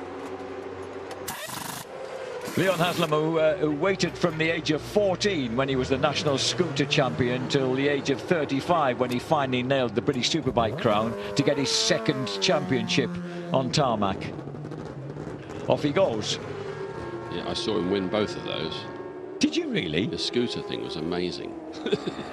I did once go attend as a journo and photographer a national scooter racing championship at Three Sisters just outside Wigan, and it was gripping stuff. I thought I'd never imagined scooters could race like that. Well, they're quite quick. Yeah, spectacular as well. So you actually saw him racing the scooters? I'm trying to remember. It was a series that sort of, I think it ran occasionally with British Championship and occasionally with some of the clubs. And I just seem to remember them turning up. I was at a race meeting at Brands and he was leading the thing. Yeah, it's amazing. And of course you knew his dad anyway, so you'd be interested in the name. That was his first season on tarmac, wasn't it? That was the start of it on tarmac for him, yeah. After he'd broken a leg for a second time motocrossing and thought perhaps this is too dangerous. Mid to late 90s? Mid to late 90s. Now you're asking. Now you've challenged me. I'm going to check it out. I remember him on 125s with Stoner, Camier and Davies. I think that's the right group. Around about 2000 in BSB. So it must have been a bit before that.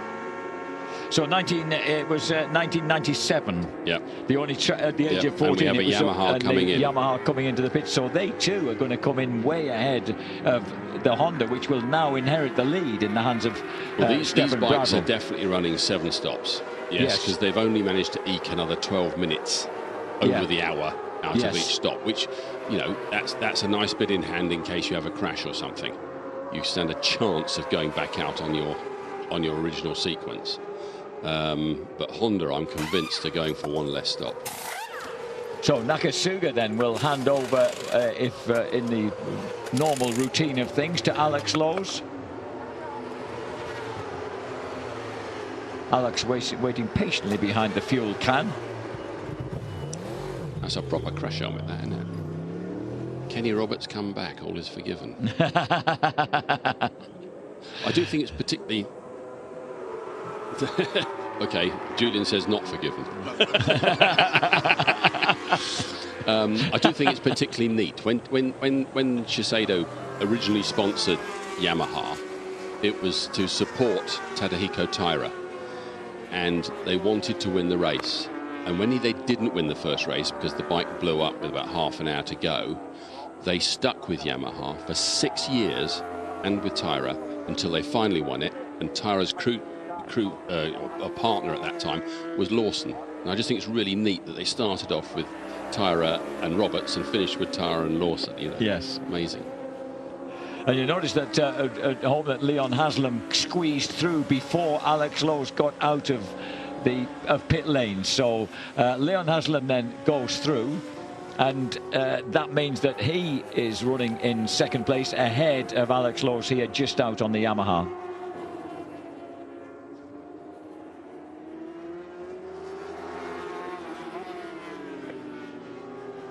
So with 114 laps complete then, Stefan Bradl leads the way now by almost 50 seconds from Leon Haslam, who is at an advantage of 6 seconds over this man, Alex Lowe's, who's just emerged from the pits.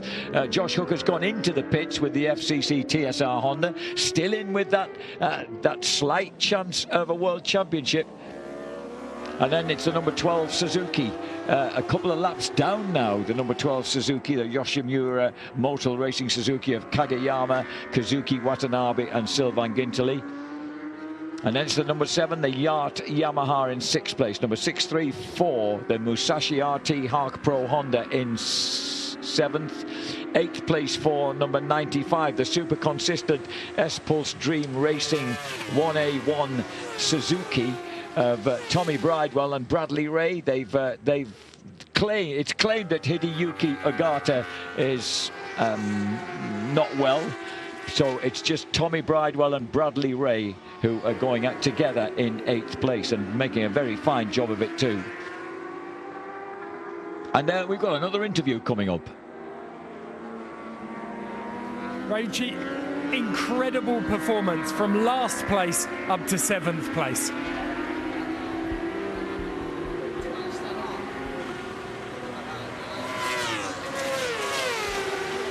Thank you. 日本語でいいですか？まあもうペナルティーは変えられないんで、まあチームと一緒に本当に上位だけを目指して今も戦ってるんですけど、なんとかワンスティント目で1桁台に乗れたのはすごい良かったと思うので、あと残り3、4スティント最後まで諦めずにもっと上位を狙っていきたいです。Also about the race, we cannot change the penalty. That's why we focus to go to the top. Also about the one stint of the Rio, pace is good. That's why also for us is good for the coming up the position. Also keep this performance for until the end. Arigato. Wonderful. Rio Mizuno then, no speak of the English, but he's obviously enjoyed his 2 stints, the former GP2 Japanese champion and also a bronze medalist in the Japanese Superbike Championship. This is the leader, Stefan Bradl, coming up now behind the number 11 motorcycle that is so desperate to hang on to that what now seems very slender 5-point advantage, because of course this double point system means that 45 points are up for grabs for the race win, and that means that there's some hefty points to be had for finishing in that top 10. You go down to 16.5 points for 10th place. And Takahashi looking absolutely gripped by what's happening out there as he watches his teammate Stefan Bradl hang on to that. It's amazing if you're running back-to-back stints like this. You've got to be ready in your leathers in this steaming heat to go back out again in a rather short space of time. I think yes, but I mean you do need to cool down as well, so I think there must be several sets of leathers. Yeah, yes. I can't imagine what it's like trying to get back into the sweaty set you've just got out. Hopefully these lads do have the odd spare set. Stefan Bradl though still looking comfortable, 47.3 seconds ahead now of Leon Haslam, and Alex Lowe's a further 8.2 seconds behind the pocket rocket. Last lap was a 2 minutes 11, so Bradl hitting a bit of traffic last time around. A 2:08.9 for Haslam, a 2:10.2 for Lowe's. Mike D'Amiglio is now out on the FCC TSR number 1 Honda, ahead of Kazuki Watanabe, on the number 12 Suzuki. Marvin Fritz on the Yamaha. And we're looking at time-wise. Now, you thought they might get to 4.5, needed to get 4 out on this stint. He seems to be getting very, very early for that, because he's coming up to 4 hours 19. Yeah, maybe he's just getting comfortable. I don't know.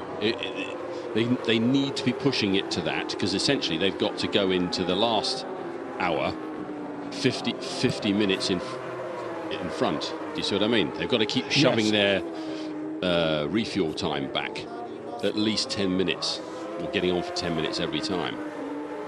Oh well, they're headed for that now, aren't they? Even if they don't make the full 4.5 hours, they're still headed for at least 10 minutes ahead of the opposition. But if they miss it by a minute, that's the same as missing it by an hour. You've got to get the whole way. It's the splash and dash syndrome at the end. Yeah, and a splash and dash is going to cost you.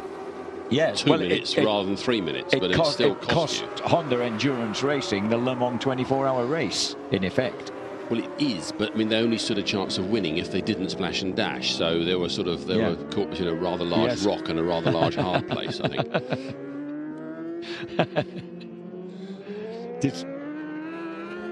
Jerry McGuanoni, he's still hooked up in 16th place, which isn't good enough at the moment for SRC Kawasaki.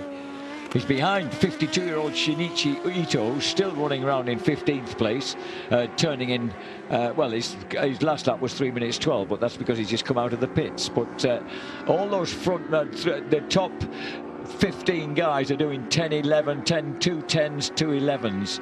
So a lot of consistently quick riding going on out there. 4 hours, 20 minutes in.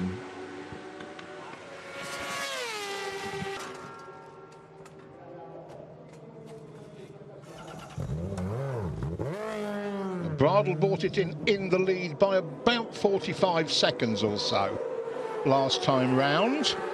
Neil Spalding has a calculator in hand. and a doubtful look on his face. Yeah, I think they needed to be over 4:35 for this to be a Really? to be a real good six stopper. A 6-stop strategy for the 8-hour race. Yes. I stand to be corrected, but yeah, we shall see. Right, so Leon Haslam has gone through into the lead. There's Alex Lowe's, and there is Takahashi right on the Yamaha, just having to deal with some traffic on his outlap. But I have to say, Takahashi has been deeply, deeply impressive so far today. yes, yeah, absolutely. I think if you, the worst case scenario for Honda is they've got to stand up and just race for the position, and they all have the same number of stops. In which case, they also still stand a very good chance of winning, because that you say Honda is not slow. Takahashi can race can race most of these boys. Yes, absolutely. And I have so enjoyed watching Jonathan Rea this race, because it's very easy to get blasé about Johnny. I know this season's been different about him in World Superbike racing, but when he comes here and he can do the stint he did last time, fighting in Nakasuga all the way, around here, you are reminded what a rider Johnny Rea is. Absolutely, and he is, I mean, it's metronomic precision. Yeah. Absolutely, and he's and absolutely the outbraking manoeuvres, the ability with which he was, the ease with which he seemed to be able to outbrake anybody. Well, when Johnny's sort of been able to pull away in Superbike like for the last few years, you forget that he also learnt in the school of hard knocks on his Honda all those years ago how to use elbows. And they're clearly still very effective. And one of the instructive episodes this year has been Johnny not having it all his own way and failing to conceal his displeasure on occasions. But he's a competitor, he's a world champion. It's nice to be reminded. No, absolutely. You know, and he's a fighter. Obviously, we've seen that. He certainly did not give up, did he? Well, he certainly has not given up. No, it's not over yet. It's just as well, because it's easy to get blasé about talent like that when they do a lot of winning, and it's a suitable warning to us all. Now then, what are the gaps? 8 seconds between Haslam and Lowe's, then 3 seconds back to Takahashi. So Haslam to Takahashi, you were being told. Yeah, so 11 seconds added to the deficit. Leon, he is an Iron Man, isn't he? He's absolutely the proverbial. We've seen him do 5 stints in this race before now. Mind you, his mum told me it took him 6 months to recover. Leon didn't, his mum did. I'm sure Anne is watching this at home. Yet again, the boys doing good, leading the 8-hour. I have shuffled my paperwork rather badly here, Mr. Spalding. I have to. Well, I'm just amazed. I think I've said it a couple of times, really. You look at the likes of Shinichi Ito and Yanagawa. You know, these are, inverted commas, old men, close inverted commas. Wonderful competitors. I mean, if you don't know them, look them up on Google. I mean, they've a real history of good racing all the way through their careers. Flag bearers for Japanese racing. Absolutely. In the golden era. But to choose to come and do one race, and for it to be this race in the middle of a Japanese summer for 8 hours. Up against the best superbike riders in the world.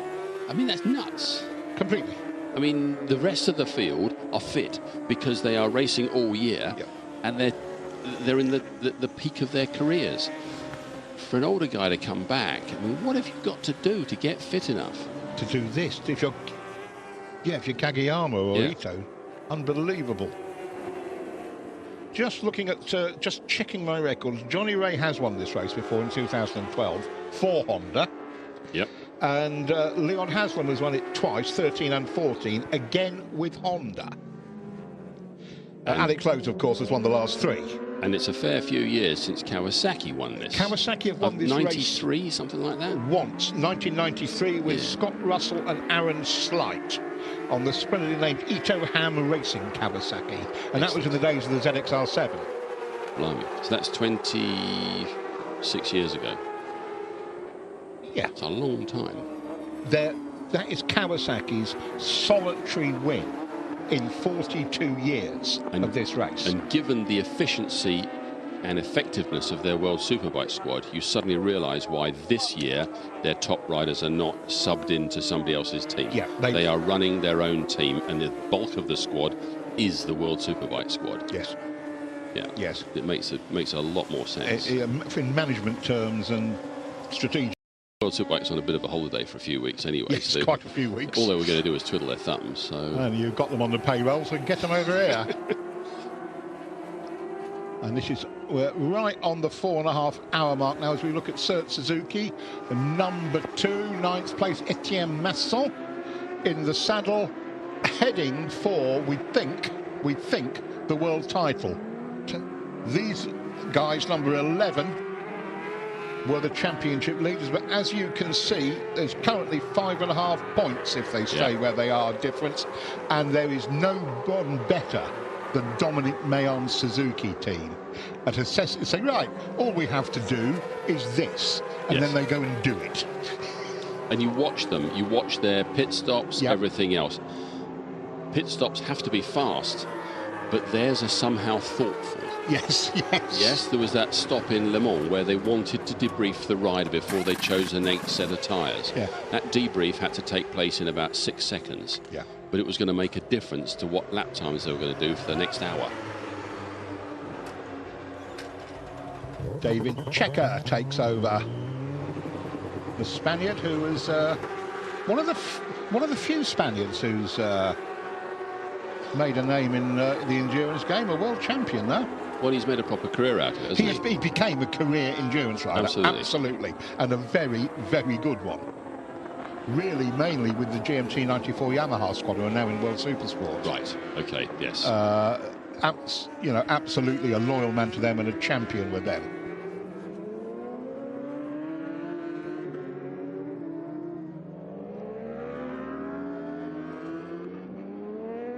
Leon Haslam leads the Suzuka 8 hours by 7 3/4 seconds from Alex Lowe's on the Yamaha. Takumi Takahashi is considerably quicker than the pair of them in 3rd place and is less than 2 seconds behind Alex Lowe's. So the Honda is on the charge, and this is going. I don't think we won't know what's going to happen by the last pit stop, Neil. This is going to be very, very close, because we are seeing not just one team, as in previous years, the Yamaha, having that perfect race by where they write a plan and by some miracle it all happens that way. Yamaha have done that for 4 years.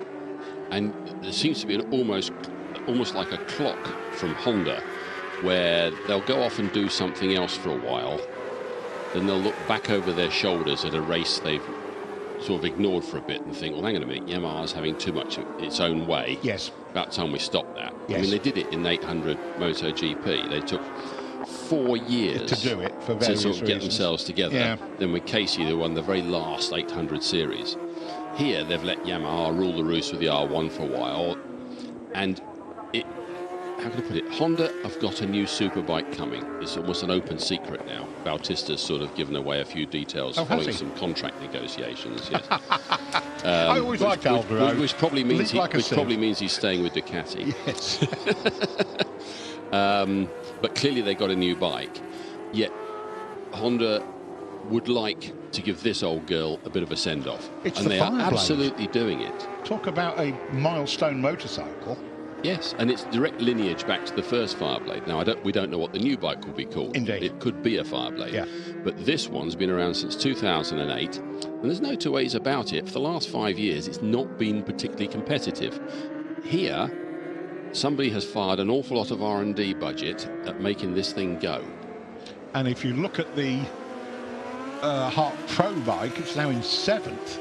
Dominic Agata currently on it, and one of the other 2 factory bikes. Yes. I mean, what are Honda thinking, getting that 90-second penalty for not having a barcode on a tyre or something? Yeah, but I mean, in the end, this is a game where you put the tyres in the bike, then you put the stickers on. So the tyres aren't supplied like they are in MotoGP, effectively randomly pre-stickered. Distributed and pre-stickered. Your limitation is put these stickers on, and somebody's, heat of the moment, somebody's absolutely just forgotten to put it on, and the scrutineers have had them. Yeah, and whacked them with a 90-second penalty at the start. Yeah, and you have to send a message, in a situation like that this is not the sort of thing that can happen. And frankly, endurance has always had this. Here are the rules, and these are very, very red lines. Yes, I mean, some of the super stock regs in World Endurance are quite frightening. I mean, you can't change hex head bolts on the fork legs for Allen bolts, no matter how much you want to. The fact that it's quicker to get an Allen bolt back in on the end of a electric screwdriver or ratchet. It's neither here nor there. No. Yeah. It came with hex. You're going to use hex. Yeah. It's called super stock for a reason. For reasons, yes. And endurance has always been, that, and that is Takahashi getting well within range now of Alex Lowe's. This is going to be an interesting coming together. Oh, Takahashi round the outside like a good one. There's a brave boy. Oh. Didn't even slow down, did he? Not one iota. That is the game here. You've got to be. As Terry was explaining, you get really good Grand Prix riders coming out, and they cannot.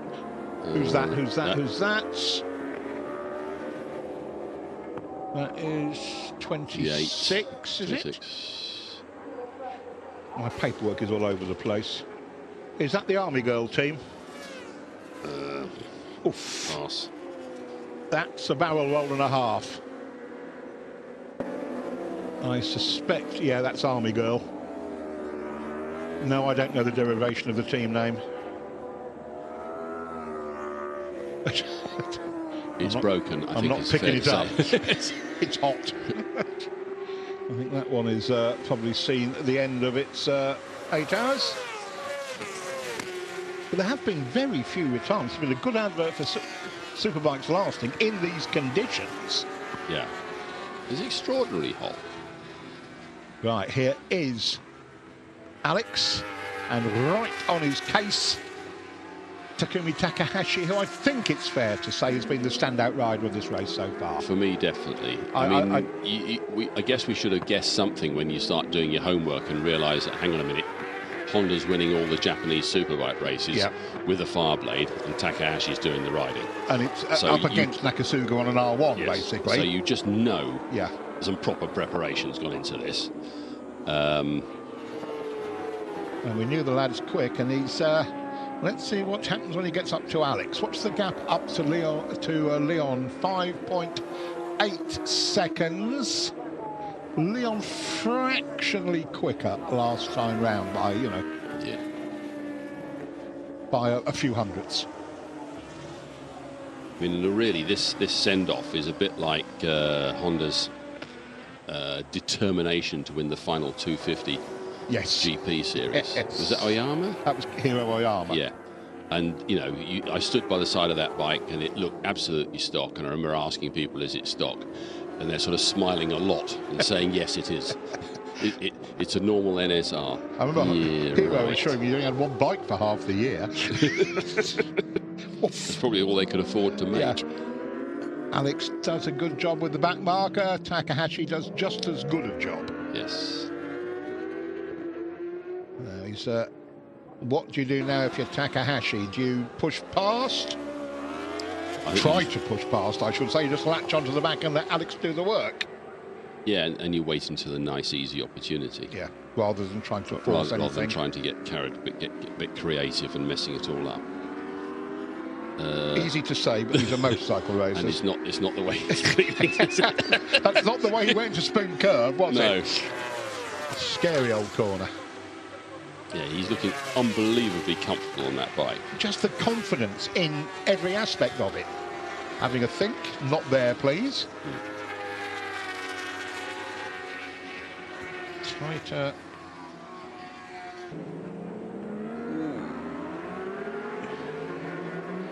always the variety of lines into the triangle always provide you for a bit of a heart murmur. Well, yeah, and the Japanese riders for years had this incredible sort of 250 style, where they sat very scrunched up on the bike. Yeah. High foot pegs. Now they look a little bit more comfortable. If you look at the two of them, though, Takahashi's getting his body weight into the corner more than Alex. Oh, a bit of traffic, probably where Alex doesn't want it. Yes. Takahashi's thinking I'll box him in. Alex is too smart for that. But look at that, straight around the outside.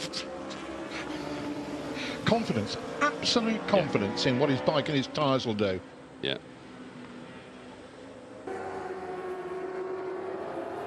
Alex doing a really, really good, calm job of dealing with the problem.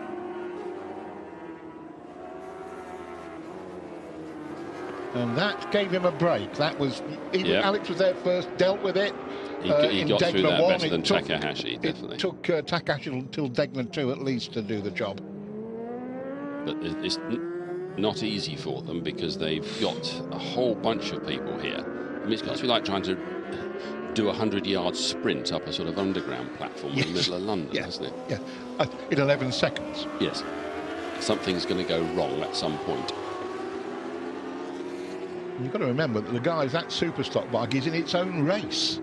Yes. You know, he's not a back marker. He's racing for position. He's racing for and it's quite possibly going as fast as the bike will go. Yeah. If he's a Dunlop man, there's the Dunlop Privateer Awards. You know, he's got things going on. Yes. He may be in the way, but he doesn't consider he is in the way. Quite. Is that the S-Pulse bike? That is the S-Pulse bike, number 95. Suzuki, that's the Bradley Ray. I'm presuming Ogata-san is still parked. I would assume so.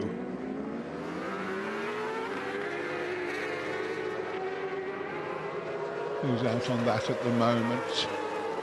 Bradley. Brad Ray running in 8th place. So that's hardly a slow motorbike they've just gone past. It's the semi-skimmed factory Suzuki.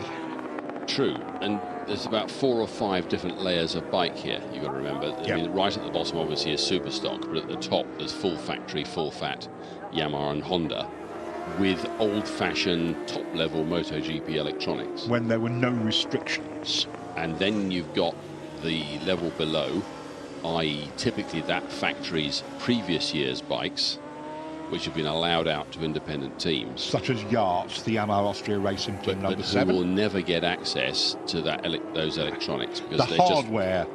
They might get the hardware, but they're not going to get the software. They'll get the chassis. Yes. Yeah. Yeah. But that's about it. Well, they get the chassis and they'll get some of the engine. You know, it depends on parts and everything else. But anyway, engines in this game, you throw them away after 8 hours. You certainly throw them away after 24. Indeed. You know, they're just about useful for holding up the coffee table, but nothing else. I've always said there's a business to be had from taking up used parts, and some used to do it in Formula One. They encase in perspex valves and gears and things. That's why not? And sell them. I remember a long time ago going to Los Angeles on holiday and ending up at RC Engineering. That's Russ Collins. And they used to have a Hog Slayer. No, this was Atchison, Topeka and Santa Fe. Railway. The three 4-cylinder Honda engines in a row. Yeah. And he destroyed them in a massive crash. So sitting in the middle of his office with the back of the bike sawn off and the front of the bike sawn off is this series of 3 engines in a motorcycle chassis with a glass sheet on top. This was a drag racer. Yeah. We should, of course. Awesome. Who had Hog Slayer? That was the Norton, wasn't it? Yes, Tom that's right. Yes. Yeah. And that was two engines, I think. They're getting my drag racing ancient history in line. I always thought Atchison, Topeka and Santa Fe was a brilliant name for a racing motorcycle. Yeah, it's a railway locomotive, mate. Now then, Haslam leads down fractionally to 5.4 seconds. So is Takahashi being smart here? He knows that Alex is doing the work. Fine, just sit there. It's certainly not worth tangling handlebars trying to get past. So just all that happens if you do that is you hand Leon Haslam 2 or 3 seconds. Yes, or more. Yeah, or worse. Ooh. And it does look to me as if that's what's going on here, is Alex is doing the pace he wants to do in the heat of the day on the track about the slickest it's going to be. And Takahashi is quite happy to let him just nibble away at the leader's gap. Looks sensible.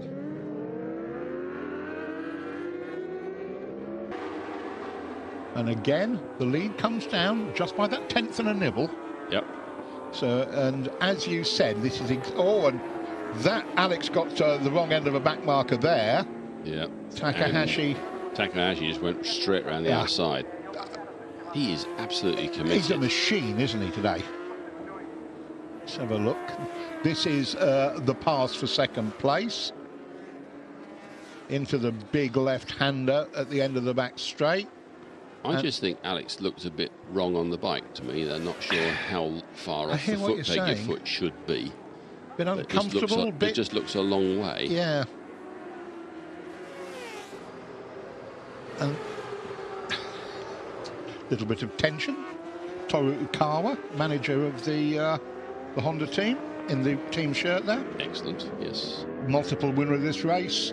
Winner of a Moto Grand Prix race when he beat Valentino Rossi in South Africa. Oh, I remember that. RC211s. Yep. Trevor Morris, his team manager, his team chief at that point. Now runs the Triumph engines in Moto 2. And Toru is he the top winner of this race in terms of number of races won? Because he owned it for a large chunk of time. Right, okay, what, back in the late 90s? 1, 2, 3, 4, 5. I've got him down for 5 wins. It's not hanging around, is it? 97, 98, 2000, 2004 and 2005. Twice with Ito, once with Kato, once with Suzuka, once with Kianari. Yeah, that's a few on the few on the score sheet. On the sideboard, Leon Haslam has to make do with his 2 wins, 2013 and 2014. And clearly has designs actually not in making do with 2. Absolutely, Leon. Because they are doing a superb job here. I mean, if they pull this off, it is going to be quite something. Yeah. Takahashi 3 seconds behind now. This is another session here from Takahashi, isn't it? It is. I mean, I really did think for the first half of this race that Honda were going for a 6-stop strategy. And you're not sure now, are you? I really am not, no. But they are well out of sync with the other factory bikes on their pit stops. Yes, and in a way that, I mean, you do start thinking splash and dash and things like that. Yeah, but I mean, that's as good as a full fat pit stop, isn't it? You're still losing. Well, instead of 3 minutes, you lose 2, basically. Yeah.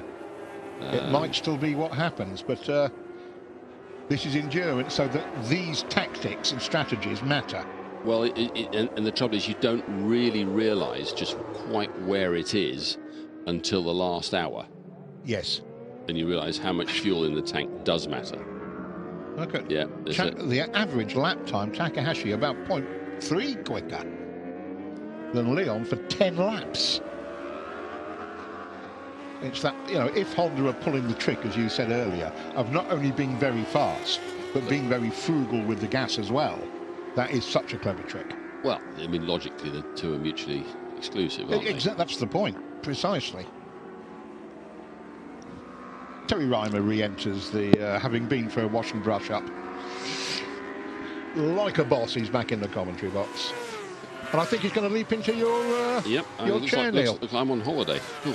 Speak to you later. Excellent. Good. Thanks for your advice and input, Neil. Always a pleasure. As we go back to Takahashi.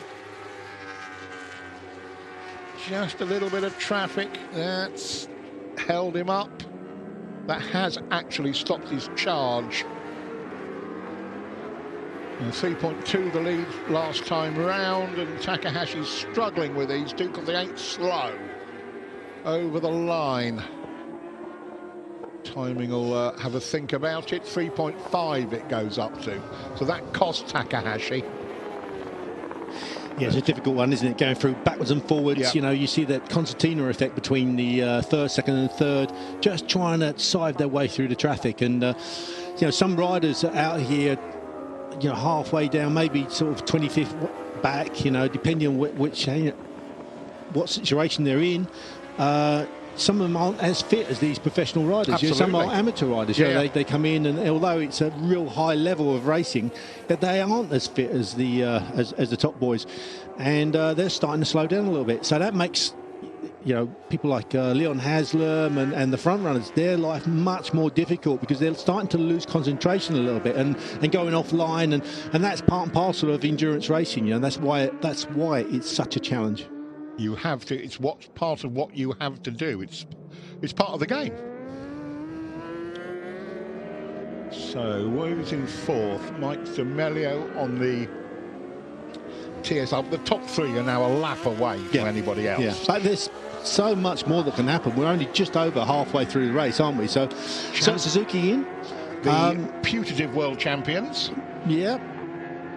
Up to 8th position. Thierry Masson on board, just trying to get along, trying to get past. These are speed limited pit lanes, actually, and you can just see their speed limit is about 1 mile an hour faster than that number 99 bike. So he didn't want to get held up too much.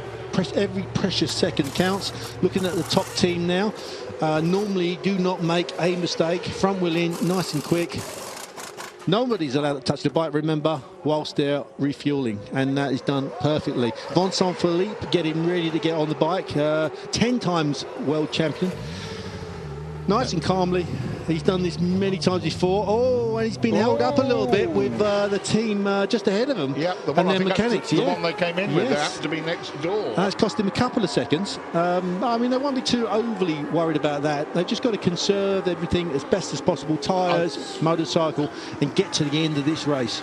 Going to lose 8th place because I think Tommy Bridewell is going to come past them on the S-Pulse. Great British contingent here, of course. Absolutely. Tommy Bridewell having a fantastic year this year in BSB, and also a great Suzuka. Interesting that as well. Suzuki put him on the S-Pulse bike, which is a sort of a last year's factory level, isn't it? Bradley Ray riding really well, you know, and seeing him riding much better than what he's actually been riding in BSB for some reason or another. For reasons I've no idea. Yeah. But it's good to see Bradley Ray looking like, because last year, as we keep saying, at this event, Bradley Ray stunned Suzuki management. They really thought, here we have something special. And I think they do, actually, still. Yeah. But things have gone wrong in BSB.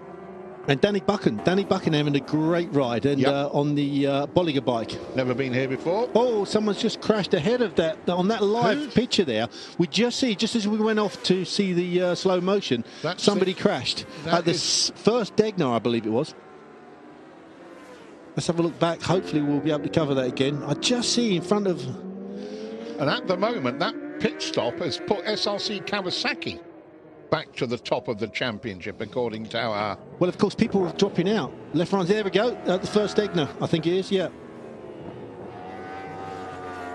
Who is that? Not sure at the moment, but we'll see a slow-mo of that action. Just ahead of Vincent Philippe. Yeah. Just weighing into that first Degner a little bit too quick. And it's easily done. It's easily done because, you know, it's one of them turns where you have to brake slightly earlier than what you would want to do. And as you go into the turn, you trail a little bit of throttle to take some of the weight off of the front end of the bike, because there's a bit of a dip there. It's so easy just for the front end to tuck. I have to tell you, I've crashed there. Have you really? Yes. How did that happen? Press launch of the CBR 1000. Oh, slap wrist. Oh, lot of bowing. Lot of bowing. I wouldn't mind, but I wasn't even going fast. I was never fast. Just so what happened then? I can't remember. Back end came round on me. Oh, really? Was he wet? No, but I've been riding the VFR 750 up and down the gearbox. Chapter 6, excuse 5. Yeah, works rider. I was works rider level excuses, I can assure you. It was actually incompetence, of course. Well, at least you hold your hands up anyway.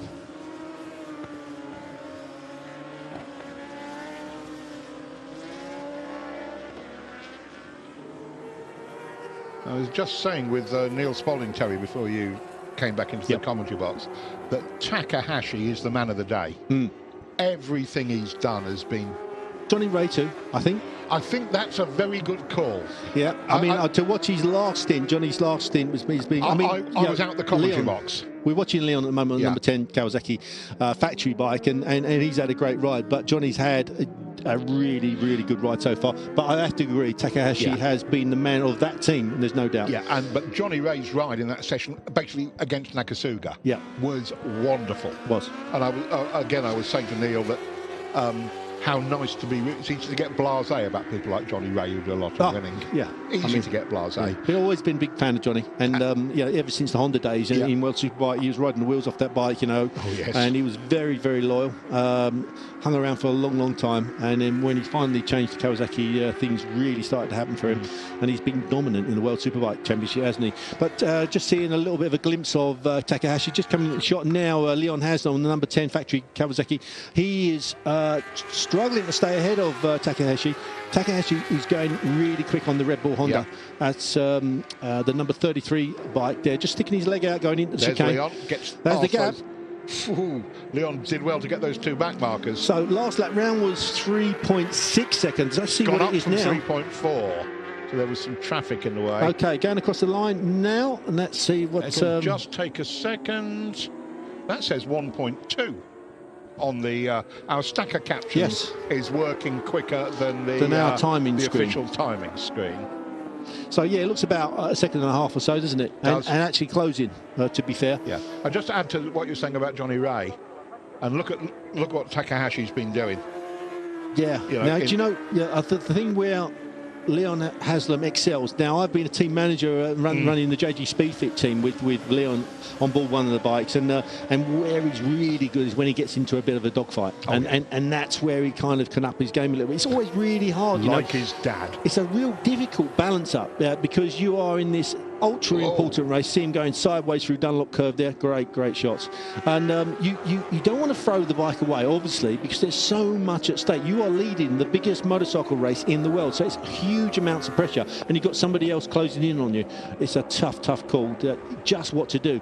He'll be trying to hold station as best as possible, and then once Takahashi comes past, he will try and hold on to his rear wheel. I know it sounds obvious, but sometimes you can over push it. Brock Parts just getting ready to get on the Yamaha. That looks like place. Yeah, that's Marvin Fritz on board. Marvin Fritz having a good ride. We've seen Nicolo Canepa having a great ride in the first opening stint and qualified the bike really well as well, in 5th place. Haven't the World Endurance regulars shown up well? Ultra impressed with the World Endurance Championship regulars. It's unusual that they're so competitive. Absolutely. One of the biggest reasons for that is there's factory assistance, I think, from the FCC, TSR, Honda squad, and the Yamaha squad we're looking at now. And also they're running the Bridgestone tyres as well, which are unique to this circuit and are very, very dominant. And this is the UK run. 111 Honda, Frenchman Gimbert goes out. Yeah, and this will be his last race, probably, won't it? Yeah, just think about it. 20 years? 20 odd years of endurance racing. What a career this man has had, and it's been a fantastic watching this guy riding throughout the seasons, the many seasons he's ridden with all of the manufacturers almost, and I think apart from Yamaha, and really done a great job. A solid man to have in your team. One of those great French endurance specialists who you could just rely on to do a job. And Gimbert's team, the 111 Honda, are in 15th position.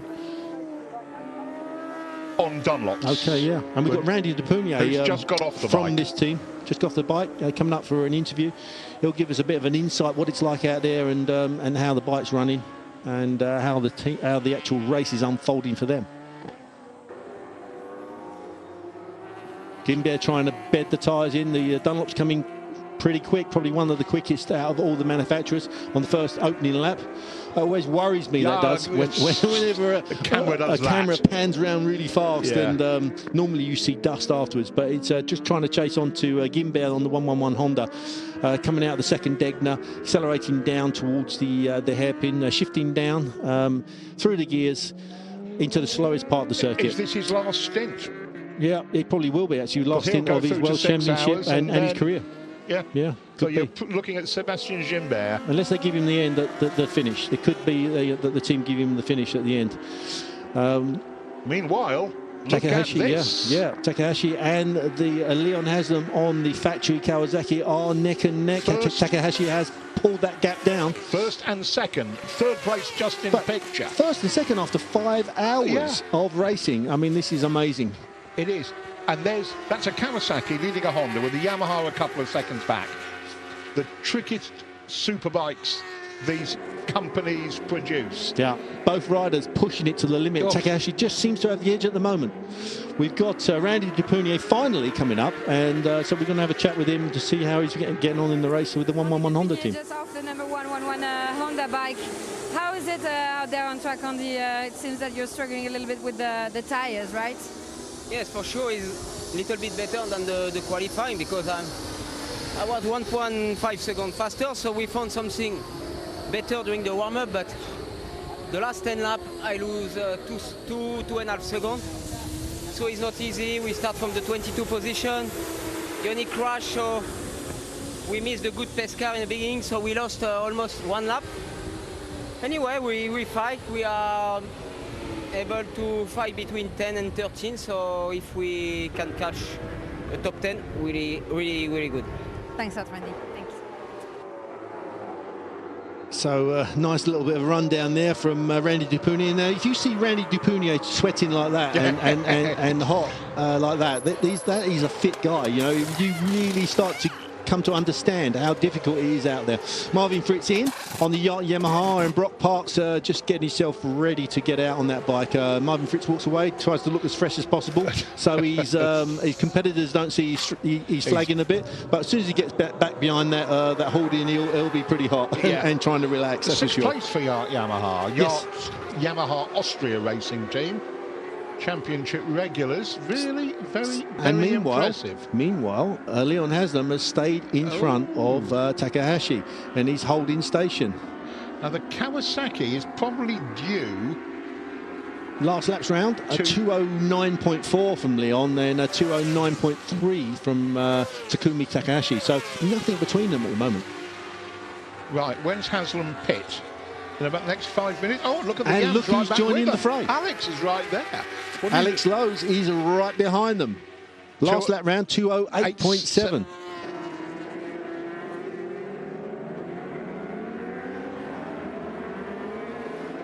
So Leon Haslam opens the throttle, accelerates out the last corner, coming down the start-finish straight, trying desperately to stay in front of Takumi Takahashi and Alex Lowe's. It's a three-way battle after 5 hours and 4 minutes, Julian. Incredible stuff. Alex can't quite deal with the number 8, the Bolliger bike, but the front two go through. Plenty of traffic in the way to mess people up. We're going to hear from Marvin Fritz, who's just got off the Yart bike next. Change of lead. Marvin, a very steady pace out there, considering it's the second bike. Yeah, that's right. I mean, we were really unlucky this morning in the warm-up. I'm sorry to the team that I crashed, but there was no acceleration, so I lost the front. And we took the second bike with the bike we rode all the week. So we hope it stay all 8 hours, but yeah, we feel really good. We still think we could make a bit better pace with the race bike, but yeah, we are happy about that and hope we can continue like that. Top 5 place reality? Actually, I think really hard because all the factory guys are at front and pushing so hard, and we are full at the limit with our kit electronic. So we are anyway much better than we expected, and yeah, we are happy about our pace. Thank you. Interesting little aside there from Marvin about the level of electronics they get as a client team. I'm glad you picked up on that, Julian, because I was just about to say it's interesting to see. It's not a full factory bike with full factory electronics. And looking back at the overtake, so we got Takumi Takahashi just goes around the outside, Boxed makes him the in. right call. Boxed him when in. he gets tries to overtake the slower riders, doesn't quite get past, but managed to block past Leon Haslam and sends him into the boonies, really, didn't he? So what a great move that was. Look how close they are, and Alex Lowe's has a look as well, whilst Leon Haslam sits behind one of the slow riders, just sneaks up underneath him going into Dunlop turn. Fantastic stuff. while you guys were getting a coffee, Neil Spalding was expounding on the levels of bike, the full fat factory, and the next scale down, typically last year's machine with lesser electronics. That's what Yacht have got. Exactly. We're looking at a fantastic factory machine from Yacht, but it's not full factory, as it were, inverted commas. You know, it's the number 21 bike we're looking now is full factory. That as is the number 33, as is the number 10. So what we're talking about is the level of electronics, like Julian was just mentioning there. The level of electronics are higher on this number 21 bike than the MotoGP current rules state that you can use, which type of electronics you can use. So you can imagine how amazing this bike is that they're riding, as is the Honda number 33 Red Bull Honda. So it actually manages the tyres better and does all sorts of clever stuff. Well, that the Yamaha has won't. what it calls mu learning. Yeah. Which is, in other words, it learns as it goes round. Exactly. Oh, I could give you more power in that corner because you didn't slip as much last time. It knows so exactly where it is. It knows exactly where the bike is. Woof. Still going to ride it though, like Alex Lowe's rides it. Yeah, it knows exactly where the bike is on any given part of the circuit, and from a satellite sort of overhead scanning, and then just works. That helps work in that rear tyre as best as possible.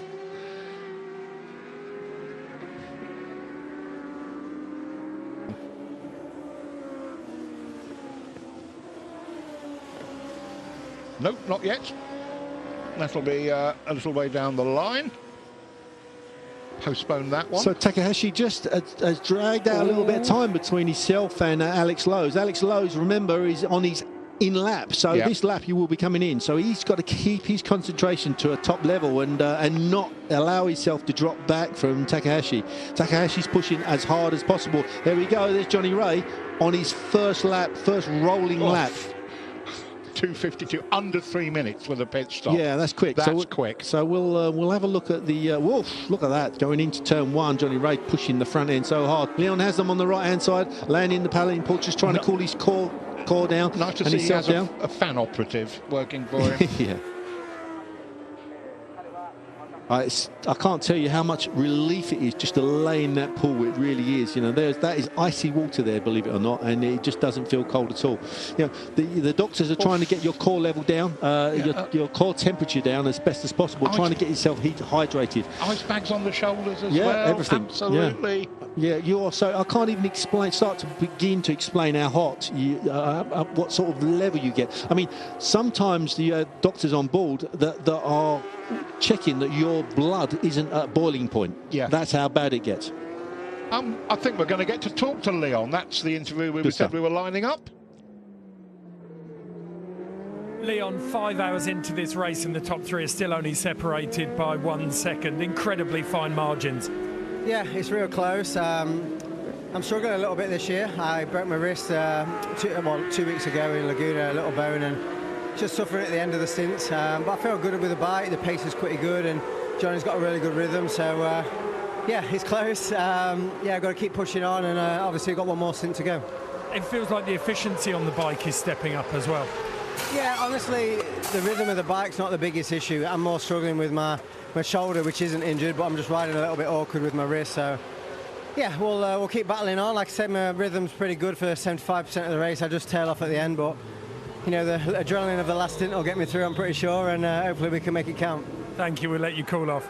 He is as tough as you like, yeah, Leon. No doubt. No doubt. And you know, to hold his hand up like and say, look, I'm struggling physically with my shoulder, my wrist and everything. And well, we saw, didn't we? All of a sudden, any tiny niggle dropped a couple of seconds, but only right at the end of the session. What happens, the heat and the pressure of how physical this circuit is on your joints makes everything swell up. So if you've got a slight problem in your wrist, you know, an old injury or an injury from this year, whatever that Leon got, that will compound it much worse, and it'll get worse as this race goes on. It's a real tough call for him. Van der Mark back out on the number 21 Tech 21 Yamaha. So Yamaha using all three riders, whereas Kawasaki and Honda back-to-backing with two riders. Yeah, and that is starting to take its toll. And you do wonder whether that is going to... Johnny Ray just catching up on the number 21 Yamaha. Who's just come out of the pits. So Takahashi is still circulating. It's 15 minutes past the hour. I think he's got at least another couple of laps left in him, Takahashi, before he comes in. Oof, Johnny. And I was saying earlier, or trying to say earlier, Tel, that to be reminded just what a good rider Jonathan Rea is. Yeah. When you perhaps become blasé about people who have won as often and as regularly as he does. Well, he wins as often and as regularly as he does because he's an exceptional rider. He's an exceptional rider, and also he's got exceptional mental strength as well. Mickey van der Mark says no. Yeah, didn't quite make it there, and I don't think that he knows that that's Johnny Rea, but now he will know there's a green meanie just behind him. Yeah. But yeah, Johnny is exceptionally strong mentally and physically. You know, that's why he's multiple world champion. He is an all-rounder, one of the best all-rounders there are out there. He's lining him up this time. I think he's going to make it because he's always the latest on the brakes. Yeah. And of course, Van der Mar's got a full tank of gas, and he's on brand new tyres as well. But what that's done is given him a little bit of a toe now that Jonathan Rea's gone past him. Goes in a little bit wider, but doesn't make it through past the slower rider. So he cost himself about 4 or 5 tenths there. Gets the Just drive look at out. the gap. That's amazing, isn't it? Yeah, just that little bit. One back marker in the chicane in the wrong place. Gap. And that's how easy it is to lose a few tenths. You know, can be quite frustrating. And the last thing you need to do, Julian, is to say, right, I've got to gain that time back. You're not going to gain it back in the next couple of corners, especially against somebody like Jonathan Rea. You've got to wait and be patient, and that's a really difficult thing on a 230 horsepower superbike. You know, just not to overdo it and just push too hard and throw the thing into the kitty litter. And one of the, I think, the joys of this season has been watching Johnny Rea being pushed a bit. Yeah. And then having the just concentration to fight back in the way he's done, and also reveal that rather than just being a nice quiet Ulsterman, he can be a right at times as well. Yeah. Good, he's a proper motorcycle racer. You know that. You know, it's yeah, he's got the passion there as well, hasn't he? It's there, and he is, as we keep saying, a remarkable. Yeah. Now here is the reigning, but not for much longer, world champion bike coming in. Mike D'Amelio just coming in and waiting to just coming in, just waiting. You know what? It seems like That's the longest pit lane. The longest pit lane in the world when you're coming down on that pit limiter. It really does. So frustrating.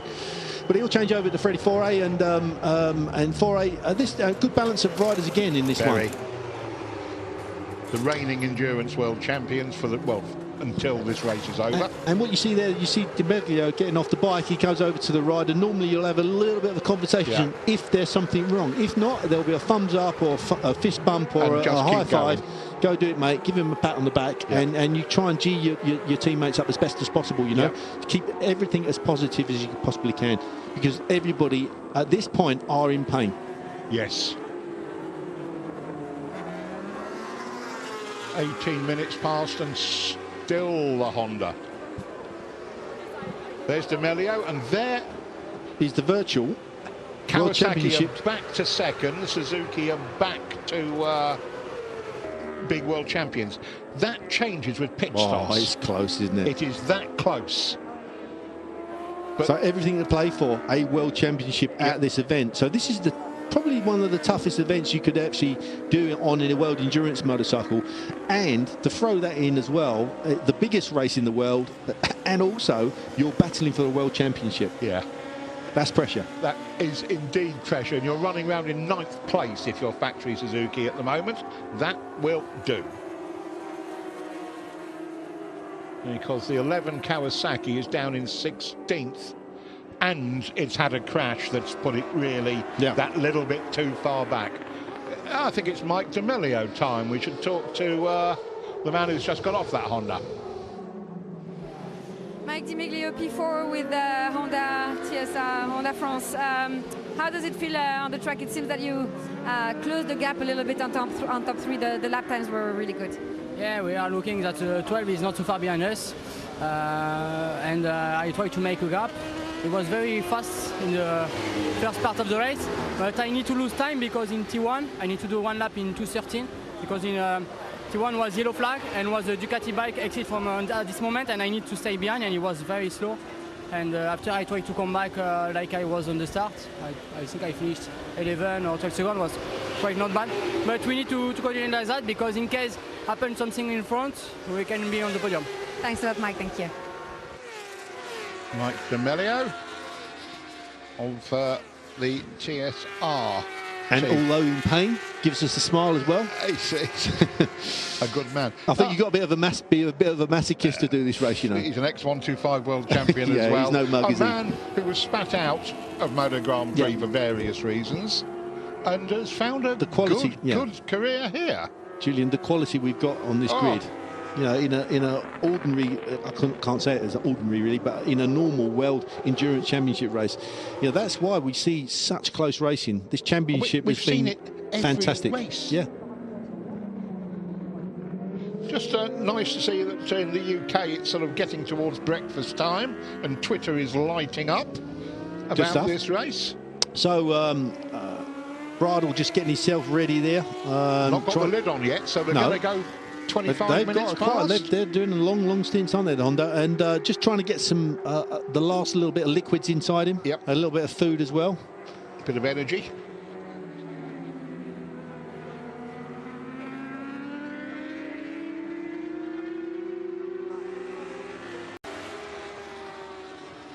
Twitter is waking up in the UK. I see, Terry, a couple of questions for you. People I hope they're not too hard. Leon Haslam's last interview saying, well, if Leon's hurting, yes, why aren't they using Toprak?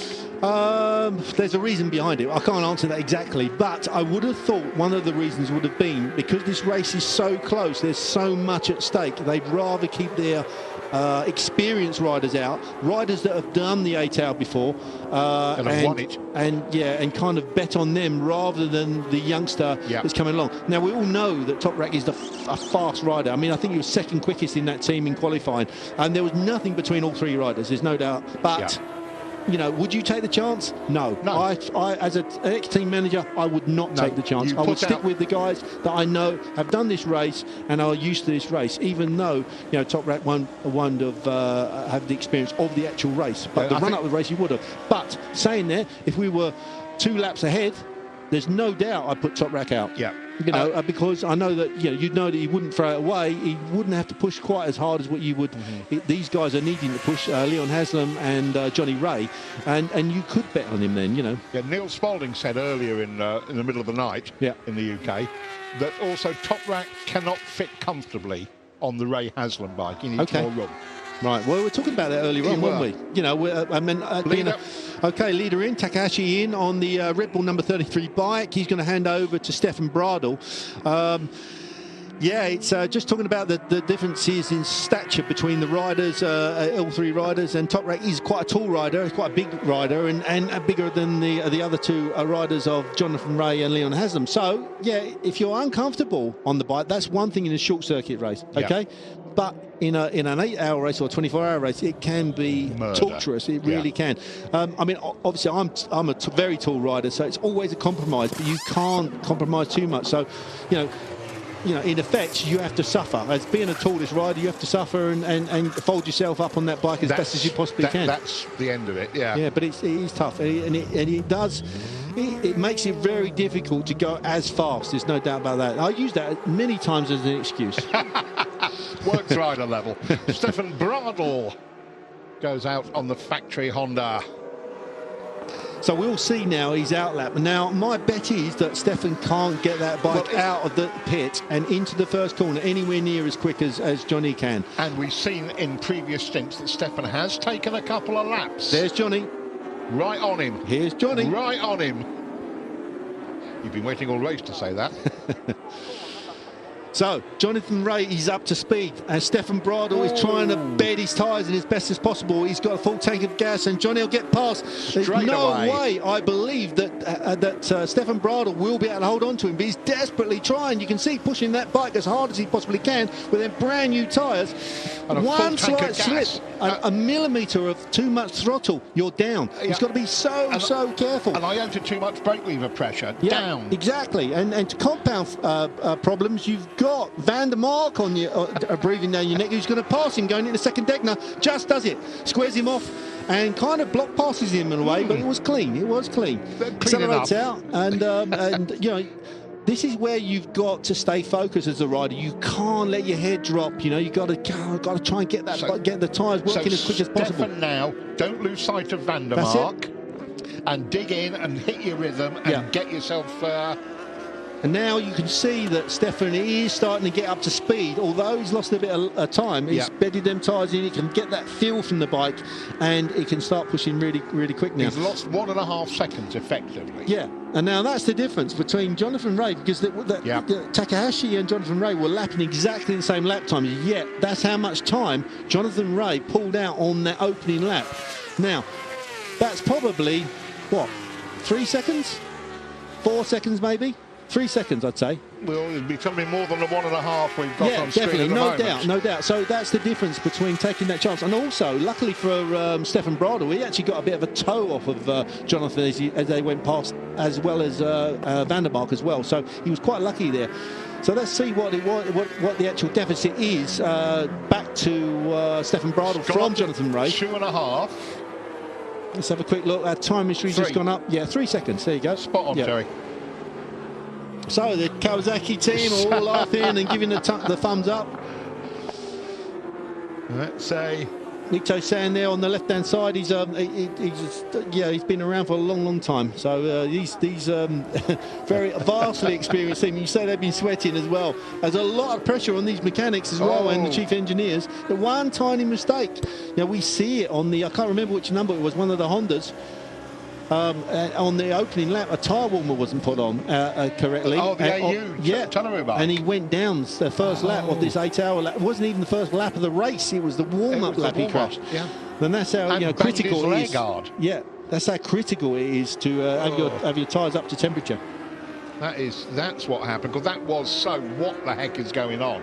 We had two top level Hondas. Yeah, and I was kind of critical of the rider in a way, Julian, because I fancy making that mistake, but it was a simple switch that had been switched on his rear tyre warmer. So it was freezing cold, front tyre warmer was nice and warm, go into the first turn, get lots of fuel from the front tyre, just as they tap the throttle on coming out the first turn, no grip at all. High-sided him, bounced the bike down the road. I'm not sure exactly where they are in the race now, but we'll have a good look. Number 90. We're talking about are they still out there?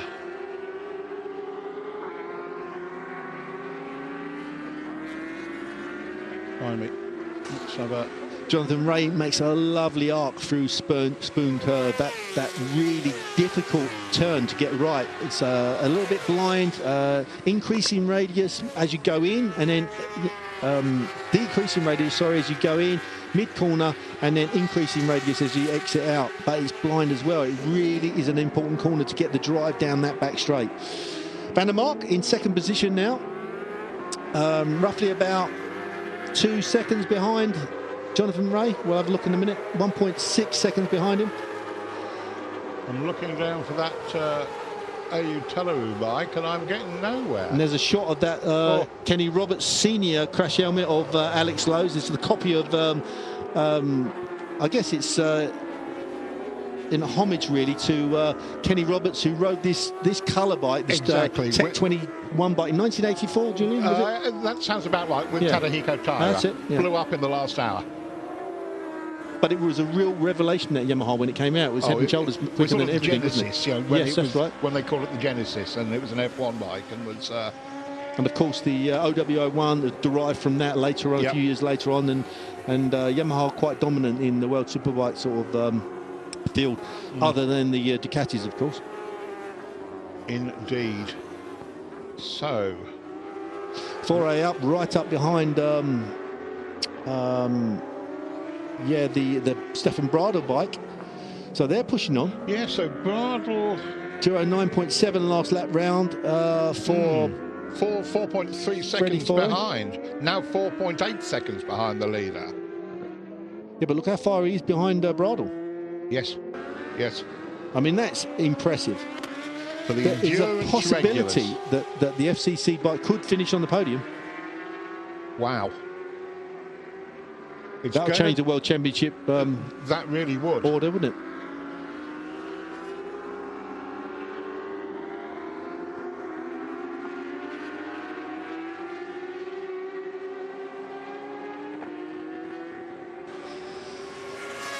So the Honda Stefan Bradl accelerates out down the back straight from Spoon Curve, and chasing behind there, the #1 FCC Honda of Freddie Foray, pushing really, really hard, and actually closed in Stefan Bradl. He's dropping back from the leader, Jonathan Rea.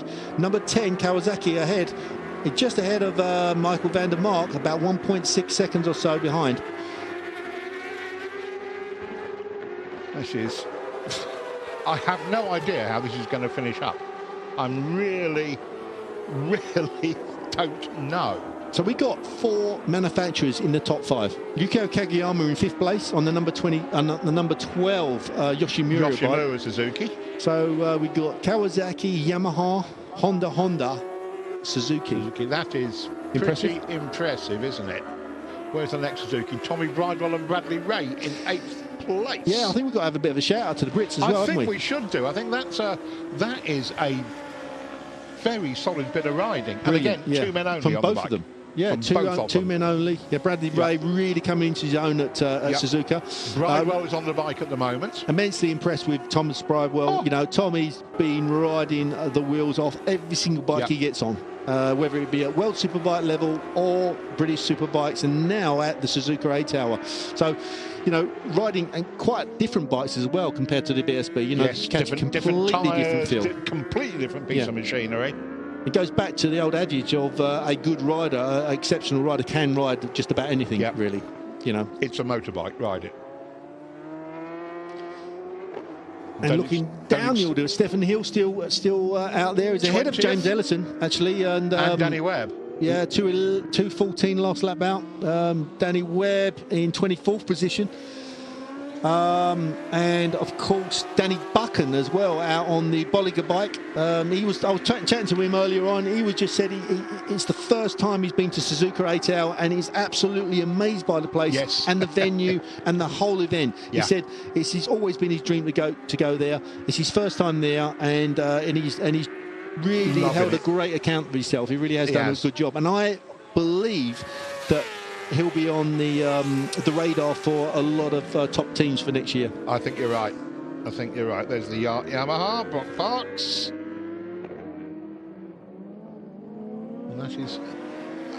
I cannot get over, in danger of repeating myself, how impressive the regular Endurance World Championship boys have been in a race where historically they've scrabbled to get a point or two. Whoa, is that the Hart Pro bike?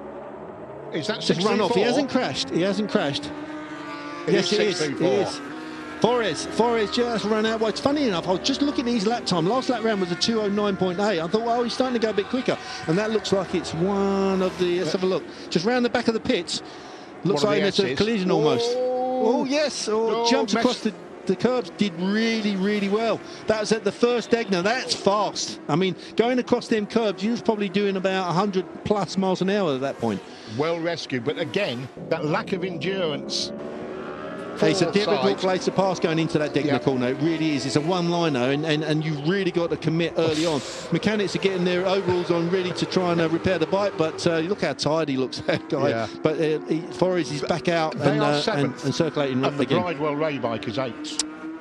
So that's good news for Tommy Bridewell. I'm not sure how much time he's lost. Oh, he would have lost at least 25 seconds from that. There's a lapping. Interesting. That could be. Can he keep going?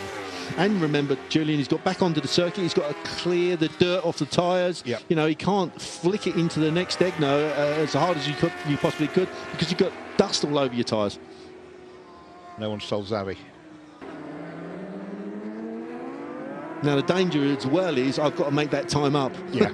And now if you're pushing in your brain, I've got to push harder now. If you're pushing as hard as you can, you can't make that mistake. You know, Jonathan Rea just goes into the 130-yard left-hander, 4th gear, 150 plus miles an hour from the on the exit of this corner. Really, really fast corner, but a really exceptionally exciting corner. That is Stefan Hill's bike, the one that once was the. There's no Superstock Championship here, but it won Superstock here last year. They're in 20th position.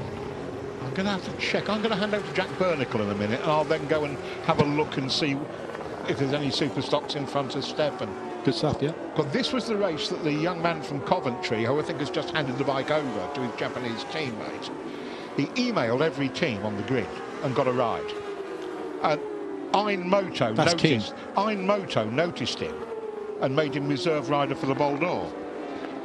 And he was faster than Robbie Rolfo. Yeah. That's how he got the job this year and won the Superstock Cup with AIM. He's held a great account of himself, there's no doubt. You won the As we talk, here Superstock he is. World Cup a few weeks ago with Moto, and now you're here at Suzuka leading the Superstock class. How does it feel? Yeah, it feels pretty amazing. I mean, we made a little bit of a bad start to the race. We lost a few positions, and me and my teammate Kengo, we've been absolutely trying our hearts out and riding back to back, so it's a little bit tougher than I'm used to, and in the heat, but yeah, I'm loving it, and every minute, and getting more used to the bike and the tyres, obviously different tyres.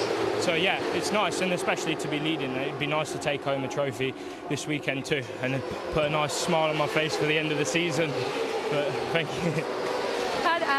How did you deal with the heat as you're only two riders riding the bike? It looked pretty fresh.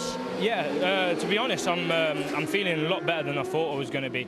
I was training really hard before I came here, and a lot of sauna time, and just making sure that I'm used to the heat. And to be fair, I don't feel too bad, especially, you know, we've got a camelback, and the suits are really perforated, so it makes you feel a little bit better. Just the last few minutes of the stint can get a bit hot and sweaty, but nothing to worry about. But we keep the fingers crossed for you. Thank you very much. Thank you. Great interview there, and now it looks like it's an adventure for that young lad, you know, and also he's just taking it as it comes, you know. Just this is a huge race, yet he's really happy-go-lucky with that and leading Superstocks. 12 months ago, he was crashing out the back of Supersport fields. Well, that just shows how you can by getting with the right teams and the right races, you can start gaining confidence and doing well. And actually, looking at him in that picture, he looks like he's lost a bit of weight as well. Looks fit, he's a tall bloke. fitter. Exactly. Yeah. So good stuff there. Really pleased for him. Yeah, I am as well, because he's. It's the magic that this race can do. If you are quick at the 8 hour, then Moto 8 saw him and went, "Who's that bloke? He's quick. Get him in as reserve." And if you're going to cut your teeth at races like this, it really holds you in good stead for wherever you go in the world to race. And I it really would does. argue that's a 21-year-old who, when he was a 20-year-old, was basically unemployable. No one had given him a ride, and now, he's found his forte. Yeah, he's on the radar of the big teams in this paddock. And he's won with Robbie Rolfo and co. He's won the Superstock Cup within the World Championship. And a nice Grinnell asking the right questions of him there as well. We found out exactly. They're down in 20th, but that is the first Superstock bike on track. And at the moment, Jonathan Ray, 1.6 seconds, still sticks at 1.6 seconds ahead of Michael van der Mark. Stefan Bradl there in third position. Last lap round, just off the pace a little bit, 209.6. So he's a second and a bit slower. He's dropping back. Coventry, be warned though, the number 80 bike, which is 21 seconds behind Stefan Hill's bike, sorry, 23 seconds, that's Superstock. So there is a race going on between Stefan Hill and the number 80. So I better be polite and give a name. The Tone RT Sinsage bike, it says here, a BN.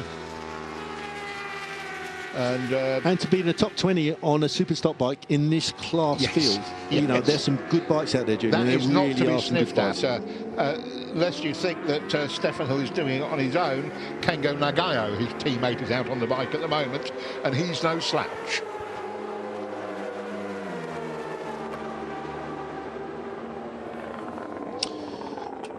And we've got a bit of on-board footage coming up, actually. So give everybody at home a bit of a taste of what it's like to ride round Suzuka. Let's see how long we get out there. Hopefully we'll get a little bit of time. I can talk you through a bit of the lap. So we look forward to seeing that. At the moment, we see Freddie Foray pushing really hard. And actually, looks like he's just got ahead of Stefan Bradl. Not quite. Okay, we're going to go with Freddie Foray, I think, on board with Freddie. So let's see how it goes. And we're away on the right-hand side of your screen, going down the start-finish straight, up to 5th gear, down 2 gears, going into turn 1, hard on the brakes, and it's kind of a fast kink going in, and then the corner just tightens up on you, the second part of the first turn. Here you've got to be really careful to hold the apex and pull the bike back to the right-hand side to get into the left-hand apex. From the left-hand apex, you quickly change direction into the right. You carry a trailing throttle, accelerate up to the next left. This is around the back of the pits. It's a really tough part of the circuit. You're changing from left to right, from right to left. Accelerating out the last right into the left-hander, going into Dunlop curve. Short shift into 4th gear, hard on the gas now, trying to get as much horsepower through that rear tyre as you possibly can. Big black lines coming out the back of the bikes. Going into first Egner, we see their Forest run off straight on there. Really easy to miss the apex. Second Egner, hard acceleration under the bridge where the track crosses across. Into a fast right kink, braking really, really hard. Down the gearbox into the tightest part of the circuit. This is the hairpin. Accelerating out the hairpin, short shift, second, third, into the right-hander of the short chicane at the 200R corner, accelerating out hard again, making sure you don't end up high-siding off of the bike, coming really, really fast, up to 130 miles an hour, braking hard into spoon curve. Now you'll see here where I was explaining before, hit the first apex, you can't see the second apex, just see the bike ahead of you, just going into the apex now, it drops slightly away, accelerating out of onto the back straight, 4th, 5th, hard in 5th gear and down 2 gears into the 130R corner. This is 150 miles an hour plus on the exit of the corner, and you see Forest really hard on the gas there. Brakes now, brakes really, really hard all the way down the gearbox into the right-hander of that really slow chicane. Coming out the chicane, 2nd, 3rd, 4th gear, accelerating down, and that's a lap of Suzuka circuit. Thank you very much, Terence. I lived that every second of the way, and our thanks to Freddie Foray, who we got in picture just then. What's going on? 111 Honda team in. They've got a problem. What a shame. They were running in 15th position, and now they haven't crashed. It looks like it's some form of an electrical problem with that bike. There's Adrian Gorst there in the spectacles on the right of picture, the New Zealander who was a crucial part of Colin Edwards' World Championship Superbike winning seasons. So number 111, Honda Endurance, back on track, but we're going to hear from Johnny Twelvetrees, their manager, about what the problem was with the bike when it was in the garage.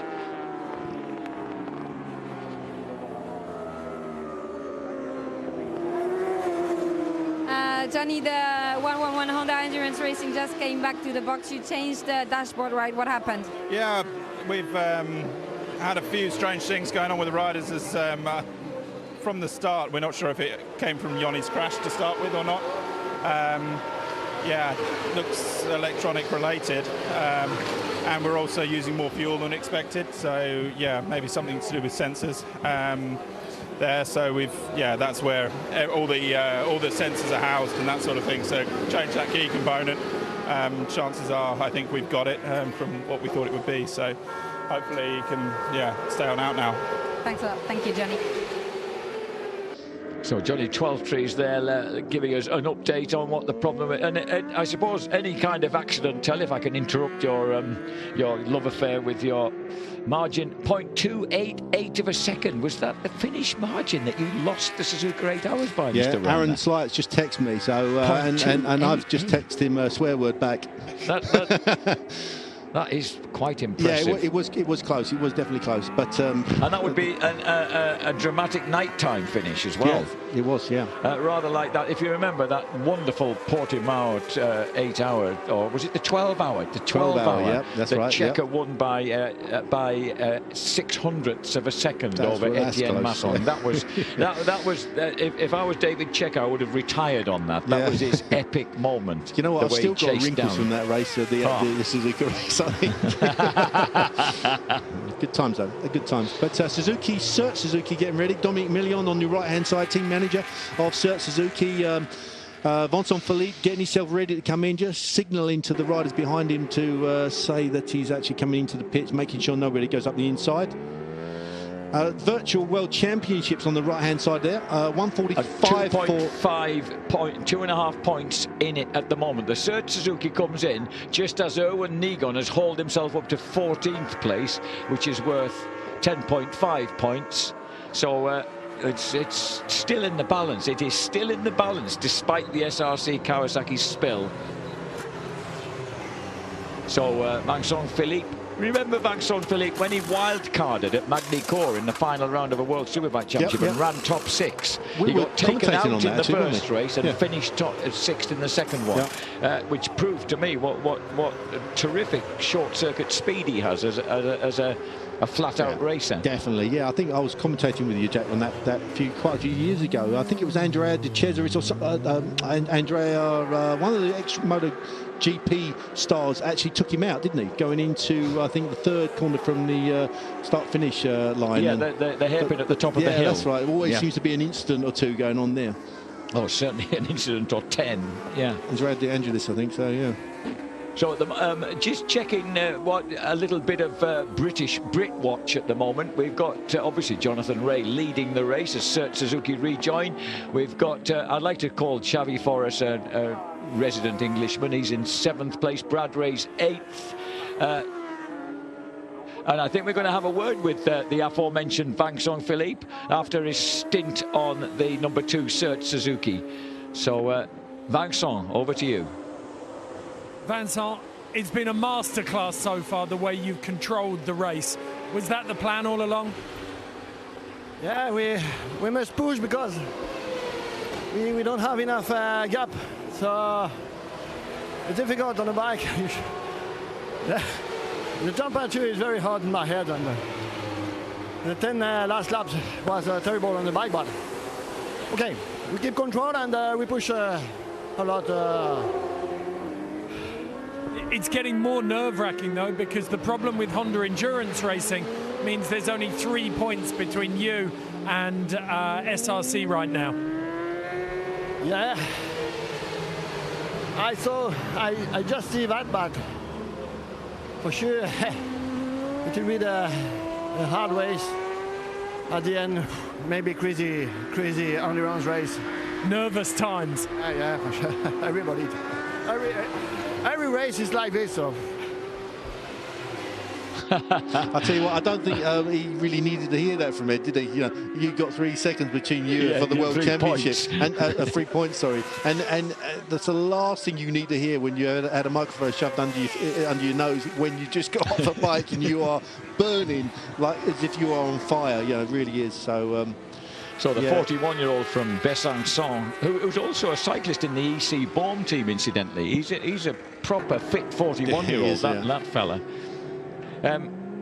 So 10-time world endurance champion, hands over still in 9th place, which is worth that precious 18 points and keeps them just that smidgen in front of the SRC Kawasaki squad, currently running in 14th. Hands over to Greg Black, and Greg Black doing a sterling job on that bike as well.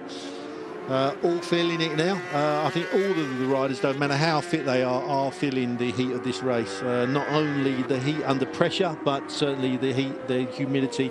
It was due to get much more humid at this circuit at Suzuka as the day went on, and we're up to about 85% humidity. That is, I can tell you, that's like racing a motorcycle inside a sauna after throwing lots and lots of water on the coals. It really is. It's I can't even start to explain how difficult it is. These guys doing such a great job just to survive out there on these motorcycles, let alone try and win races and concentrate. Also, the concentration. I was going to say, to keep a clear head when you're in traffic like this. Jack, the concentration levels needed. You know, we're talking about, you know, movements of the throttle and the brakes of millimeters. You know, if you move it, you pull the brake slightly too hard, open the throttle too early, lean the bike over a tad too early. 1 point between Cert and SRC right now. This is Erwin Negon, and you can see the tension in their camp as well, as they were great hair on the left, as they try to work out what they need to do. Well, what they need to do is gain another place or two. Negon at the moment,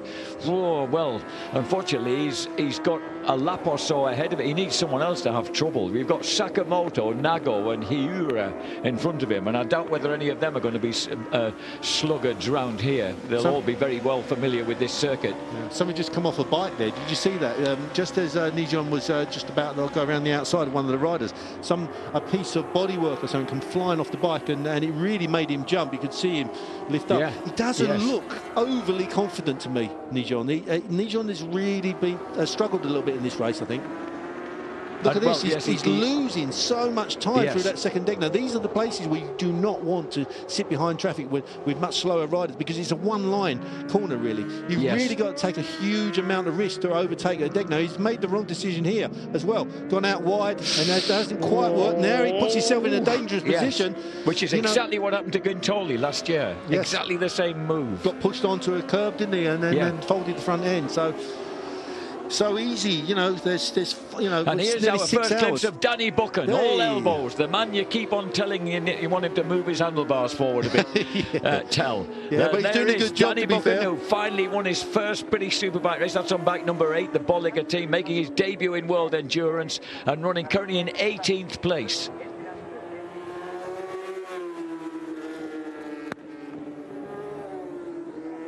Danny, you've got a chance here to cling on to bike number 10. That's going to be tough. You've got to remember that the Bolliger bike is on Pirelli tyres, and the Pirelli tyres don't work as well as the Bridgestones here. Not saying that Johnny wouldn't be slightly faster on the factory bike anyway, but it would give Danny a bit of a chance. And even now, he's hanging on. I mean, he's done such a sterling job for that team. He really has been the quickest rider all weekend, all week. It's the first time he's been to Suzuka circuit. I think he's done a great job, and I think his telephone will be ringing for next year with a few offers on the table. And he only got this ride because Sir Roman Stam's injured, was he? He was a step in for an injured regular rider. But what a great opportunity to come along to actually, you know, start feeling your feet at Suzuka. He's always wanted to come here, and I've told him a few stories about the place as well. And you know, he's I get on really well with Danny. Danny's a tall rider as well, you know, and worked with Danny for a few years.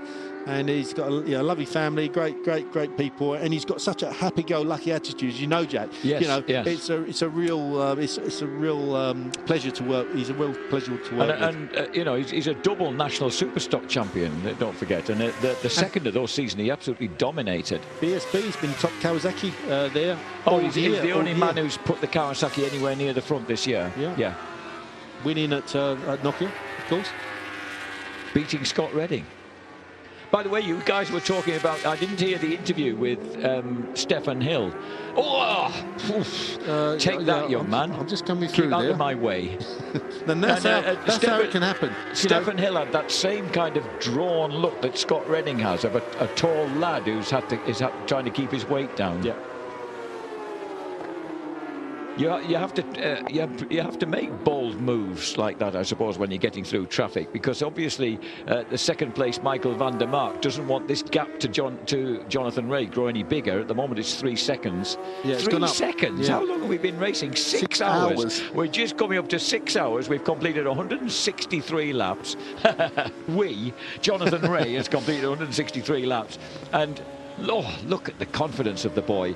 And the margin is 3 seconds, and then 6.3 seconds back to Stefan Bradl. And I think that's why we see Michael van der Mark going into the chicane and actually duffed into the side of the rider. He has to take chances now. He cannot afford to lose any attempts at all against this man Jonathan Rea on the factory Kawasaki. It is imperative that he keeps pushing to the max.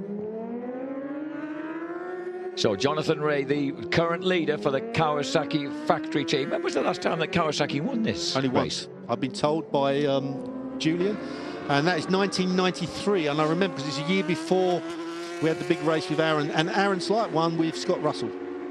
Yeah. And so that was the first of Aaron's wins. Yeah, first of Aaron's wins. Second year was with Honda. I think third year with Honda as well. 3 on a bounce. You're right. Aaron. Kawasaki ZX-R7 in Scott Russell and Aaron Slight, 1993. Wow. And then Aaron, of course, went on to Honda for his next 2 wins with Doug Poland and Taddy Okada. Taddy Okada, there's an enigma. When Taddy Okada came reluctantly into World Superbikes in 2000 as teammate to Colin Edwards, the lads up at Louth said they couldn't get him interested in racing, let alone testing. He just didn't want to be there. Yeah, a lovely guy, a really nice guy. I don't think we saw the best side of it. I'll tell you what really unnerved him. It's fast here, though. So fast here. The old Dingle Dell chicane that's become the Sheen curve, that frightened the living daylights out of him. He didn't like that at all. He didn't like not being able to see where he was going over that hilltop. So this is Jonathan Rea leading the way then. Michael van der Mark second, Stefan Bradl third, Freddie Foray in fourth. Yukio with one of the Paris twins. Yukio Kageyama fifth. Actually, where's the other bike? Down, Kenny Foray's out on track at the moment, down in 19th. That BMW has been really struggling all week here at the Suzuka 8 Hours. They're running behind Danny Buchan on the Bolliger bike and just ahead of James Ellis and Takuya Tsuda. And Danny Webb in 23rd place on bike number 96, the Team Frontier Honda. We kicked off this whole race thinking that Jonathan Rea was actually starting the race, and I've had a text from Mrs. Ollie Haslam saying, hang on, that's Leon, not Jonathan. Yes, we got it well wrong, my dear, and I apologise for that. It just goes to show, never believe the list of starting riders that you're given, because it very often proves to be completely incorrect. But a perfect start for everybody, and particularly Josh Hook, who had a really good first stint on the FCC TSR Honda, led for a long time. This is a slightly mixed up highlights because that's Jonathan Rea on board, whereas it was Haslam who kicked things off. Alex Lowe's came out for stint number 2 on the pale blue Yamaha, wrestling there with Stefan Bradl, the German, on the Red Bull Honda number 33. And these are all battles for the lead, not battles downfield. These were battles right at the front. A horrible moment for Erwin Negon, just when the SRC Kawasaki had nudged itself back in front as potential world champions. He crashed the Kawasaki and took what must have felt like an interminable length of time to get back up. Oh, and now this I didn't see. Well, that's, I didn't see who that was either. No, that was obviously an Oriental Yamaha rider being hoisted off his motorcycle. Meanwhile, Alex Lowe's fighting it out at the front. This time with that, I think, with Takahashi. So some brilliant battles going on all the way through. What we haven't seen, actually, is a glimpse of the amazing battle that went on between the Yamaha and Jonathan Rea. Look at that move by Takahashi to get round the outside of a surprised Leon Haslam. Leon gets a bit boxed in, and then number 21, Alex Lowe's, tries the same move, swings round the outside and leaves poor Leon hung out to dry. Leon now enjoying a proper cooling bath, which is obviously what you need. And meanwhile, the battle carries on at the front with his teammate Jonathan Rea nabbing the advantage back off the Red Bull Honda, and the Red Bull Honda then being taken immediately by Alex Lowe's number 21. So Bradl dropping back to 3rd place. And right now, that is where the Red Bull Honda is. Kianari hasn't been out yet, neither has Razgatlioglu. It's Kawasaki, Yamaha, Red Bull, separated in total by, you tell me, about 15 seconds after 165 laps. And then it's Josh Hook and the FCC TSR Honda with Freddie Foray on board. Yukio Kageyama, all 45 years of him, ahead of Brock Parks for Yacht Yamaha. And then it's Xavi Forés for the S-Pult Stream Racing team. And then the Search Suzuki team still a whisker ahead in that battle for the World Championship. The number 11 Kawasaki is 5 laps down, but more importantly, they've got to try and gain another place, because right now they're a point off retaining that championship lead. There's the Team ARC BMW Motorrad Endurance team struggling round in 19th place, ahead of now of James Ellison, who's down in 20th. And then Stefan Hill with Kengo Nageo, they're in 22nd place, just ahead of Danny Webb. That's down to the top 30, but that's no means all of it. There's Shinichi Nakatomi on the super stock bike, running with Ratapong Will-I-Rot. They're in 32nd place. Dan Linfoot, Josh Waters and Nobi Aoki still struggling on. One of the Aoki brothers, the one who's, I'm sorry, I don't remember his first name, who broke his back in an awful accident years back, actually rode a motorcycle round an hour before this race started in front of a hugely appreciated crowd. Takuma Aoki, with his two brothers, Haru and Nobby, helping him onto the bike and seeing him on his way. He rode a complete lap on the Honda. And he was in tears as he set off, and Nobby was absolutely in bits, whereas Haru was grinning happily at the whole affair. Nobu, who had a race to come out and run, was absolutely in pieces. Unfortunately, Josh Waters dropped the Motormap SWAT Suzuki, which is a super stock bike, incidentally, very early in the race, and that put them well and truly on the back foot. They also had the misfortune to be running Pirelli tyres, which don't seem to be working quite as well around here as the opposition. The VRD Eagle PRA Experiences bike down in 49th place. They looked a promising team, but unfortunately Xavier Simeon crashed that bike early on. And also problems for Yanagawa and Mark Aitchison. They were running really strongly, just outside the top 10 for the first couple of hours of the race. 62 teams still out on track. 6 hours, 10 minutes, make it 6 hours, 11 minutes, and the new race leader once again as the Red Bull Honda retakes the... Oh, that's sideways. So lovely. The same from Van der Mark as well, going through Dunlop turn. That must feel sensational. If I had the faintest idea how you do that, it must feel marvellous. It's a great corner, Jack, it really is. It goes up over a brow of the hill, the bike gets slightly light and it opens out and you can really get on the gas, but it's fast, you know, it's a really fast corner. It's 120 plus miles an hour sideways corner, you know, really is, and you've got to get the bike slid sideways and kind of get the bike squared off towards the left-hand side of the circuit to get through the first Egner, which is a real fast kink. And if you're too late on the switch back across the track, you end up running off onto the grass. So you've got to be really precise through that point. Now Bradl has really started to open up a gap over Van der Mark. Yeah, and he did a lap. The lap in which he took the lead was a 2:09.3 against a 2:10.4 for Van der Mark, who obviously lost a bit of time when he got surprised by Bradl's move on the inside. Nakasuga getting ready to go out on the Tech 21 Yamaha. So it looks like Van der Mark will be coming in very shortly. Maybe not, certainly not this lap, because he's in the wrong side of the circuit. Trying to outbrake one of the slower riders. Is he going to make it? Yes, he does. He puts that Yamaha in exactly the right position. Gets a great drive out onto the start-finish straight. See that tube looping around his neck, Terry? Can you explain exactly how that works? Right, that's a drinking tube that goes into the crash helmet, and you bite on it to actually get fluids into you, and then the actual bag is in the hump in the levers behind the crash helmet, so the actual so you like a plastic bag. You bite on the end of the tube to make it work. Yeah, but surely aren't there moments when you might give yourself a fright, or you might brake a bit too late when you unintentionally bite on it? No, because it's near your mouth anyway, so you just kind of get your lips towards it, pull it into your mouth, and then bite it and take a little bit of fluids on board, and then let it go again. Yeah, so just seems like something else to think about. Jack, there's loads to think about when you run one of these bikes down there. Honestly, there's so much to think about. There's so much information to take in, you know, at a huge amount of speed. That's Kageyama coming in by the look of it. Yukio Kageyama. Probably for a change of underpants after that big slide we see him going on the start-finish straight.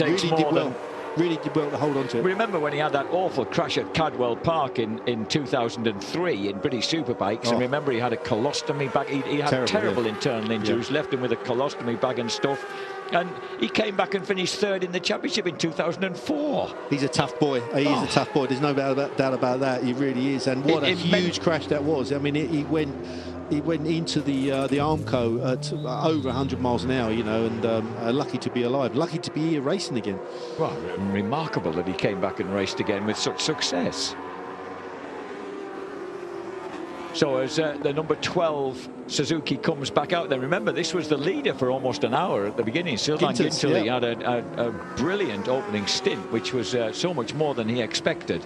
Yeah, and you've got to think as well, you know, Sylvain is a test rider, so he doesn't get that much racing. He's done a few MotoGPs, but you know, intermittent. You wouldn't have thought he would have been so race ready, yet he went out to this 8-hour race and absolutely smashed the first hour. Okay, Van der Mark just coming in a little bit wide there on the 130R right-hander. I like that Chris Froome style when he hit the pit entrance. Tries to open up the, look at that, he's hot. You can see he's hot. He's opening up his levers, Van der Mark. And that's a lad who's running on a 3-man team, so Yes. he's getting a 2-hour break between stints. Yeah, that tells me that he's struggling a little bit. That will probably be his last stint, I'd say. Oh, it would be, yes, because he was 3rd man out, wasn't But he? he knows that, you know, when you're brain, you know that's your last stint. It kind of, you give it your all, and that's it, you know. And I'm guessing he thinks, okay, it's time to have a kick back now and get in the paddling ball. Yes. And that's Nakasugi giving him a pat on the back. Yeah. You know, this is part and parcel of being a team player. You know, you've got to install that confidence in your fellow teammates and really try and work together as a team and give as much encouragement as you possibly can to the next guy. These pit stops are amazing things, the efficiency and tidiness of them. To be fair, that wasn't overly quick, I've got to be honest. Yeah, it's efficient to our kind of standards, but to what I've seen this team do, probably lost a couple of seconds there, and that's going to be crucial. Depending on the stop of Kawasaki and obviously Honda as well. You know, that's how close this race is going to be. It's going to be down to every single tenth of a second that's gained or lost on the circuit, but not only on the circuit, in the pit as well.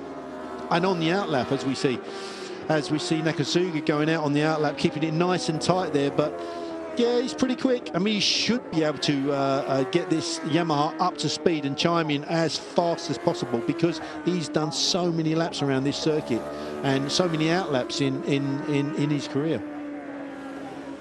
So Nakasuga takes over the pale blue Yamaha, the factory racing Yamaha. Stefan Bradl leads the way for the Red Bull Honda. That's looks like Erwin Nijon coming in on the SRC number 11 bike, the bike that's battling for the World Championship at the moment against Suzuki, remember? And they need this to be a good stop, and they need to get out quick. I know that's in the Guanoni, I think it is. Yeah, Guanoni getting ready.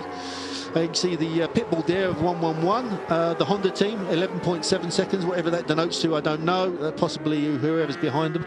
But Jeremy Guanoni getting himself ready to jump on that SRC bike. So let's check out what Michael van der Mark feels after his final stint. Michael, an incredible pace being set out there. What kind of toll is it taking on your body? Yeah, at the beginning the pace was really good. I had a nice toe from Johnny and I felt really strong, but to be honest, at the end, when the tires dropped, the handlebar position of the bike is not ideal for me, but also with my wrist, which I broke in Misano, the last 10 laps were really painful, and you know, can't complain, but I always want to be quicker. But now it's up to Katz and Alex. They already did some fantastic stints, and I'm really happy to be in Suzuka this year, because I thought I wouldn't be here. Thank you very much. Good luck. I thought he must be in. He had to be in some discomfort, because that was an enormous accident he had at Misano. I think that the return. Well, you guys are not like we mere mortals, but your ability to come back from injury is quite extraordinary. Yeah, the same as Leon Haslam. You know, just that little tiny niggle. You know, an ex injury or an injury that you've had a couple of months before will take its toll at this track. I can tell you that now, because of the amount of pressure that you're putting through your wrists, through your knees, through your ankles, changing direction. It is one of the most physically demanding circuits on the calendar. I mean, it's the most physically demanding circuits on the calendar, and throw in a 90% humidity and 30+ degree heat. Man, this is tough. Nakasuga has just dealt summarily with number 96, which just happened to have Alan Tesche on board, who's a former Grand Prix racer, is he not? And a lean angle through Dunlop turn. I don't think he's losing too much time on his outlap, Tell. No. Stefan Bradl, meanwhile, goes on his merry way. He's got 4 laps, is that, before you come in? 4 laps to go, yes, right. And he'll be counting that down. I'll tell you, 4 laps around Suzuka circuit at the end of a stint is a long time, Jack. It's a real long time. But you've got to keep your head down, you keep your concentration running, you know, the pains and all the old injuries and everything coming back, but you still got to stay positive and determined, you know, and these guys are exactly that. They really are consummate professionals. So Takahashi, that is I beg your pardon, Stefan Bradl. He'll be handing over to Takahashi, we assume, because we haven't seen anything of Yuichi Kinari, not even hiding at the back of the garage. I don't think they he's could not afford even to, here. can they? I don't think they could afford to put him out because he's slightly off the pace. And yeah, you know, I think there should be a rule where they should put Toprak and Keogh. Then that'll make it really interesting. Just to give at least just give one stint. They won't to do that. Actually, yeah, they won't do that. You're right, actually. I doubt if they do it anyway. I remember, was it 3 or 4 years ago when Kyle Smith never got a ride and had to mount the rostrum? Last year, I think he didn't get a ride, did he? He was injured.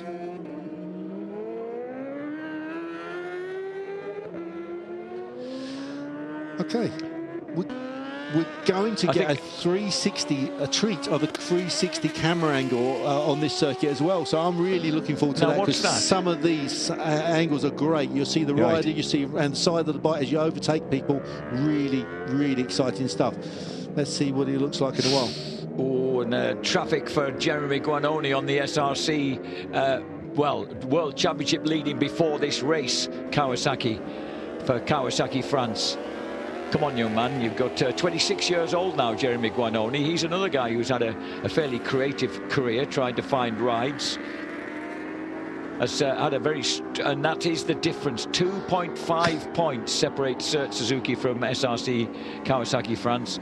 FCC TSR in 3rd place. Yamaha moving into 4th place ahead of the Weepol Racing team. But Jack, FCC TSR Honda looming in 3rd place. One mistake, you know, a couple of mistakes from the guys in the front. That's it. They're there winning the World Championship. Current World Champions, of course, and they'll be desperate, and they are going quick. I mean, they're running overall in 4th position at the Suzuka 8 Hour, which is an amazing achievement anyway. They're doing as much as they possibly can.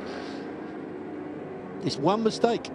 They'd need to be, look, at the moment they're getting 28.5, they'd need to be up in 2nd place, wouldn't they? They'd need something fairly drastic to happen, I think, to help them. And if it can happen, looks like we're going to the 360 camera as well, very shortly. Here we go. Oh, look at that. Wow. The rider's running across the track for the start. Wow. Fantastic. This is what we want to see. Look at that. Oh, what a great start he got as well. Well, pretty good start. Wow. How good is that? Now, these are great shots. Going into the first turn, that's what it's like to start the Suzuka 8 Hour, the famous Suzuka 8 Hour. See that 2nd gear, leaning the bike over, getting on the gas, really being careful because the bikes have been standing on the start line for quite a while.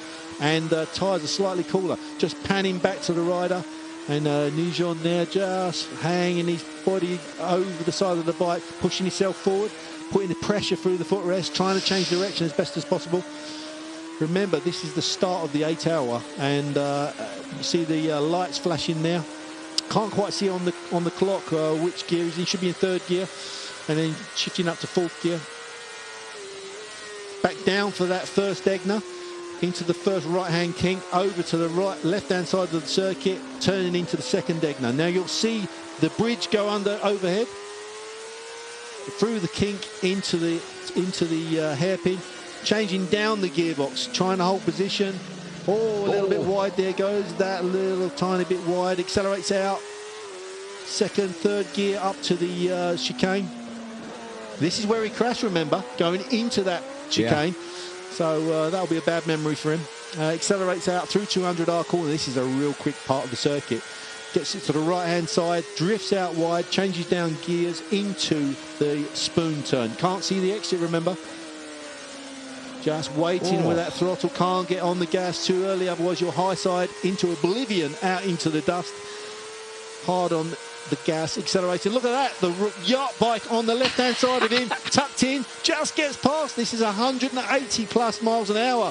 Wow, Canepa just makes a great move through the 130R corner. Wonderful stuff. Sits up, braking hard for that last chicane. Nijon trying to hold station. Look at Canepa go underneath the Suzuki, a little bit wide, accelerating out that chicane. Wonderful stuff. Bit of a glimpse here of the wheel, the funfair wheel. And there we go, across the start-finish line. That's a lap again. Wow. Great shot. I'm glad you were able to talk your way through that, Tal. I was just completely absorbed in the visuals. That was extraordinary. And it showed how close they were together. They were nose to tail with Suzuki. If they could have stayed there from, admittedly, that was lap 1. But if they could have stayed within touch, then the championship could well have been theirs. But right now, they're not quite in touch enough. In 14th place, Greg Black in 9th. This lad, Jeremy Guanoni, in 14th, and that means that right now Sir Suzuki are the guys in the driving seat. Stefan Bradl, meanwhile, leads at the front by 44 seconds from Leon Haslam, who's 24 seconds ahead of Nakasuga.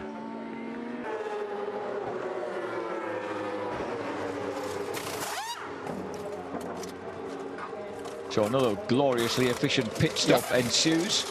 Only communicated to riders a slap on the back that means situation normal, get on with it.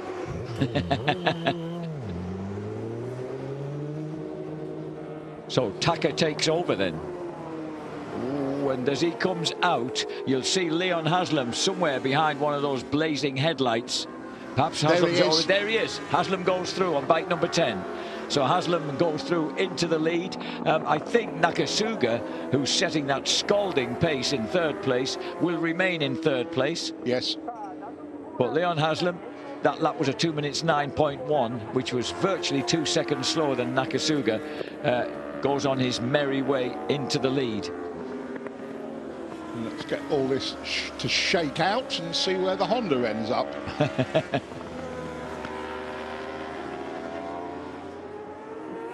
So Leon Haslam, injured like Mickey van der Mark, carrying the niggling after effects of an injury, causing him to overcompensate with one arm. Just so, and in these debilitating conditions, you realise how fit these blokes have to be. Terry's talked about it now. Just, I mean, the odd bit of hydration on the bike it's too little, too late. The Camelback is just to make you feel comfortable, so you can wet the old tongue and mouth. It doesn't really do anything for you. It's too late for that.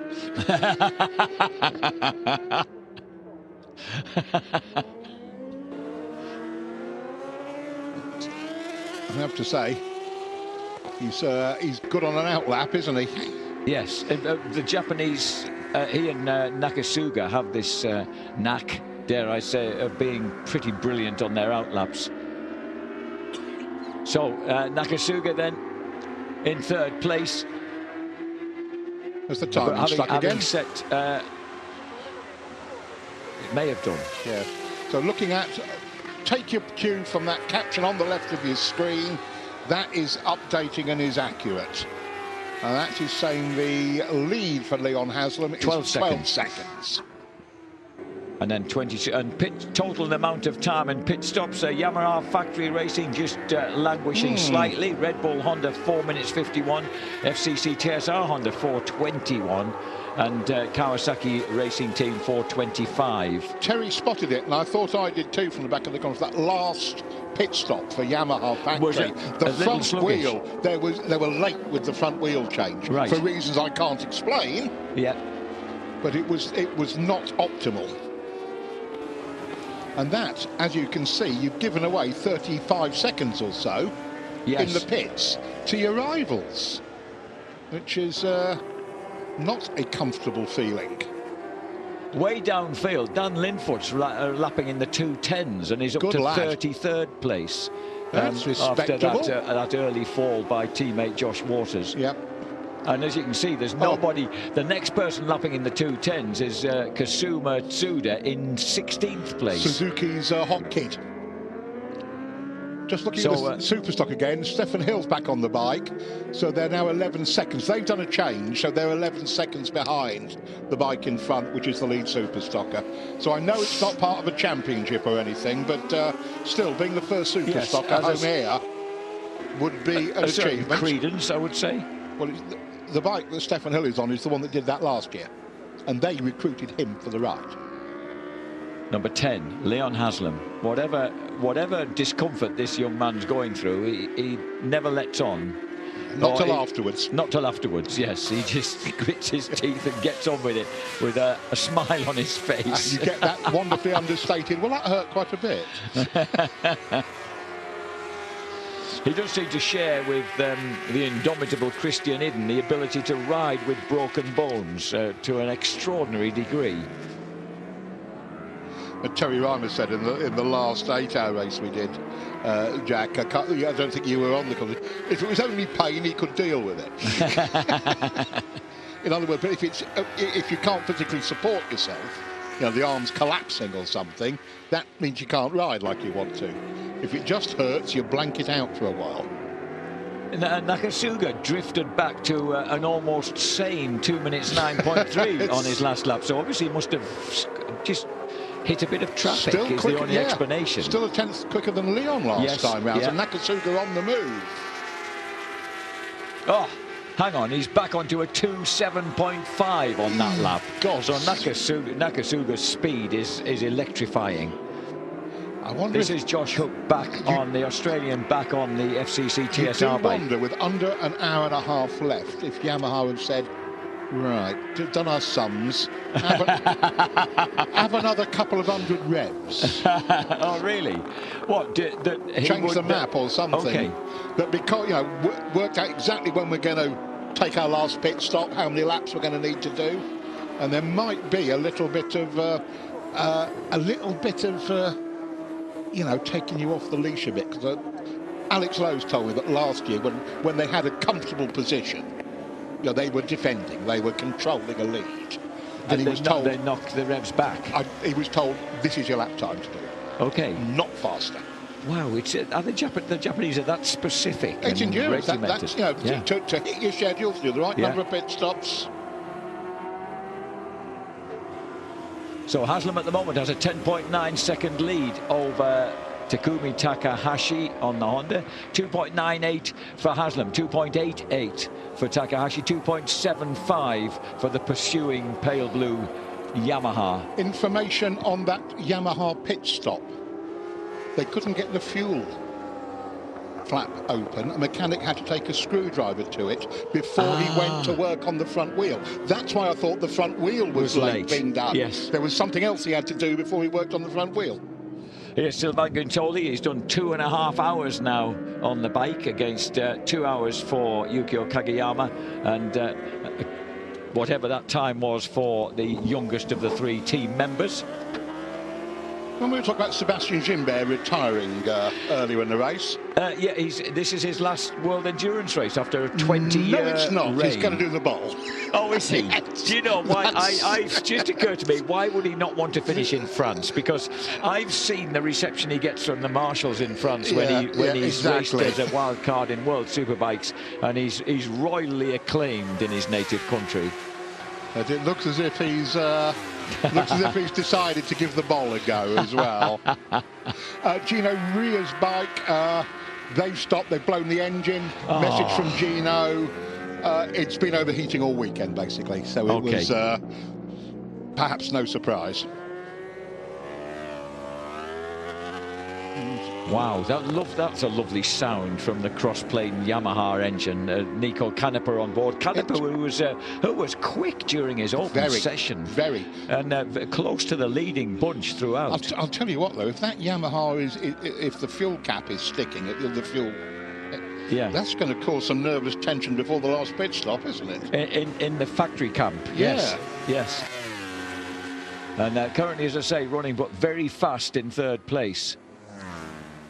Very fast. He's, 9 seconds back of Takahashi? No, 18. So, yeah, 9 seconds back.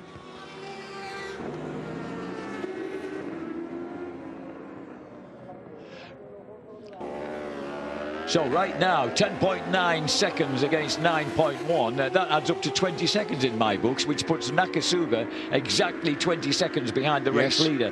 Here's the Musashi RT Hark Pro Honda taking absolutely no prisoners. That's Ryo Mizuno, as you say, Jack, just doing them all in one go, basically. That's the way to deal with backmarkers. It's the Japanese way to deal with backmarkers. Running still in 7th place, and as Julian just pointed out, having lost a virtual lap at the start, has been what did the damage to them. 2 hours apiece for Forrest and Agata, pretty much. Mizuno on 2.5 hours on his 3rd stint right now. Yes, Agata has been impressive, as has this guy. Coming back, starting a race like this, knowing you can't win it. And you're on a factory Honda, a full fat, every bell and whistle in the book, and a lot we don't know about because they won't tell us. And you basically have to give a lap away. That's dreadful. And he's making himself feel better here by dealing out some stick to a few back markers. So this is Mizuno, who's and this is the number 2 potential World Championship winning Search Suzuki, with the tall figure of Greg Black on board. He doesn't have Black Attack on his back anymore, but perhaps he's decided that he wasn't getting enough good fortune that way. He was 3 years ago, of course, he was the bronze medalist in the World Endurance Championship, but he's never had the pleasure of being the World Endurance Champion. Right now, look at that, 4 points between them, which Greg Black's still in 9th place, and I don't understand how that's worked out, because they're both still in the same positions. 9th for Greg Black, 14th for Jeremy Guarnoni. So someone's even worse than me on the maths. 14th is 10.5. 9th place is 18. And the gap between them at the moment is 5 points. That's almost beyond me. 13 plays 10.5, so I make it 10.5, 11, 12, 13. I still make it 2.5 points between them. So do Sorry, I have to disagree with the maths that are being shown. Note that FCC TSR is only another 5 points behind. I know, but if there's... They'd need something drastic to happen to one of the 3. To both of the men in the 3 leaders. They'd need 2 of them to knock one another off. It's not like we've seen that in endurance racing ever, is it? Who knows? Indeed. But if you were a gambling man, and I know you're not, you're far too pure of soul for that. I've never gambled in my life, except being persuaded to put £1 on the horse in the Grand National years ago and thinking, well, that was the quickest way to lose a quid that I've ever come across, really. But if you were a gambling man, your quid would be tentatively placed on the Suzuki team at the moment. I've just realised that number 95 here, look, is Thomas George Bridewell II on the S-Pulse Stream Racing 1A1 Suzuki. A pretty much and this is the battle for 8th place.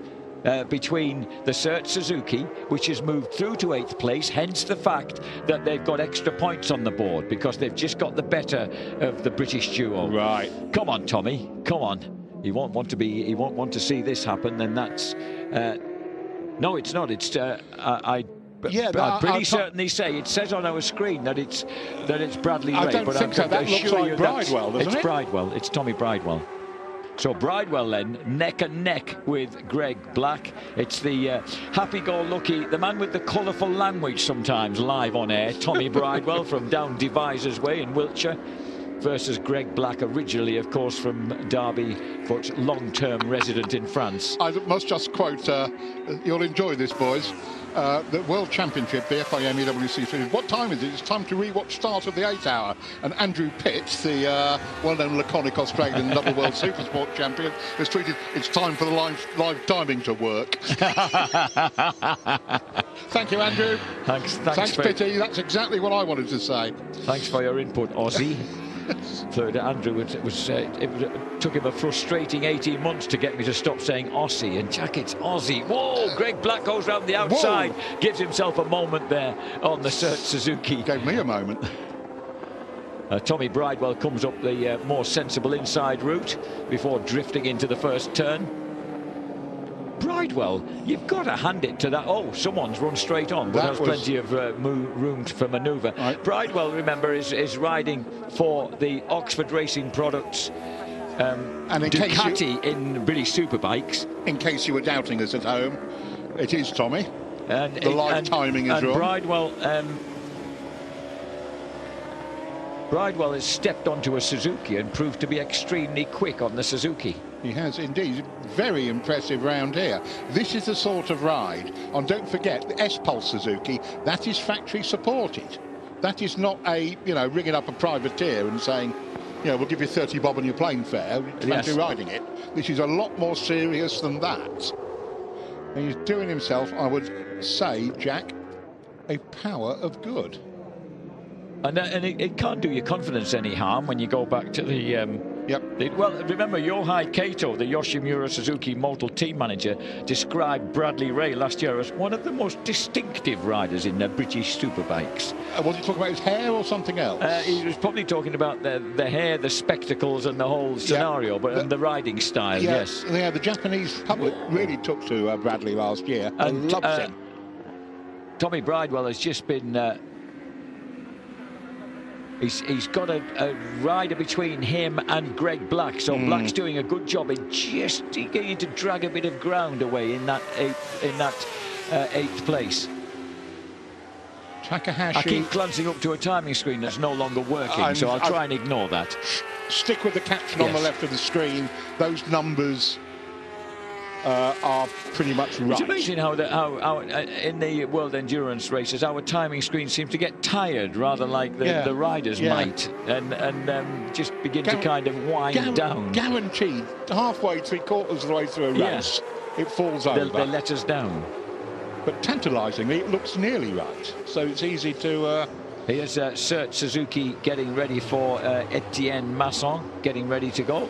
So Masson, who lost the closest finish ever in the history of the Endurance World Championship at Portimao to the dynamic David Checker. Talking about dynamic, there's the dynamic Tommy Bridewell snatching back that 8th place. Tommy, who finished 4th last year, remember, in this race. Does that do SLC a big favour?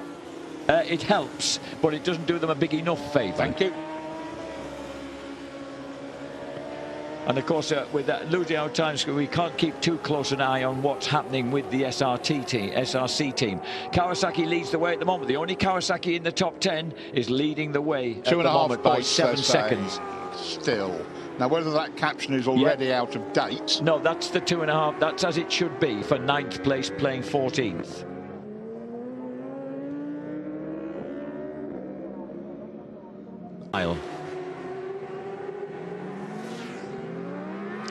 The number 2 Sert Suzuki, Greg Black on board, comes into pit lane then. He's just been having a terrific fight with Tommy Bridewell. Bridewell has got the better of him and moved past into 8th place. But Black coming into the pits. And as Julian's been pointing out, this team knows exactly what it needs to do to regain the World Championship, and that is to make sure they finish in that 9th place, because right now SRC Kawasaki unable to better 14th, which means 2.5 points separate them in the championship table. And Masson is going to get on the bike. They have. I'm going to take a quick break and hand over to my dear friend Spalders, who is he's let me down in the immaculate shoe department, but otherwise he's looking very swish in his white shirt. You have no room to criticise. Absolutely.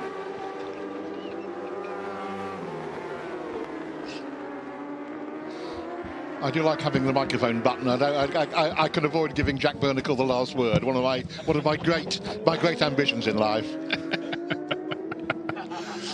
It's all getting nice and interesting now. It is. How are you reading the fuel stops and the economy? Because it looks like Honda, forget that, you're racing. Well, you're racing, but maybe not quite. Worst case, a pit stop takes 3 minutes. From the moment you decided coming in to rolling down pit lane nice and slow, to swapping tyres, to fuel. 3 minutes, really? By the time you've got halfway around the next lap, going a bit slower, the entire cost to the team. Let's say it's 2.5. Yes, I'm more comfortable with nearer 2 minutes. Okay. But all of the top teams, bar Honda, have got to do a full tank of fuel. Yes. And a pair of tyres. Yes. Honda could probably do a splash and dash. Forget the tyres. And leave the rider on it. I was wondering, because yes, otherwise Bradle finishes not Takahashi where we are at the moment. So you leave Takahashi on it. Yes. He goes out on full honk. Yep. He's had half a tank of fuel. Maybe you've knocked a minute out of that, or 40 seconds out of that 2.5 minutes. What does that put you? That will be interesting. That will be. Yes. I mean, basically, it would vault you straight past everybody else. So what we've got to see is what times the teams do their last big pit stops in, knowing that the Honda isn't coming in until about 7:30. 7 hours 30. And again, Takahashi taking lumps out of Leon Haslam. We know, Leon said at the end of a session, his injury, the effects of the injury take effect, and his pace drops in the last 3-4 laps. Okay. Whereas, we've got Takahashi absolutely at one with the machine. Yep. Now, it's also the end of an 8-hour race. He's also done a good 4 hours to date. Yes. Because there's 2 riders in the end. Keogh hasn't come out to play. Indeed. He's not in great shape. Terry just pointed out that on their out lap from a splash and dash, the tyres are there, they're warm, they don't need running in of any sort. So your 2 minutes shrinks and shrinks and shrinks. He's just out. Yeah. So I do wonder if that's whether it's always been the Honda strategy or turned into the Honda strategy. Because the pace car early on would have affected some of the... Yes. And there is the men doing the same calculations as you, I feel. Only looking like they've got somewhat more nervous tension to cope with than your good self. I suspect there's a bonus on the line at some point. I suspect there's a job on the line. Yes.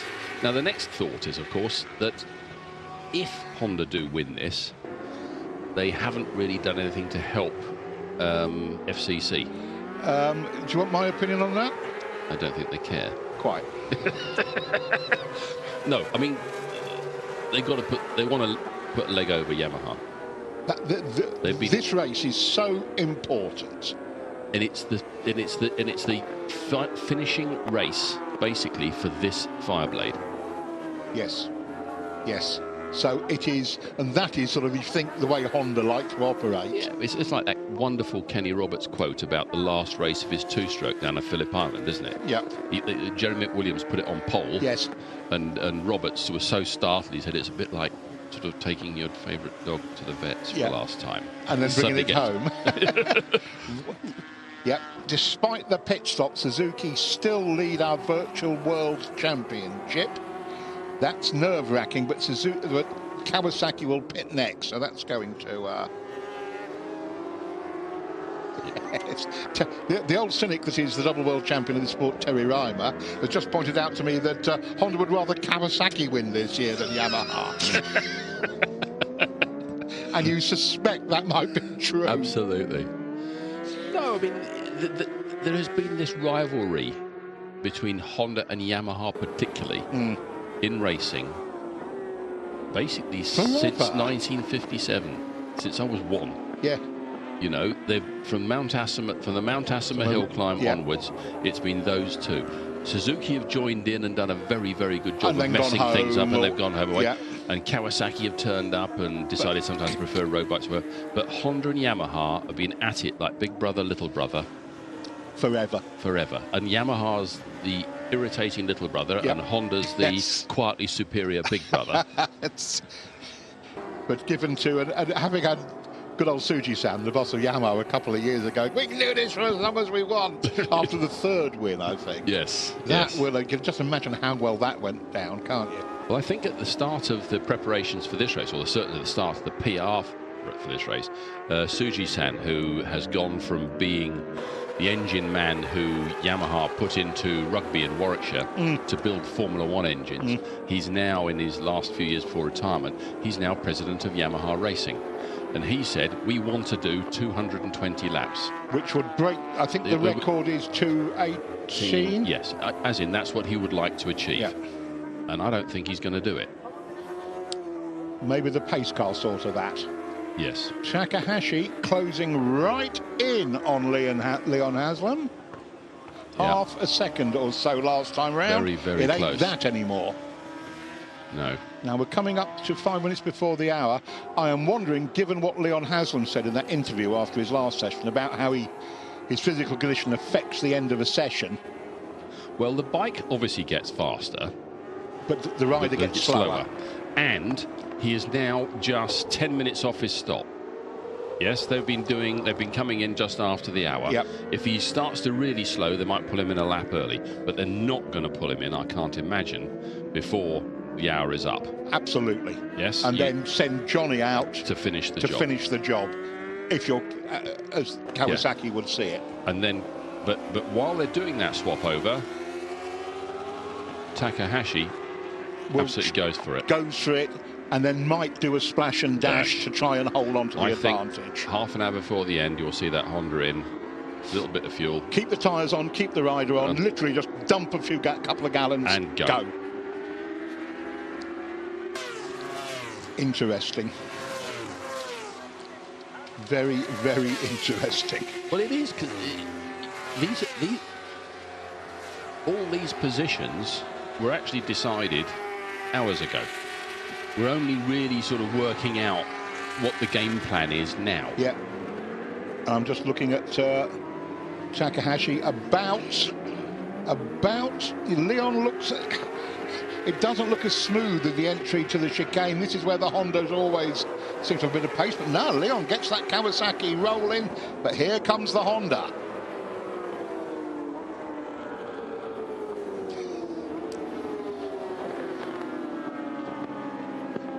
Right on his case, get a back marker where you don't want him. Oh, Leon! And look at Takahashi can put that far, but anywhere he wants, and up the inside of Leon Haslam goes the Red Bull Honda. Blimey, that was a pass. What a superb set of sequence. There. Oh, steady boys. Yes, chill. Yes. I mean, Leon Haslam has been heroic, but and Johnny Ray has been his usual immaculate self. But I've got to say that this is the man. If Honda win this race, he has done it. Takahashi is the man who's done it. Bradl has done what he was paid to do. Don't mess up. Yes, and he did a very good job of it. I mean, he did fall back in his last session. But by the time he finished, he got it all back again. Yeah. I don't think there was any particular loss to their position. I think overall, I think that reads correctly. Here we go. Look at the bottom of the screen. Yes. Yes.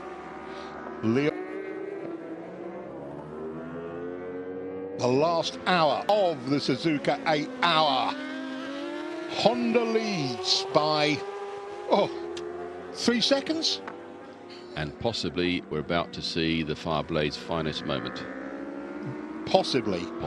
We're less than an hour to go. We're expecting the last round of regular fuel stops. Certainly from Kawasaki, certainly from Yamaha, second and third. Honda will also do a regular, will they? Everybody except Honda have got to do a full fuel stop. But Honda has stretched theirs. They don't have to stop until half past the hour.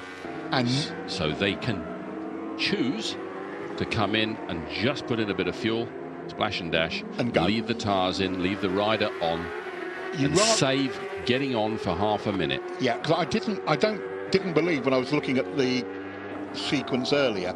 I thought, well, that means Stefan Bradl will finish the race. I don't think so. No, you leave the rider on. They will leave Takahashi on it. I believe so. I would. Yeah. Unless he's whinging particularly loudly about how worn out he is. Well, there was that last year, wasn't there, when they stuck PJ Jacobson on it at an inopportune moment. I think that was because it was raining. And there were stories about the Japanese riders maybe deciding they didn't want to do it. And I'm not sure I believe that fully. But Takahashi doesn't want stories like that going round again. No, but Takahashi has clearly delivered on what he's doing in terms of riding the bike. He's done the work. He deserves to take the checkered flag. As Terry points out, you wouldn't, when you have a spare rider available, not have him ready to go. Yes. If Takahashi comes in and he's absolutely knackered, you'd put Bradl on it. Yes. But if he wants to stay on it, he stays and on he's it. Up to speed, stay on it. And for what worth, I'd probably put him on Lorenzo's bike for Brno as a present if he won it. If he wins this, I would. I would expect a gold-plated Moto Grand Prix bike to be there. This is the Suzuki in 10th, closing down 9th, and that will put a bigger gap.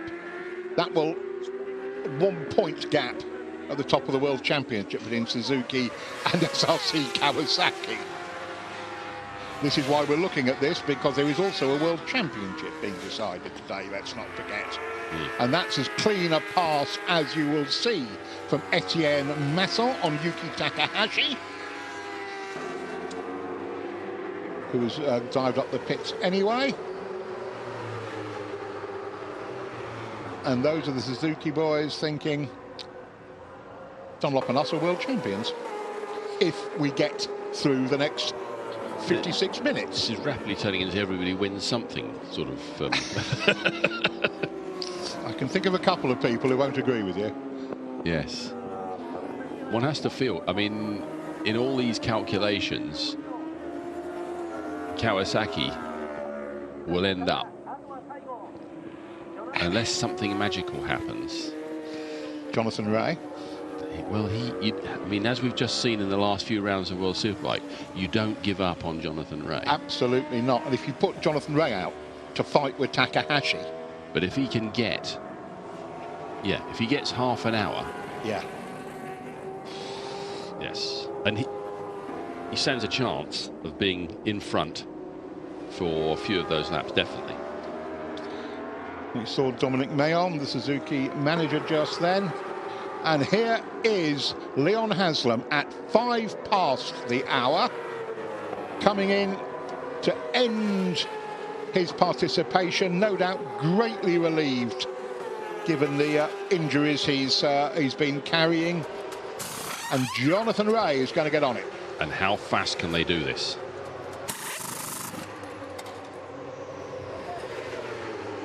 No mistakes. And how fast can he do his first lap out? Given what we've seen previously, the answer is pretty fast, we reckon. There was nothing wrong with that pit stop, was there? That was fine. Absolutely fine.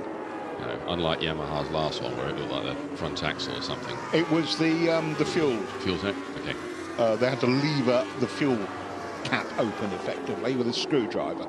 And so why is that not going to happen next time? That was what I said about 10 minutes ago, Neil. That there would be some nervous tension. Yeah, absolutely. In there. That's why the front wheel was late, because that was the same mechanic had to take a screwdriver to the tank port and then go back and do his front wheel. Okay. And Terry spotted it was late. We spotted it was late, but we didn't know why. And that Yamaha is now 17, a minute adrift. Yeah, so now Honda is sitting down calculating how much fuel do you need to put in the refueling can. Yep. How many seconds do you need for it? Yep. Do you leave the rider out? And what was the tyre life like on the last set of tyres?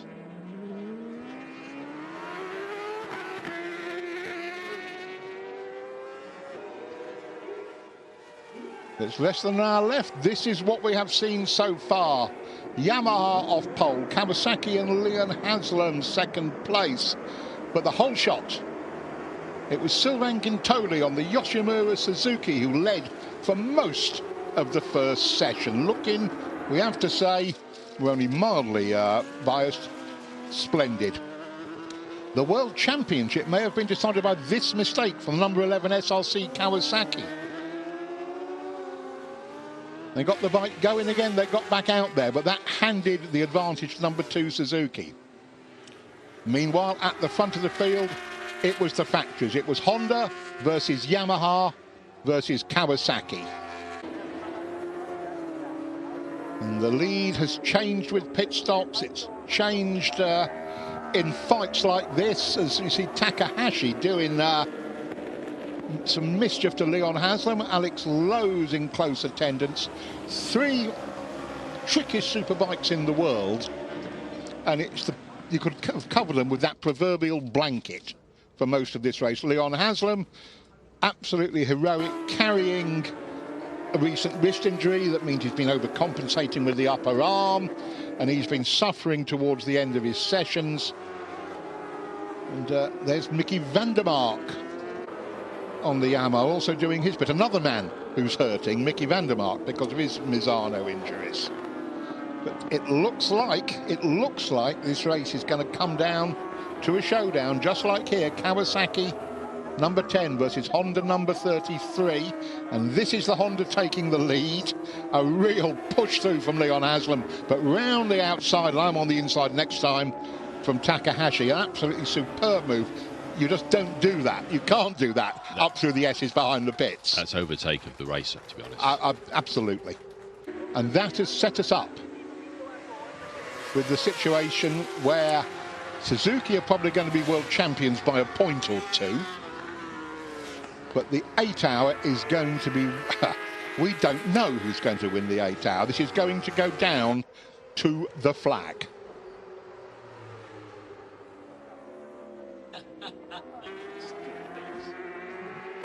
Here's where we stand. Honda leads by 13 seconds, but they've got a pit stop to do. Yamaha also have a pit stop to do. Kawasaki have done their final pit stop. Correct. Yes. TSR. Remarkable 4th place from the championship regulars. Remarkable 7th place from the Musashi RT Hart Pro team, who started the race with a 90-second penalty. And look at an 8th place, Bridewell and Ray. That is a cracking job. Again, 2 men back-to-backing, no third rider. There is where Team SRC have ended up, 13th place. Honda 111 out of Louth in 14th. And then you go down the order. Looking to see Danny Webb in 21st, James Ellison in 22nd. And on it goes. I think we've lost Gino Ria, haven't we? Because that bike blew up, been overheating the whole weekend, and finally. Impressed. I'm really impressed that Danny has gone to the trouble of going out there. His team withdrew. He's gone out there. He wants to learn the circuit. Absolutely. The team he's with are running a 3-year-old Honda. Doesn't matter. He now knows what Suzuka is like. Absolutely. Here's the full stop. Shades of Wayne Gardner's Ironman finish here. And Gardner back-to-backs the last sessions.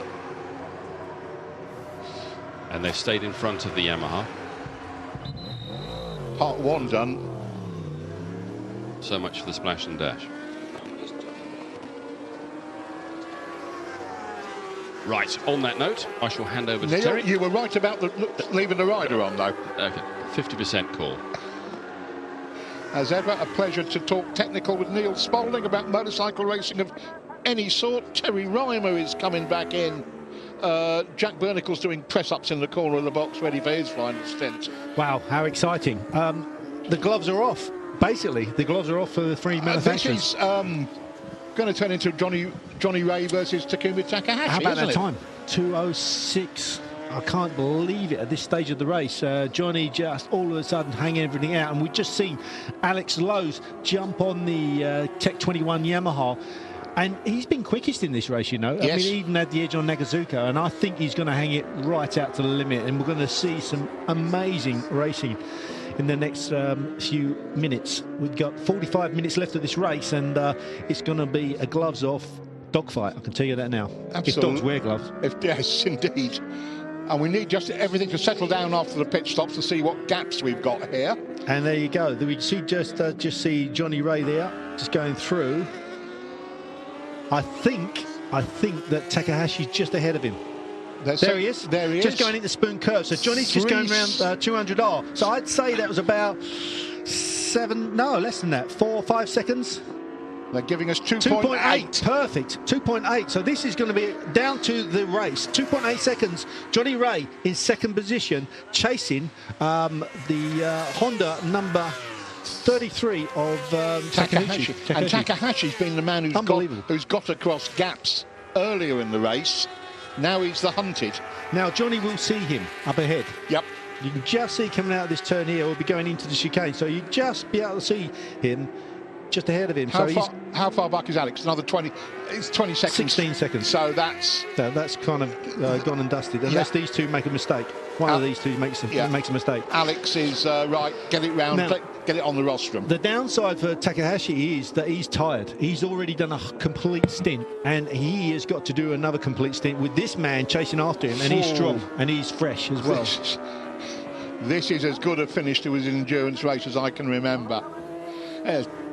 Takahashi still deserves his wild card ride and a Motor Grand Prix bike in the very, very near future. Can't imagine he could have done much more. But it was we said at the start that the only worry about that Honda team was the balance of speeds, and that meant it's put Takahashi in this situation where he's got to be a superhero. Well, he's got to be a superhero now to finish ahead of Johnny Ray, because Johnny Ray is consistently the quickest out on the circuit at the moment, and he is catching Takahashi fast. And Takahashi will be tired. I mean, completely tired. To do 2 stints out, I've done a 2-stinter at Suzuka 8 Hour. I tell you now, it's probably one of the hardest things I've ever done on a motorcycle.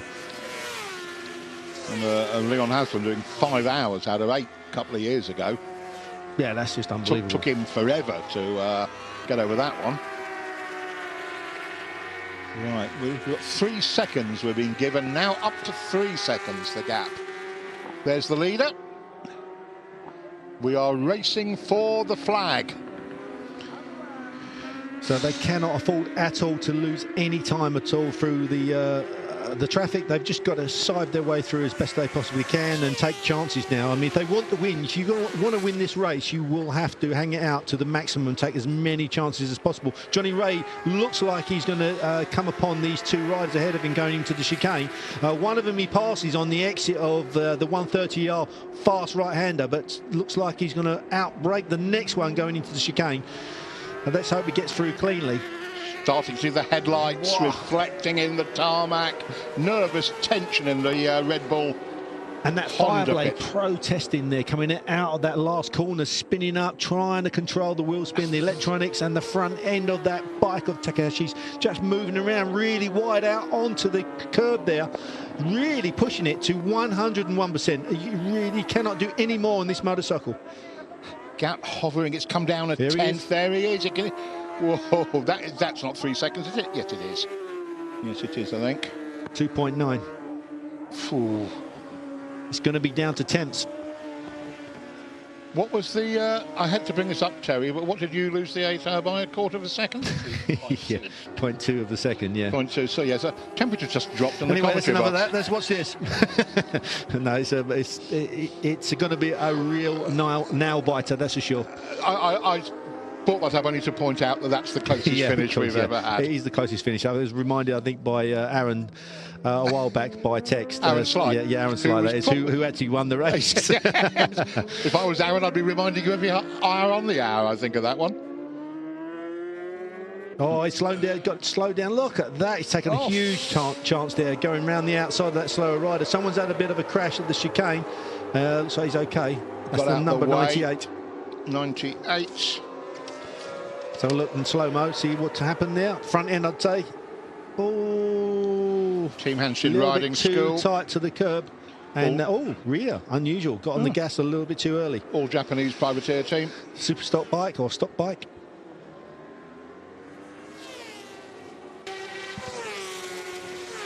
We're going to have a chat with Xavier Simeon, I think, now. Xavier Simeon, just a few minutes before the end of this first ever 8 hours of Suzuka for you guys at Viltes Racing. What's your global feedback on the race? Well, to be honest, I'm very disappointed, and I want to say sorry to all my team because we were doing an extraordinary job, I think.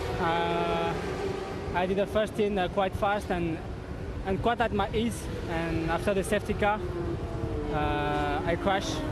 I still don't understand why, because it was a corner where we don't take so much lean angle, and I didn't make anything special to crash, so it's a pity because I take all the lap to put the tire again in good condition to attack, and I was still not attacking, but I completely destroyed the bike, but I could manage to come back to the box.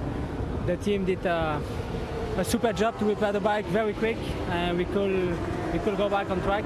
And then my teammates also made a very good job because they never give up, and they still pushed during all the stint. And I want to say sorry to them because it was my mistake. I still understand, but when you crash, you make a mistake. So I did one, and well, apart of that, the positive is that we could show that with a slow bike compared to the factory bike, we could make a very good lap times, and we could make first Dunlop in qualifying, and we were first Dunlop in the race before I crashed. And I want to say also thanks to them because they gave us very good tire, and for that we could show to the factory team that we are fast. Thanks a lot, Xavier. Thank you. Meanwhile, 1 second the lead. Yep, down to 1 second. Look at Johnny Ray pushing there, the front end of that Kawasaki. Remember, when he gets up to Takahashi, A, he's much fresher than Takahashi, and B, he can turn that bike up the inside of just about anyone on this circuit. On the brakes. He's got so much confidence on the front end of this bike that I'd put money on Johnny Ray winning this race. I really would at this stage, but it's not going to be easy. It's going to be really, really tough, and Takahashi's not going to want any of it. And if Takahashi gets past, he can maybe take a breath, lock onto the back of Johnny, try and regather his thoughts and save it for but he has to stay with Johnny. If Johnny goes past, he's got to stay with him. But Johnny will know that it's his second session, so he may sit behind him for a while and just pass him later on. On the other hand, Kawasaki looks like it's got the legs on him. Yes, look at that, the way he turns it into turn one. Now, Takahashi's got to sit on the back of Ray. To me, it's a wee bit early, but who am I to say with somebody like Johnny Ray to ride in? Maybe he could just pull away. He's got the confidence. If he thinks he's got the pace to gap him, you would, wouldn't you? Get out of range of a last lapper. Yep. But Takahashi. And he's got to hope that he can get some slower traffic between the two of them. Yeah. Here's the replay of the overtake. You see Johnny Ray got a really good drive on the start-finish straight, slipstreamed Takahashi down the straight on that Honda and just passed with quite a lot of ease, really, and it was really late. Had the confidence to just tuck it up the inside of Takahashi. Ray just dragging his knee through the grass there, a little bit of tighter line, really pushing it hard. Someone's gone off on the dirt by the look of it. There's dust everywhere. And remember, other riders are starting to lose concentration. They're tired, they're weary, they're really, really struggling to finish this race. And all the time, these guys are going around in 206s and 207s. Johnny just gets a bike between him and the Honda. Oh, he's slowed up there. Takahashi through the chicane.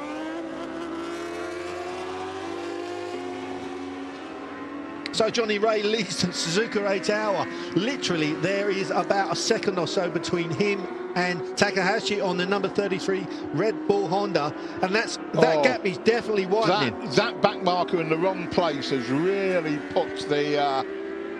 Look at Honda's faces there. They're know so what's happening. Disappointed. They know what's happening. Probably the best superbike rider in the world. Well, after this, if he does this, I mean, there's no question. Yeah. Is in front. So Kawa. I mean, it's huge amount of pressure, on him, and I just think Takahashi being just too tired. And at the end of the day, if it does finish like this, it's down to the team not being as well balanced as the Kawasaki team, in my opinion. Right at the start of proceedings. Yes. And what's the gap going to be given us? 1.5 seconds over the line. And frankly, you can only see it going up from here on in. Just over half an hour to go. Yamaha pretty much on their own in a safe third place now, a lonely third place. You've got to think that they're going to have to settle for the podium now. The run comes to an end, 4 in a row. Yeah.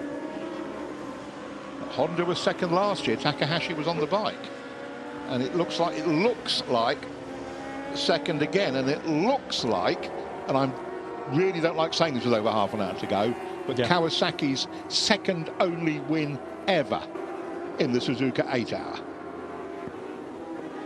Johnny Ray's won it before. He's won it with Honda. What a tick to box for Johnny Ray and for Kawasaki. I mean, it's got to be the final box to tick really for him, isn't it? Absolutely. Although, apart from winning more World Championships in the World Superbike Championship, but this has got to be one of the ultimate wins for Johnny. How's he going to deal with this trio? Yeah, pretty like good. That, basically. 2 done. dispatched 2 riders, and next rider to be dispatched out on the exit of 130R, going into Spoon. Thank you very much. Lead around the outside and then up the inside on the brakes. Lead approaching 3 seconds.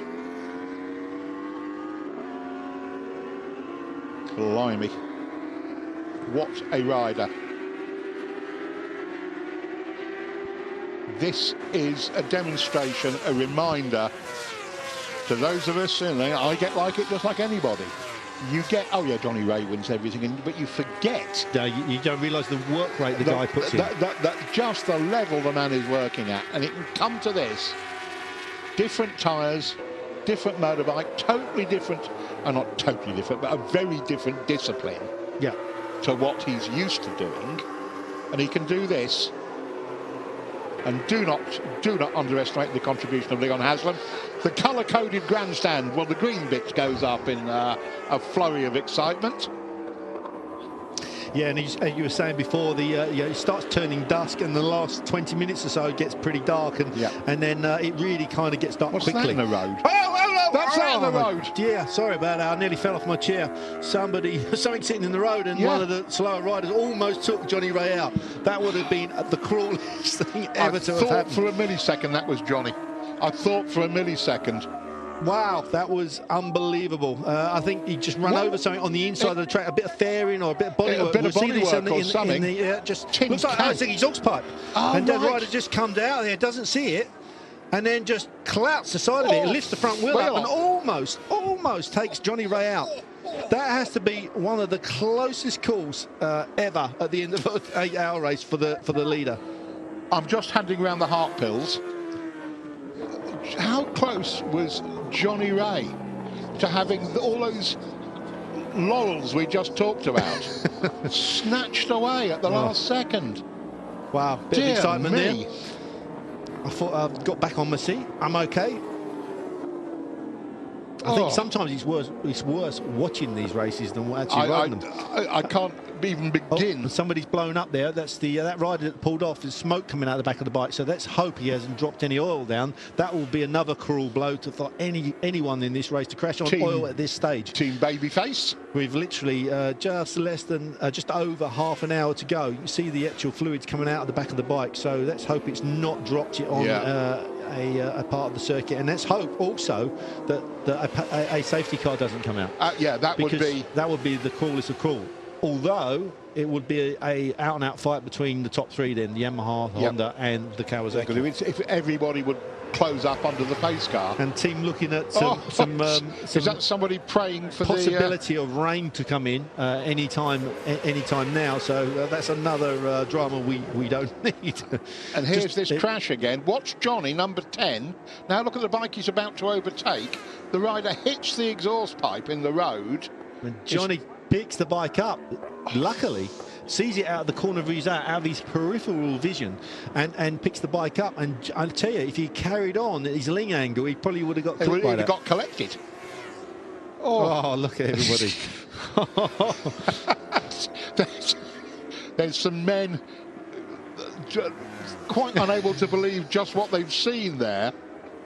Quite unable to take that in for the moment. Whew. Gap, 8 seconds, 8.5 seconds. Wow. And another 20 seconds back to the Yamaha. So now really and truthfully, Johnny Ray needs just to keep a decent pace going and keep yourself out of trouble. Get through the back markers as cleanly as possible and just pray and hope that Kawasaki holds together, which I'm sure it will do. And he's just got to really just be consistent now. And he's easily able to do that, there's no doubt. Yes. Just, I don't know, keep out of trouble. Is that possible in the Suzuka 8? Well, this is the problem. You know, what a lot of people don't see is all the dramas that are unfolding on the circuit as you're going around in a stint. You know, one single stint, you'll probably see about 4 or 5 people either crashing or having some sort of an off-track excursion. Really, really tough.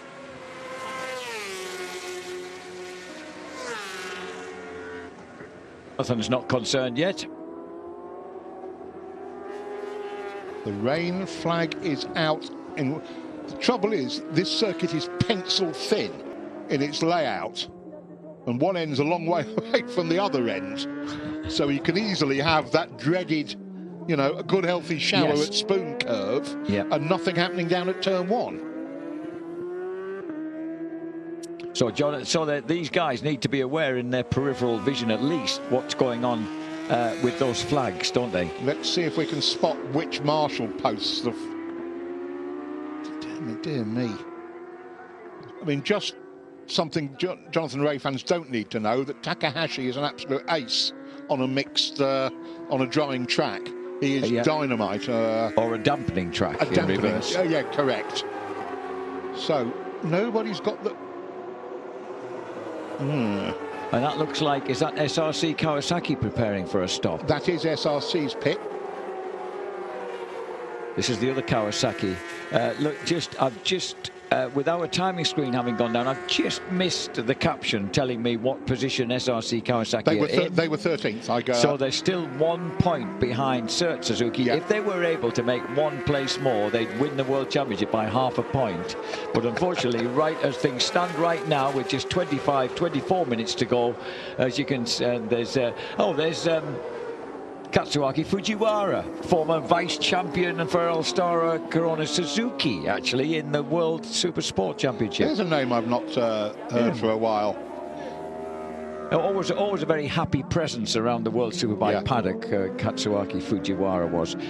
Here's Suzuki. Here's the Suzuki, which is with Etienne Masson on board, potential world champions without having won any of the races. Which will bother them not one jot, of course. I'm sure. And that there is the virtual World Championship, but giving them the World Championship by a single point. Hats off to TSR Honda, who started the day 23 points behind the championship lead. And that 4th place they're in at the moment for a regular World Endurance team, not a one-off superstar Suzuka team. That is an absolutely cracking ride. Yes. There's the rain flag. Yeah. There's the warning flag at that part of the track as the lights come on. Ucha. 16 seconds of the lead, so it's not stopped Johnny. What it has done is Nakasuga's closing in on the Honda, though. He's taken a few lumps out. So we could have, this is 20, there's only 22.5 minutes to go, so you can see the rain. You can see it now in the headlights. Yeah. Sort of spitting shower rather than...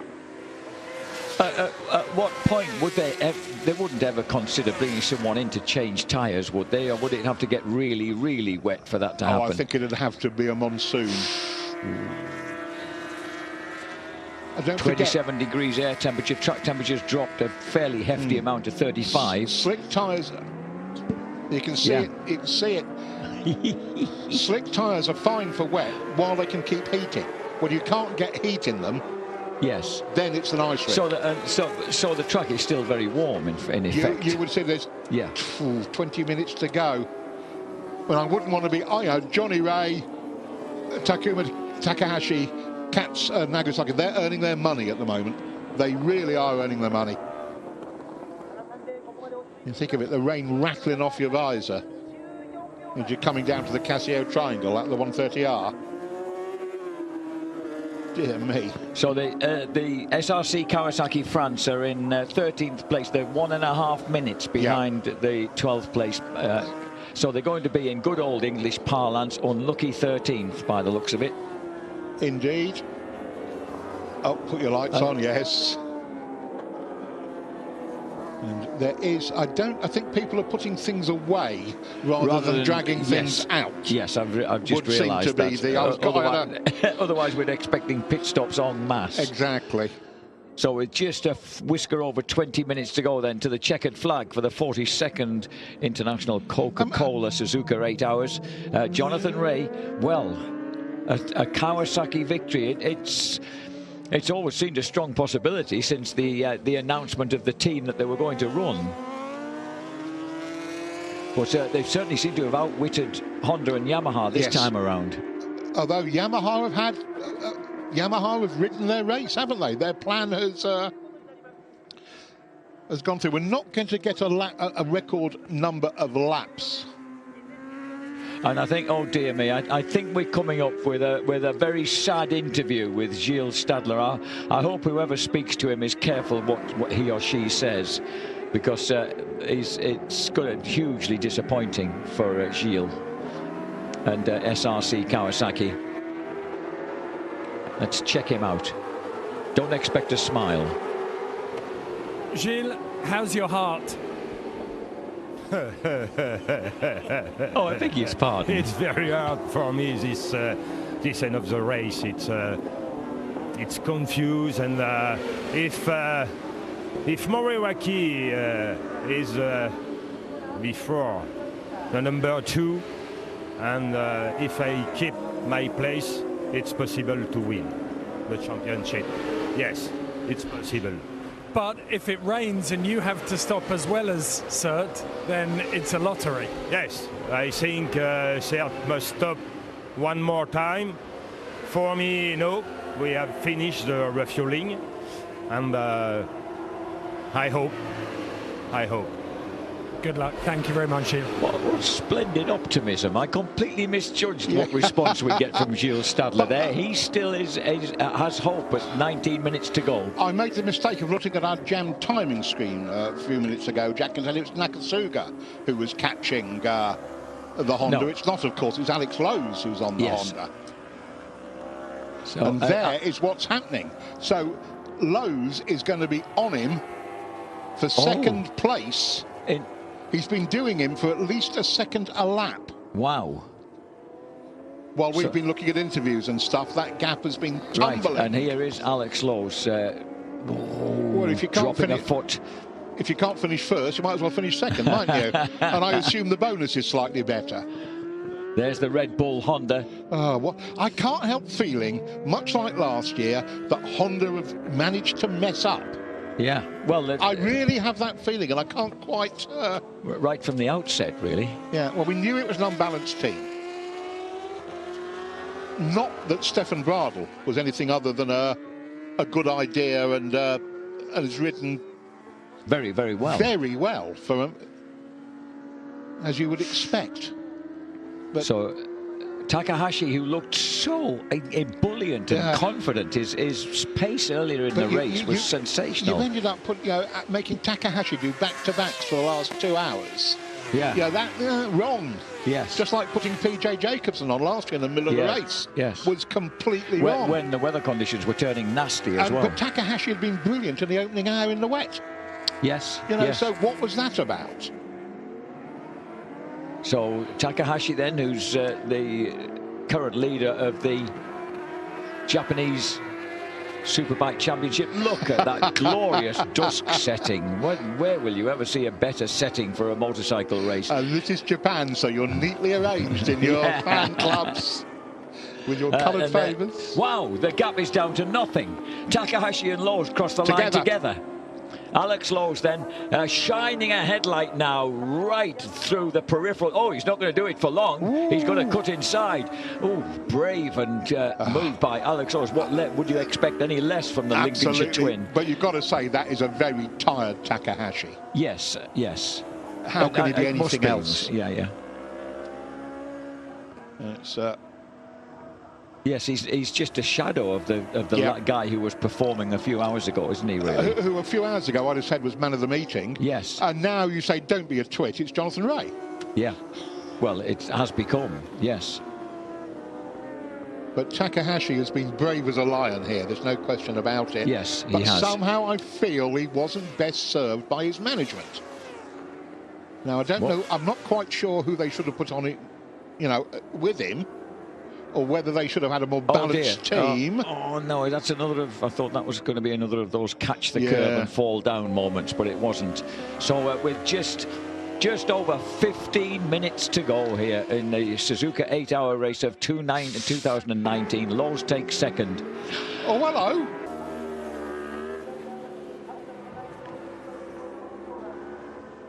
So the number 2 Cert Suzuki being, this is the number 21 of Alex Lowe's. He's running the Yamaha in second place, possibly ending their sequence of 4 years in succession of winning here at Suzuka. Ahead of them by about 22 seconds is the number 10 Kawasaki of Jonathan Ray. And behind him now by a goodly distance, the number 33 Honda of Takahashi. And those are the teams that have fought out the 3 podium steps here at Suzuka this year. The Stefan Hill's team, they're going to end up, by the look of it, as the second in Superstock. They've been done over by bike number 80, who they've been dicing with for most of the second half of the race. The Tone RT BMW looks like it's going to be the top Superstocker. So let's check the gap. Ooh, between 9th and 10th places, 9.5 seconds. So it's slightly increased. It's gone up slightly. Yes. So the smiling Mr. Statler and his beating heart, unfortunately, it's just moving slightly the wrong way for him. Love the discs glowing red on Johnny Ray's Kawasaki. And he's now opened the lead. We'll have to wait for the Yamaha to come across the line in second place. And we wait, and we wait. And we check out the number 2 Cert Suzuki, potential world champions once again, and they certainly are pushing on. Oh, they left Etienne Masson on the bike, didn't they? It was absolutely what Neil was talking about. He thought Honda might do. Well, remember that when Masson got turned over by 600ths of a second at Portimao, David Checker came in, stayed on the bike, said he just needed a new back tyre. They left the front on, and away he went. There's the points difference. So still remains at 1 point in Suzuki Endurance's team favour. And I think they're pulling away from the Moriwaki. Yeah, a few tenths a lap. The impression I'm getting is that Masson has this under control. I'm sure all the... And sentimentally, Jack, I'd like to see Dominic Mayon retire with a title. Oh, well, I must admit, I've got a real soft spot for Shield Stadler, and having had this opportunity to come here for the first time, Etienne Masson, the 30-year-old from Bourg in Brasse, has been entrusted with the bringing home the number 2 Suzuki. Some tension in that pit. And they've actually risen to their feet because they were sitting like a neat little obedient classroom of junior school kids earlier on. Have we got our timing screen back? We might have. I do believe we have, out of nowhere. 21 seconds the lead. And 8.8 seconds the advantage for Masson over Koyama, Tomoyoshi Koyama. David Checker on board the SRC Kawasaki in 13th place. Oof. God, 1 place difference Koyama either was quite way. a lot quicker last time round, wasn't he? But dear me, under 10 minutes. 9 minutes. Yes, it's not faster by sufficient, I would say. What? Is that an ancient northeastern saying? What I mean is, you only gained about 6/10 of a second, which is insufficient in the time remaining, is what I was trying to explain. I should have worked that out. Dominic Mayon, 38 years, the boss of Cert. And this is as close. He looks as if he's aged during that time. It's time for the boy to pack in. He's aged during the last half hour, I think, yes. Jack. But Cert Suzuki, well, 16 world titles, 8 minutes to go. And that world title within grasp. But of course, not until the flag comes out can you be absolutely sure. This would be his 16th world title. He has 15. Etienne Masson coming up astern of Julien Da Costa, who's in 17th place. That's about as high as the official BMW entry has got. Meanwhile, Ray leads the way. And Alex Lowe's is a couple of tenths faster in second place. A matter of supreme indifference to those men in the Kawasaki pit. Leon Haslam and Toprak Rosgadiol, who's sat there quite happily looking, his leathers, ready to go on the rostrum, having not been given the opportunity to go out on track. To go to the top of the top yes. step. No Turkish rider's been there before. No, that's true. That's true. And you know, okay, maybe he didn't fit the plan. They thought he was a bit of a risk. He's too big, doesn't fit on the bike well. But all the money says he's on a top bike here next year for Kawasaki, yes. assuming he's still a Kawasaki rider. Yes, that's true, because there are far few offers flying around, aren't there? But it was generally assumed that I think the idea, because he's a Red Bull man, is that the idea was that he might stay on the Puccetti Racing Team Kawasaki, but with full factory input.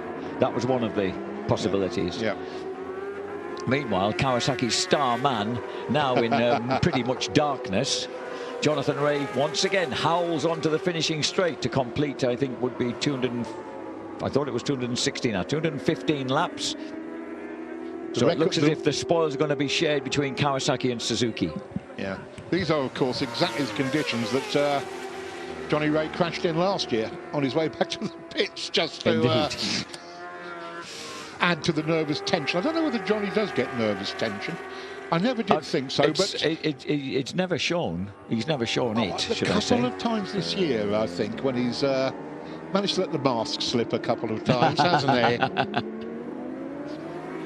So in gathering gloom then, it's 6 minutes to go in the 42nd Suzuka 8-hour race. I'm just checking on how close Koyama is to Masson.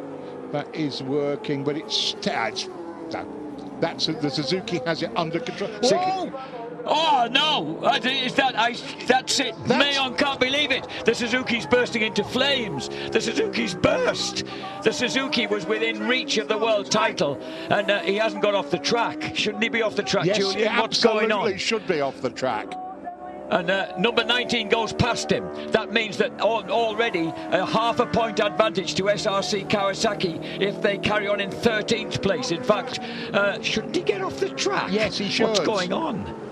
Or is he trying to get it back? Finally, he decides to step off the track. Dominique cannot believe his... he might have had to accept some disappointments over the years, and not that many, but that's perhaps the hugest of them all. Phlegmatic French needs to be.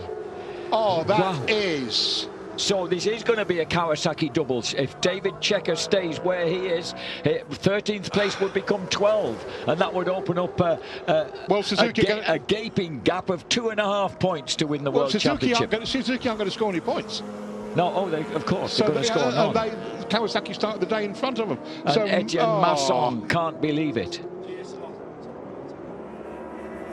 So the Search Suzuki pulls off with a blown engine, and SRC Kawasaki France, who led on the coming into the Suzuka 8 hours and were being thwarted up until the last 5 minutes of the Suzuka 8 hours, are going to emerge victorious, perhaps. Don't you love an endurance race where you still think, if I can push it back, we might get it sorted? Yes. Oh, that is cruel beyond belief. Well, what high drama here at Suzuka. Jonathan Rea now is... That's not Jonathan, that's no, I beg your Cruising. pardon. That's David Checker. It's David Checker on the who's suddenly, I would think, desperate to bring home the SRC Kawasaki without mishap. Absolutely. It's always a wonderful atmosphere when you get nightfall in world endurance racing. It makes it impossible to spot anybody, of course, for the director, the cameraman, or us. But right now, with a 13.7 second advantage, Jonathan Rea leads it, and the SRC Kawasaki squad. Well, you've got to admire Gilles Stadler's sterling optimism when he was spoken to earlier. He was right. Where's he disappeared to? He's not sprouted that manly beard on the left, has he? No, I think he's just taking the needles out the doll in the back of the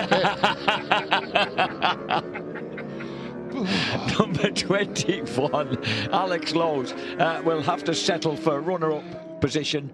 He's got just 3 minutes to carry on round. And Jonathan Rea ahead of him. Well, what? Nothing is certain until the checkered flag is shown. And Julian. This is why endurance racing is so cruel. If you blow up in a short circuit race, it's Stetterton next week, you know. But these lads have had their misfortune, and don't forget they've won brilliantly on a couple of races this year. They SRC won Le Mans. Yes. and were second at Ottersleben. Yes. So they've had, you know, they've had the sort of results that might, they had a bad time of it at the Slovakia ring where they didn't finish. Like everybody at the top of this championship, Jack, there's been a couple of good and a couple of awful. Yes. Yeah, it has been like that throughout. They did actually rescue a 7th place at the Ball d'Or. And we're coming up towards the top of the hour. The 42nd Suzuka 8-hour race is within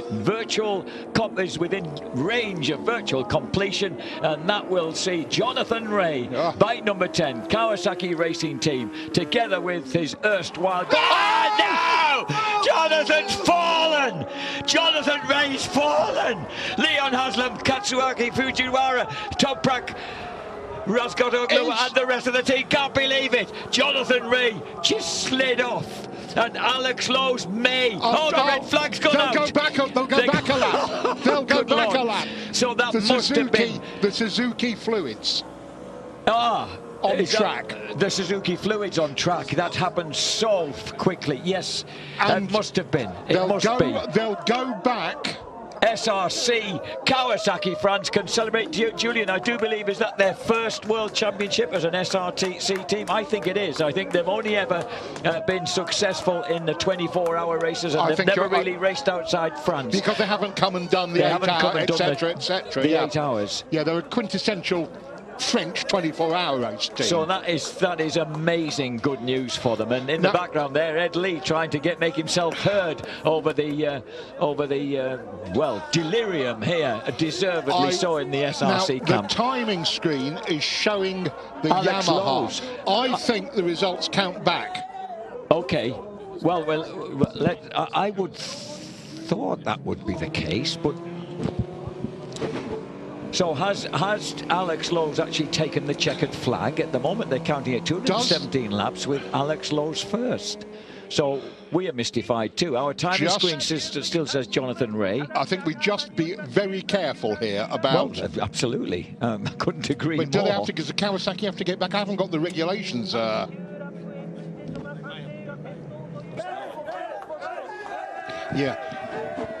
Well, and, SRC are world champions. I think that we do know. World champions, and absolute overwhelming joy in their camp. Now we're being shown as if he was the winner. Alex Lowe's coming in. But you go back. Gilles, 72 hours of racing over the course of a year, and it comes down to the last 3 minutes. Yes. It's crazy. It's really crazy. Dominic is unlucky, but for one time we are lucky, and I'm very, very happy for my team, for Kawasaki, all my guys. Great, a good job. I'm really satisfied. Yeah, it's the first time for me, and I'm really, really happy. Congratulations, the trip to Japan was worth it. Yeah, it was not evident to come here at the beginning, but we are coming, and now we are win the World Endurance Championship. Yes! Gilles Stadler, you've got to love him. What a man. And the first time they've come to the Suzuka 8 hours, a huge trip for them to undertake, with riders who, of course, aren't necessarily familiar with the Suzuka track. And they're saying now that Alex Lowe's and Nakasuga's looking up in some surprise himself, because the caption's saying that they are the winners. So we don't know what's happened here. There's general confusion. Jonathan Ray thinks he's the winner. He's coming to the #1 box. So it's confusion all round here, with a startled look in the and Julian reckons that the results will be taken at the last point, where the leader and all of the riders on the same lap as the leader had completed a full lap without the red flag being displayed. That means, as we look at David Checker, who has won his 4th World Endurance Championship in the most unexpected circumstances. We have...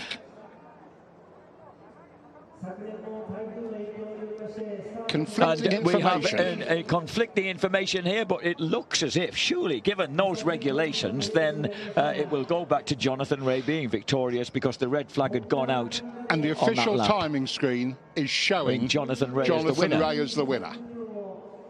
So confusion here. Kawasaki banners understandably being held aloft because that was an astonishing climb. But David Checker, bless him, he had to bring that Kawasaki home in the increasingly tricky conditions, and eventually they'll have ended up, I think, in 12th place.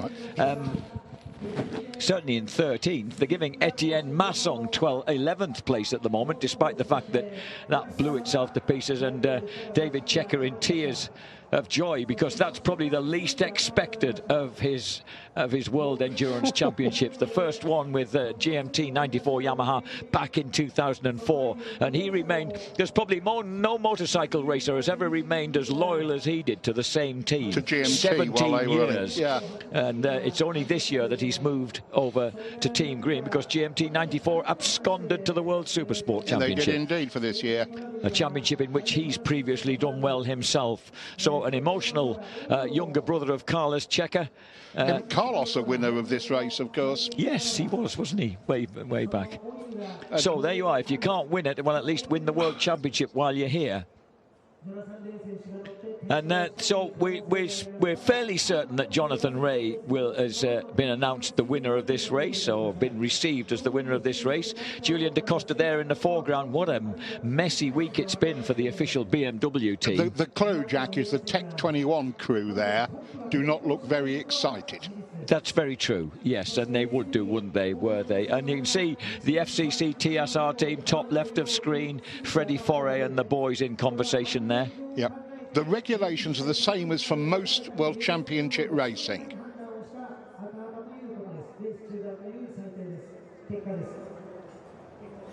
David Checker, what an amazing finish. Could you ever David. believe that you want to become world champion once again today? Oh, for sure. I'm sorry. This year was funny, difficult. I had injury during all the year in my arm. I struggled a lot in Le Mans, everywhere. Here,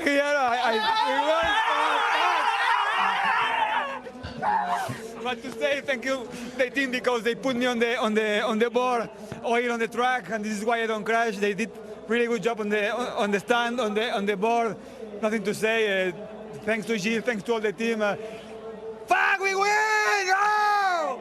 Congratulations, David. So David Checker, so he's been carrying a hand injury this year, hence the fact that they didn't use him at Oschersleben. And did I hear that correctly, that the team told him there was oil on the track? There's Dan Linfoot, bless him, and who's obviously enjoyed himself here at Suzuka, even if the SWAT Suzuki got dropped early on and had to work his way through the pack at a very decent speed, it has to be said. We saw the 11 Kawasaki touring, we thought, towards the end of the race. And David Checker just said, the team told me there was oil on the track. Ah, right. Didn't it? That's, yes. So that's why he was touring. Yes. So that I wondered why he was going so very slowly. So that's proper knowledgeable team then, letting their rider know just to take great care. So an emotional David Checker then, part of the new Endurance World Champions for 2019, the SRC Kawasaki France racing team. And congratulations to all of them, and especially to the riders and to the amazing Gilles Statler. He's waited a long time for that.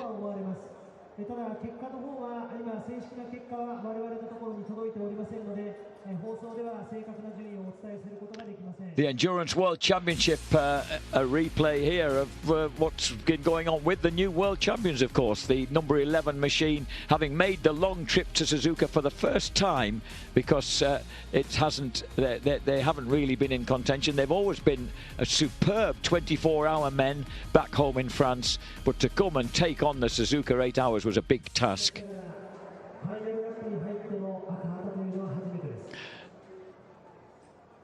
Michael van der Mark. Now we're being told that they are the winners of the race. Michael van der Mark, what an unexpected win. Till the very last second you were second in the race, pushing so hard to catch the number 33, and then now you find out that you won the race. 5th win in a row for Yamaha. I don't know.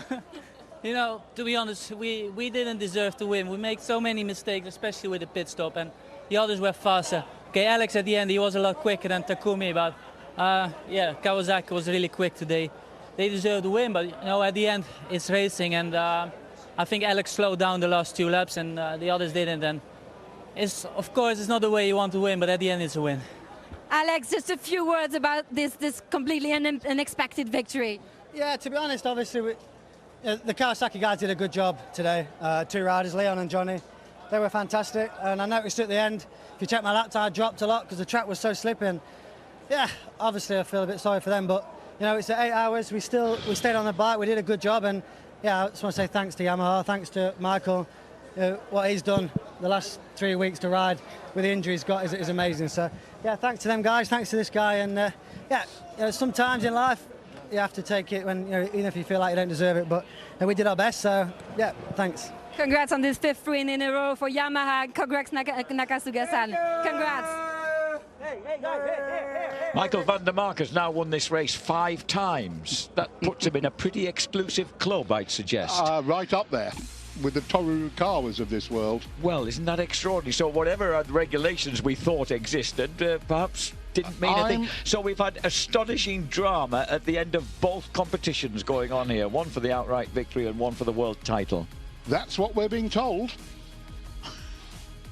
So the Yamaha-backed Yamaha factory racing team then, and this man Nakasuga does it again, and 5 times in a row for Yamaha. Good Lord.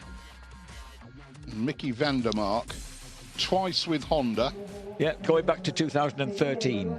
Yep, when he won it with Haslam and Takahashi.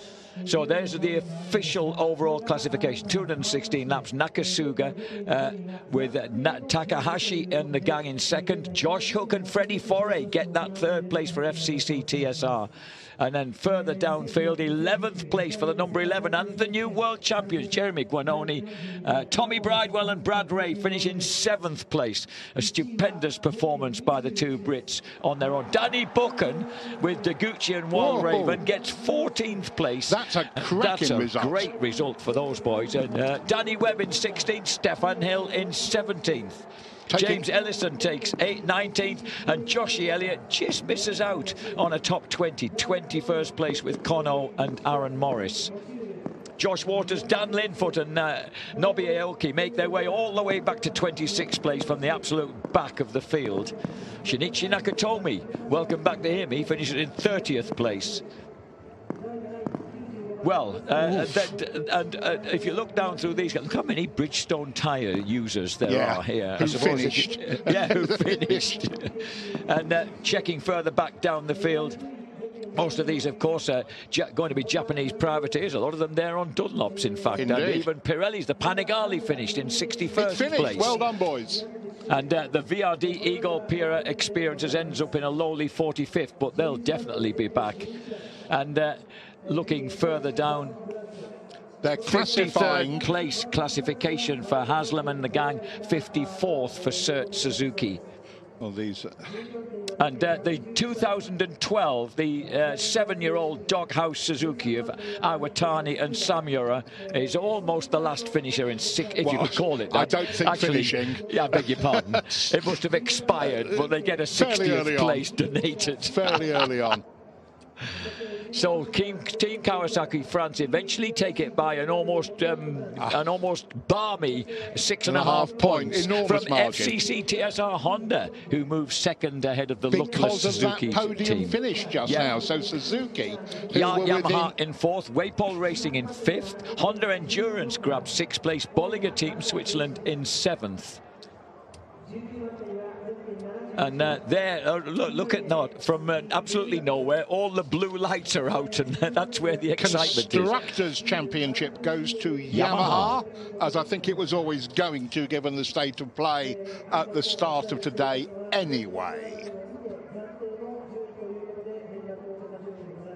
Was in despair. And then number 10, Jonathan Ray, comes into play. And look at this. Oh, he was hardly even keeled over, Julian. No, he just went from under him. But Race Direction must have said that he was the cause of the red flag. Because if you're the cause of the red flag, you are out of...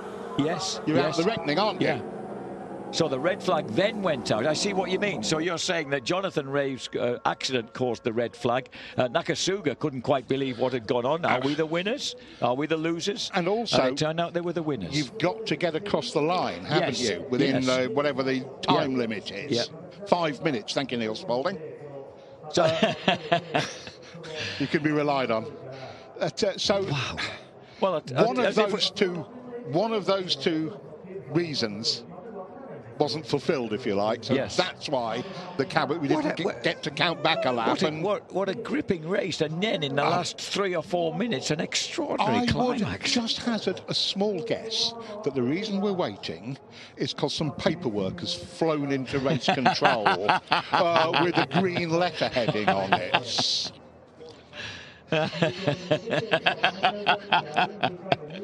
If you get my meaning. Dear sirs. Dear sirs, you're a bunch of. Oh, notice the wheel on the left turned green. It was red earlier on. Yes. So we're waiting then for an actual confirmation of the outcome of the race. Our timing screen is still locked on 217 laps, and Jonathan Ray ahead of Yamaha Factory Racing and Red Bull Honda. The official timing screen has shown the Kawasaki as the winner. But the Kawasaki didn't complete 217 laps, I'd swear. It was on its 217th. All we've had to confirm the result is television stuff. Yes. Yep. So everybody is now, there's a kind of a faintly embarrassed silence hanging over this place when it's usually absolute bedlam by now. I think the only people who can celebrate are the new world champions. Yes, that's done. That is SRC Kawasaki are world champions. That's done. That's marvellous news. I must admit, I know Terry wanted Suzuki to get their 16th. I had a Dominic Mayond sentimental. No, I like Stadler. I think he's a I don't special dislike the bloke bloke at all. It's, but there will now be some big holes in the door at Race Direction. But we're heading for the podium. And I think the podium of the World Championship first would make sense because we know the result. Yes.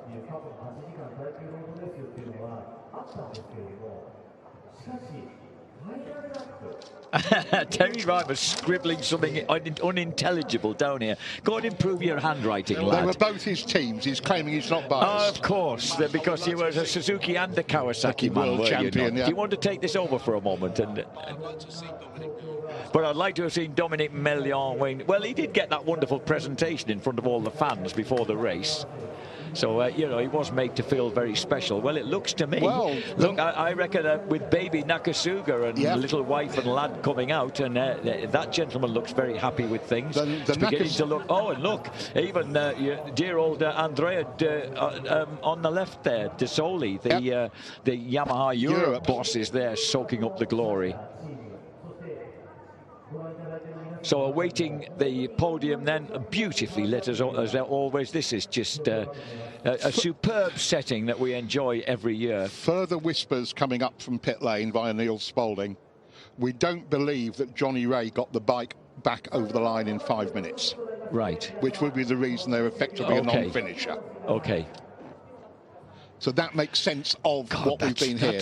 That's gonna hurt the reigning World Superbike champion after the performance he put up. And yes, it is indeed. And here we go, victory number 5. God, they had the laurel wreath prepared. How confident is that? Thank you very much, Suzuka 8 Hours, 5 times. Here we are. The proof is in the pudding. It's already there.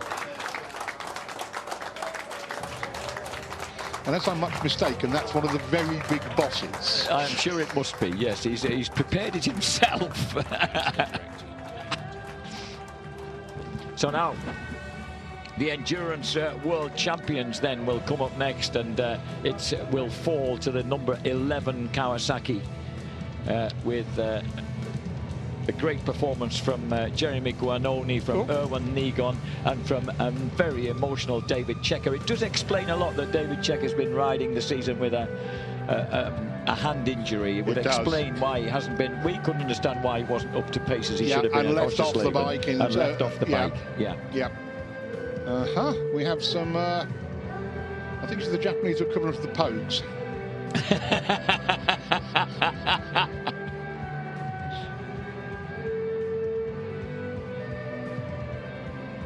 And we are going to get the race podium first by the sound of it. So I think we can take this as read now, Jack, but one of those two requirements...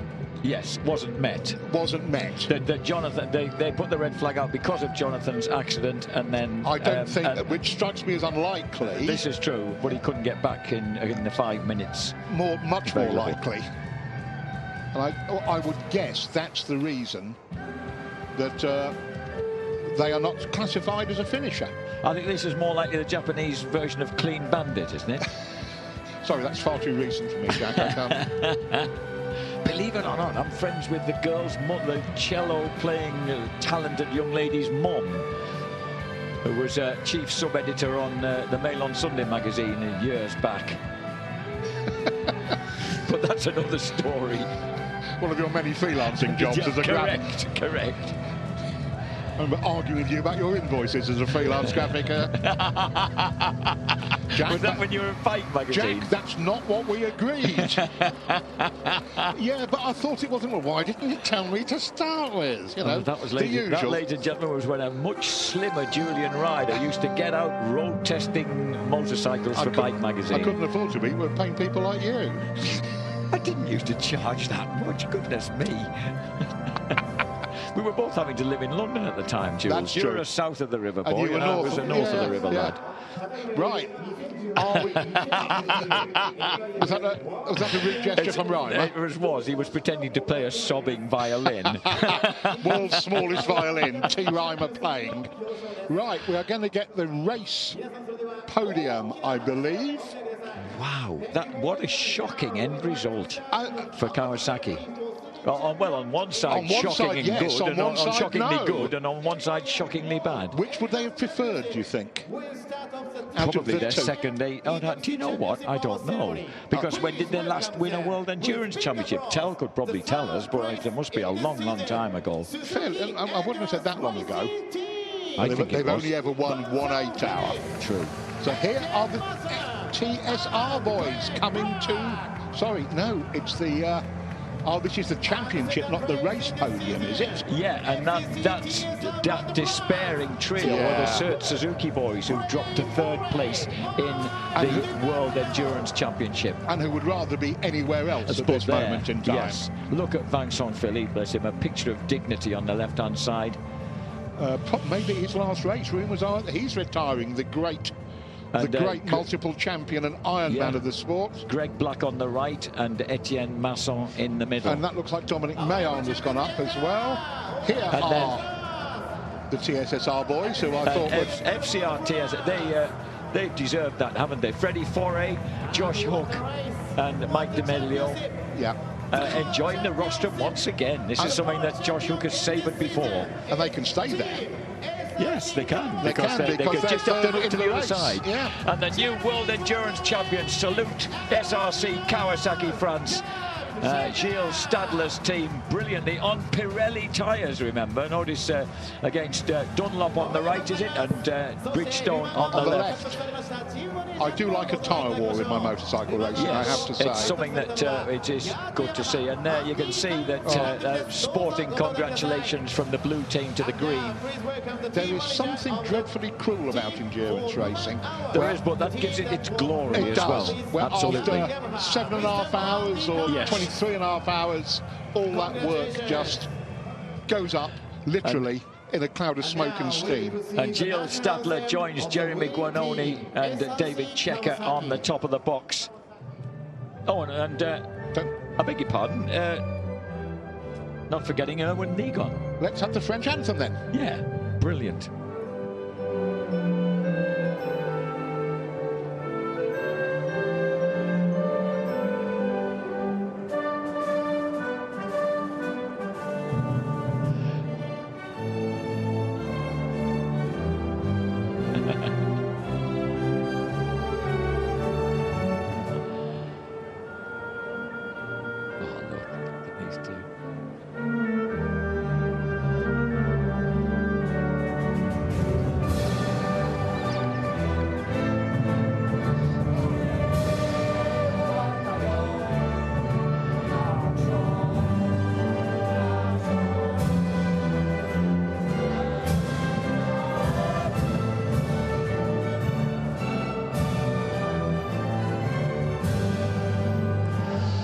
The Marseillaise rings out for an exultant SIC Kawasaki team. They had the black T-shirts printed already, and the tears flow for Jeremy Guanoni and Gilles Stadler. I love the way it was conducted by a Spaniard. Yes, it was brilliantly conducted by a Spaniard. And also, look, they had not only the T-shirts printed, but a big black flag. You could have got them very, very cheaply just about 15 minutes ago. Absolutely. So I think we may have to leave before we actually get the final EWC trophy being presented by Jorge Villegas and Kyoru Tanaka. And it could be, well, we'll celebrate the World Championship win, because it's been a long time coming for the gallant Gilles Stadler. He's always produced a terrific team, produced some terrific results standing alone as Kawasaki France, and he's got the best team he's ever had so far. The experience of Owen Nigon and David Checker against the relatively raw talent of the young Jeremy Guanoni on the right-hand side there, and they've come together perfectly in the end to receive the gold medals and finally receive the FIM Endurance World Championship. Jorge Villegas, chairman of the FIM, who actually at the beginning of the evening, beginning of the day's proceedings, it was he who presented a plaque to Dominic Mian to say goodbye to him and pay respects to his achievements in the Endurance World Championship. But Stadler, he's endured some big blows over the years. You know, it's wonderful to see him achieve this. Josh Hook, Freddie Foray and Mike D'Amelio, the departing world champions, I've got a feeling they'll be back come next year, because that FCC TSR Honda team is a strong one. And they've upheld Honda's honour good and proper. They have, haven't they? Haven't yes. they? Yes, they really have. And as you say, are the Suzuki boys still there, or have they made their excuses and left? I would have made my excuses. Oh no, bless them, hiding. they're still there. That is a horrible thing to have to suffer. But then, look, Dominic Binion, bless him, gets a conciliatory handshake. But, you know, why not be there to enjoy the atmosphere, even if you're not feeling like being a part of it? They're not enjoying it. Okay, I'll take Tetsui Suzuki, president of the Japanese Motorcycle Federation, presents the bronze medals.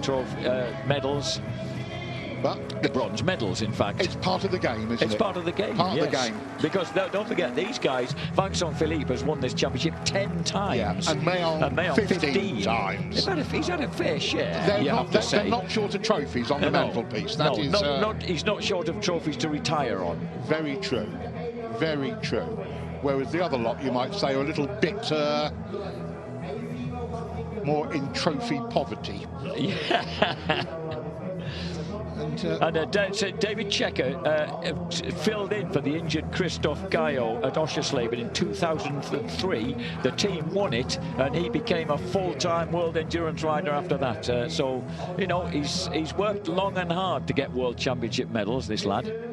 Oh, absolutely. You can't deny them anything. I agree completely. It's and also the other thing is he won that 2016 French Superbike Championship, the man on the left, and we know how good Guanoni is on the short circuits, and that's what's really been brought into world endurance racing in recent years. Yeah, you have is the tenacity of the short circuit men. And you have to be able to do that pace straight away. Yes. Go. Well, that is a picture of dejection in blue. It is. On the right, I'm afraid, but nobody said motorcycle racing was fair, and endurance racing is a lot less fair than most. I mean, we've seen SRC Kawasaki have big engine failures over the last couple of seasons, and you know, that's possibly the first time we've seen poor Suzuki suffer possibly the most ill-timed of them all. Yeah, that ill-timed is the phrase, absolutely. And team manager. Oof. Yeah, Dominic, just a glance backwards. Oh, and no, he's pushed back into position. Pushed back into position with a wry smile on his face. There's a lot of dignity there in that group, I have to say. Definitely, Jack, definitely. And elation with the boys on the left, because they have grabbed an unexpected second place in the World Championship, and also, of course, third step in the actual Suzuka 8 hours. And always great to get your name down as a rostrum finisher. Of course, there'll be some handy bonuses flying around for the FCC TSR boys. Yes. you know, top 3 finish in the second place in the championship. Yep. On the podium at the 8 hour, Kerching. Freddie Foray makes one of the Sèvres twins, makes a poor David Checker gets an eyeful from Jeremy Guanoni. And it's getting properly out of control. Yeah, it's now getting a bit random up there. There's a mixture of French, actually an Italian. Mike De Meglio, his grandparents come from Sicily, from Syracuse. But he's French. He's a very Italian Frenchman. There's very Italian people everywhere. Thankfully. Yeah, his granddad was a Syracusean, if that's the right word. So the flags fly, the Yamaha flags prepare to fly for the Suzuka 8-hour actual presentation. But it's great to see the Team World Champions then, the Endurance World Champions for 2019, SRC Kawasaki.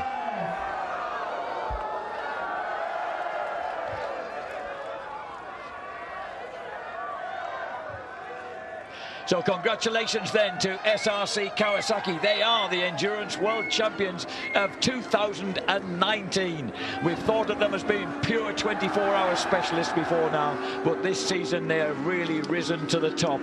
And in a dramatic finale here on their first visit to the Suzuka 8 hours, they clinch an absolutely enthralling World Championship series. We'll be back, of course, starting with the Ball d'Or in just a couple of months' time here on Eurosport with the action from the 2019-20 World Endurance Championship. That was the moment that Sert Suzuki's hopes went up in smoke, and Etienne Masson realised, along with Dominic Merian, that their dreams of another championship had gone. Meanwhile, we think that the winner was Yamaha. I'd like to say thank you to Julian Ryder, to Neil Spalding, to Terry Reimer, from myself, Jack Burnicle. Bye-bye from Suzuka.